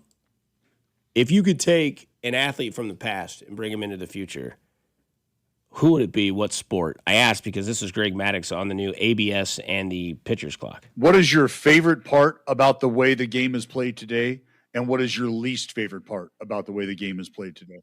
2 things I really like. I really like the hitter's clock. I don't know why they call it the pitcher's clock because the pitcher's always ready. We're always waiting on the hitter. So it's the hitter's clock. Them to get in there, and I love the challenge. I love it when the pitcher makes a pitch right on the corner and the umps daydreaming and they freaking tap their head and they bang the strike after. I would love to have had that. Everyone says, "Oh yeah, the hitter, you got more pitches off the plate than anyone." Maybe so, but they also missed more down the middle, as well. So I would have loved to have had that. I think it would have evened things out, and it would have been a lot of fun. Yeah, give me T.O. in today's football. Oh, that'd be fun, yeah. I'd like to see playing T.O. today? Yeah, that'd be a lot of fun. Man, mine is Lawrence Taylor. I think he would wreck it today, even in his 60s. He could go out there, do a little bit, and get out there and play, man. Like Robbie, what was that guy's name? Robbie Anderson? Not Robbie Anderson. That was a football player. What's Robbie Williams? Williams? No, Robbie Williams, the guy that was at FIFA. Did you see that video? Oh, yeah. The little white thing that went down to the microphone, and then he wiped it on his forehead. Yeah. I didn't see that. I just saw an Australian soccer player that was in the World Cup was pulled over and got busted for coke. No. So, yeah. Yeah, a lot of people say Roger Clemens, Randy Moss to catch for Mahomes. That'd be great. That would be good. Randy Moss catching for Mahomes. I'd love to see Roger Clemens. I'd love to see Nolan Ryan. I'd love to see Greg Maddux in this era. I think those 3 guys would never throw a ball. And you got your favorite answer, Bo Jackson. Oh.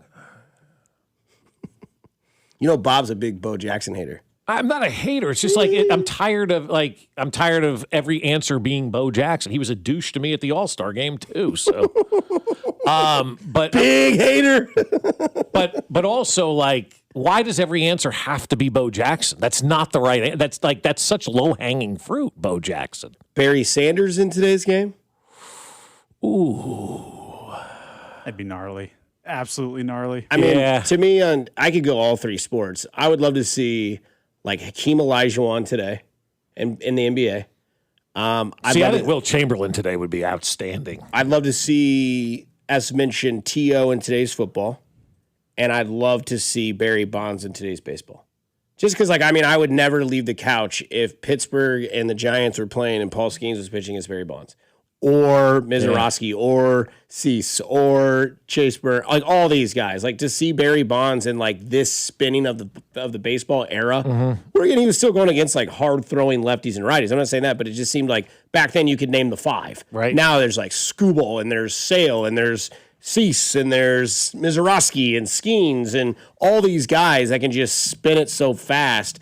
That to see Barry Bonds' bat speed and like the video you see of Barry Bonds, like I knew every pitch the pitcher was throwing. You're like, no, he didn't. And you're like, well, he did hit 700 plus home runs, so maybe he's right. Did, yeah. We talked about the return to the run game recently in the NFL. What about like a fullback? What about Mike Allstott? Whew. I just don't know the impact he'd have. Blocker. Yeah. I mean, we the still game's see too fast for him now. I think so, and I think it's also just like that. You now use tight ends for that move. Yeah. Like, you now have tight ends swing over and chip somebody, and then they can go catch. I don't even know if Allstott could really catch that well. Probably could. But, I don't know, man. Allstott was a great fullback. Kareem Hunt broke our left tackle's arm trying to chip, so as long as Allstott didn't do that, I'd be happy. Somebody says Gretzky in today's NHL. I don't know anything about that. I don't know. I was thinking about a hockey player that I could go with, and Gretzky is probably Gordie Howe. Yeah, that's the other one that came to mind as well, Hockey doesn't just have, you really got to be into hockey to figure I out. heard a story that Gretzky was from Bob Does Sports. They were talking to this guy who's a hockey player, and he says that Gretzky was the way he was because of Gordie Howe. Because he said Gordie Howe would go up and sign every autograph until the kids left. And Wayne Gretzky's like, I realized from Gordie Howe telling me that if they're not here, we're not here. Yep. So I made sure to keep that tradition alive. That's why hockey players are the best. And that's why he's called the Great One. Yeah. And he made one hell of a daughter. Paulina, whenever it doesn't go well with Dustin Johnson, let me know. You ever seen Paulina Gretzky, Nathan? I'm about to. Okay. You've never seen Paulina? Holy smokes. Paulina Gretzky. Yeah. Or, she kept the last name and married Dustin Johnson. And I mean, absolutely, sir. Yeah. You said Wayne is the great one? Yeah. I'll leave it there. That's a married man admitting that right there. Coming up on the other side, we get to the Richard of the Week here on 96.5 The Fan, your home for Kansas City Sports. Good morning, Kansas City. It's Jack Caglione, and you're listening to Fescoe Dusty. Weekday mornings starting at 6 right here on 96.5 The Fan. Brought to you by Golden Oak Lending. Do you need extra cash? Golden Oak Lending can convert your home's equity into cash in as little as 14 days. Let Golden Oak Lending cure your blues. 96.5 The Fan. Hey, the summer gets super hot, so now you need to get a Super Light. That's right. The team that brought you Surfside is back with something new. Meet Super Light, the new vodka plus aid canned cocktail. Super Light comes in 4 classic sports drinks flavors: fruit punch, orange, lemon lime, and blue chill. And ooh, that blue chill is money, baby. With just 90 calories, 0 sugar, and 0 bubbles, Super Light delivers a refreshing taste that's perfect for any occasion. From the golf course to the bar, at night, at the concert, a day at the ballpark, Super Light is here for the moment. Look for Super Light variety packs and individual flavors at stores and bars near you. You must be 21 and older. Please drink responsibly. You're still glowing, flirting, grooving. You've still got it. But your immune system weakens as you age, making it harder to fight illnesses like pneumococcal pneumonia and RSV. Vaccines are a key part of any health routine and can help protect you from getting really sick. Ask your doctor or pharmacist which vaccines you need. See more at PfizerForAll.com. Sponsored by Pfizer.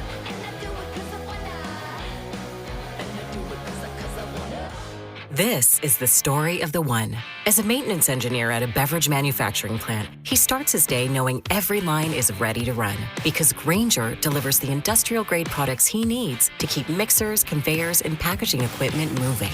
With Grainger's vast selection of bearings, belts, and motors, he keeps operations running smoothly, so nothing grinds to a halt. Call 1-800-GRAINGER, click Grainger.com, or just stop by. Grainger, for the ones who get it done. Hey, it's Brew. Between my radio show, filming content, editing videos, and trying to stay connected with family, reliable Wi-Fi isn't really optional anymore. I just need it to work. And that's why I like that with Xfinity, you get the most reliable, fiber-powered Wi-Fi with the best equipment at one price for 5 years, guaranteed. No contracts or commitments. Plus, Xfinity makes getting connected simple with same-day Wi-Fi so you can get online in minutes. Restrictions apply. Not available in all areas. Use of fiber or coaxial cable. Learn more at xfinity.com/same-day Wi-Fi. Xfinity. Imagine that. While the world watches the stars at the FIFA World Cup this summer, Hyundai has its eyes on the next generation of talent. The future stars who are already turning heads at age 14. Because next doesn't wait for an invitation. And neither do we. Hyundai has always moved the future within reach. We did it when we made advanced safety standard on every vehicle and engineered EVs with ultra-fast charging capability. Because the future isn't some far-off concept. It's already here. Next starts now. Hyundai, an official partner of FIFA. This is the story of the one who keeps multiple buildings running smoothly day after day. Plumbing that flows, HVAC that hums, cleaning supplies that keep surfaces sparkling. That's why she counts on Grainger. With easy reordering online and 24/7 support, Grainger helps her keep the products she needs on hand. So shelves stay stocked and buildings stay ready. Call 1-800-GRAINGER, click Grainger.com, or just stop by. Grainger, for the ones who get it done. Conservative, family man, author of The Bald Plan to Reduce Property Taxes. Listen to Scott Schwab. Property taxes are killing Kansans, but one day it hit me. BALD.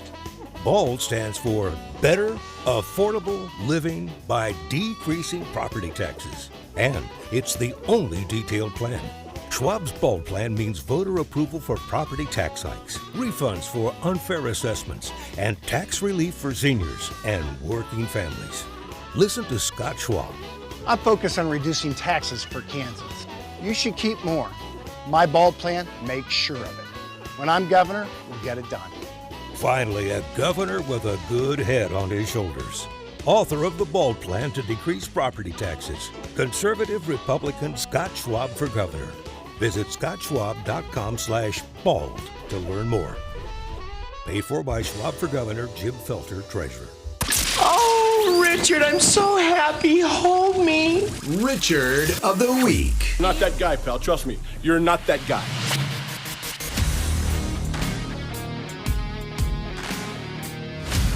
Maybe I'm the problem. Popular song by Morgan Wallen.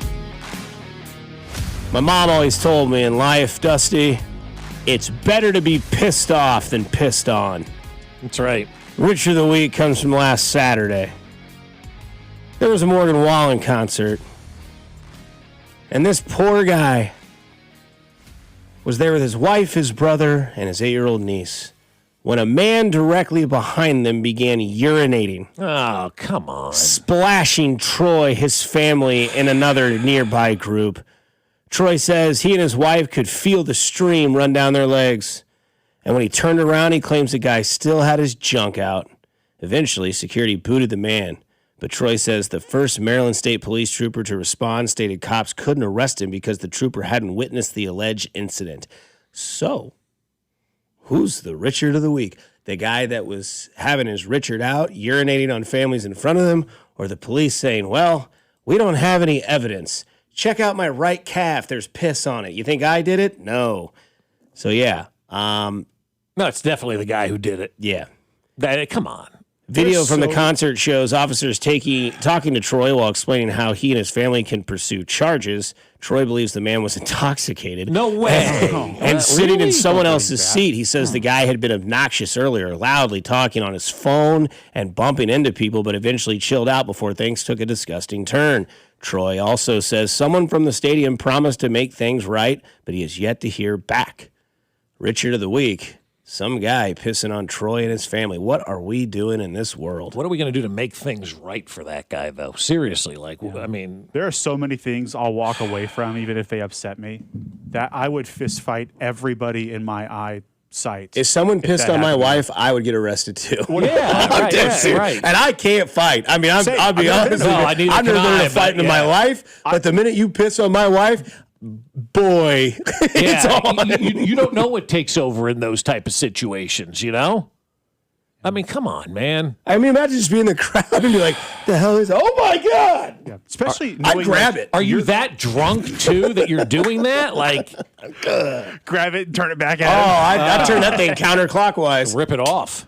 Oh, No, my. and knowing you're past security, so Yeah. no one's going to like pull a firearm on you or something, which is like the concern you unfortunately have to have these days if you're having a confrontation in public. Like it's why I don't do road rage or anything. If I wasn't concerned about who it was going to be in the other car, I would use many more gestures and many more choice words. But instead, I just let it go. Yep. Most And of that's the the time. right thing to do for your mental, too. I was reading something absolutely. the other day that every time you get mad, it takes 90 minutes to reverse that negative energy that your body has. So you're doing it the right way. You just give the thumbs down to people, right? Someone pees on me and my family at a concert.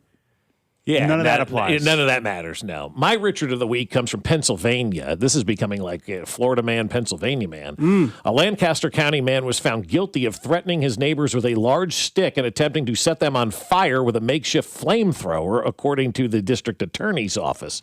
Stanley Walden, if you want to see Stanley Walden, you want to see what this guy looks like? I have an idea. Yeah, he looks just like Stanley Walden would look. Right? Oh, my. Is that flat, Stanley? Yeah, it is. No, it's not. Different? Okay. Yeah, he's 41, was found guilty of making terroristic threats, possessing a prohibited offensive weapon, and criminal mischief and simple assault. Walden used a lighter to ignite an aerosol can. He aimed towards one of the victims as if it were a flamethrower outside of their residence directly across the street from his own home. The ignition created a 3-foot flame that Walden began waving back and forth, which could have burned one of the victims had they not moved out of the way. The incident occurred shortly after Walden, who had been carrying a large stick, backed the victims into a corner and began yelling at them, they told police. So here's your guy, Stanley Walden, who's trying to burn his neighbors. Oh, my. Yeah.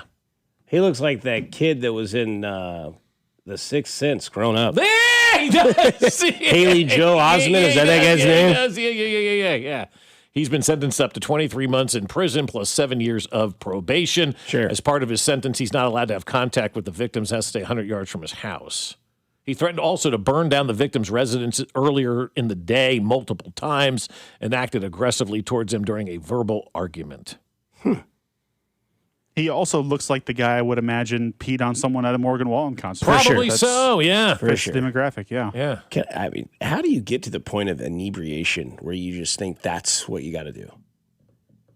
I mean, I don't hope I do, because I hope that guy was like blacked out. Like, I hope he didn't think that like he was, I don't know, man. Yeah. I mean, you hope.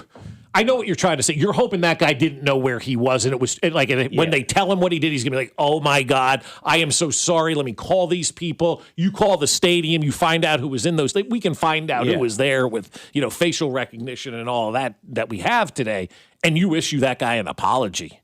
That's what you do. You hope he was blackout drunk, because if that guy wasn't and he's doing that, well, he doesn't need to be on the streets. Someone goes, dude, pisses on my wife. It's go time. There will be no time for words or thoughts about legal ramifications, and I would expect police and judges to understand. 1,000%. That's what I'd hope when like Salvador Perez would talk to me and be like, please, man, let him go. Yeah. Right? No, Stanley Walden does not look like Randy Dobnak. No. Randy Dobnak is a saint. Yes. From South Park, literally. Literally from South Park. That was so funny today. Randy Dobnak, just Googling him, there's like Reddit threads about people talking about when they met Randy Dobnak and like the things. He's like a folk cult hero in Yeah. Minnesota. He is. People like, there's like a retire Randy Dobnak's number on Minnesota Twins I need Reddit. to text Henry Lake about this then. Yeah. He's Henry's got like in the 9 wins in his career, and he's like a saint up there. Maybe we should bring Henry on Monday to talk Dobnak. Oh, man. Because I feel like... Or Henry may go, who? There's a good chance. Like, he's going, who? Yeah, like, yeah, we got this Dob. We didn't know who he was either until yesterday. Randy Dobnak. So... what's the best time to get to Mac's wedding tomorrow? What time does it start? 4:30. 4:30. Really? Yes. We don't need to be there any earlier. Just beat the groom down the aisle to your seat. Yeah. Yeah. 5 minutes before it starts. Yeah. Because I was trying to think, like, did you know, I didn't know that shoes were so expensive for suits. Shoes for suits? Yeah. Like dress shoes? Yeah. $125 for a pair of shoes that I'll wear once. Didn't buy them. And I feel like I made the guy upset when I was like, I think I'll go somewhere else. He goes, well, they're not going to be as good a quality. I'm like, apparently not. Yeah. But like, did you guys buy your dress shoes for your suits? I have dress shoes all over. I've got dress shoes that I own. Yeah. I'm wearing tennis shoes for my wedding. I will probably end up wearing something similar to that, though. I mean, I don't think there's anything wrong with white tennis shoes with a black suit. No, that's where I'll go. Usually is what I do is white shoes and kind of go that route because it's a little bit, people do that these days. You don't have to wear hard shoes to everything. Yeah, I don't want to like not feel my toes the next day and have calluses on my But my I will Achilles. say the more you spend on your shoes, the better. Like anything, right? Cheap people buy twice is what they say all the time. So if you those shoes will last you my dress shoes have been going for a decade plus now. I don't wear them a lot, but right. Somebody says go to Macy's. They're still Macy's. That's a good question, Dusty. I don't know. I know there was one in like the Summit Go to Fair. half price shoes or not half. What is it? Broadway shoes or something like that, where they have the half price shoes. What really is out of control is the cost of dry cleaning these days.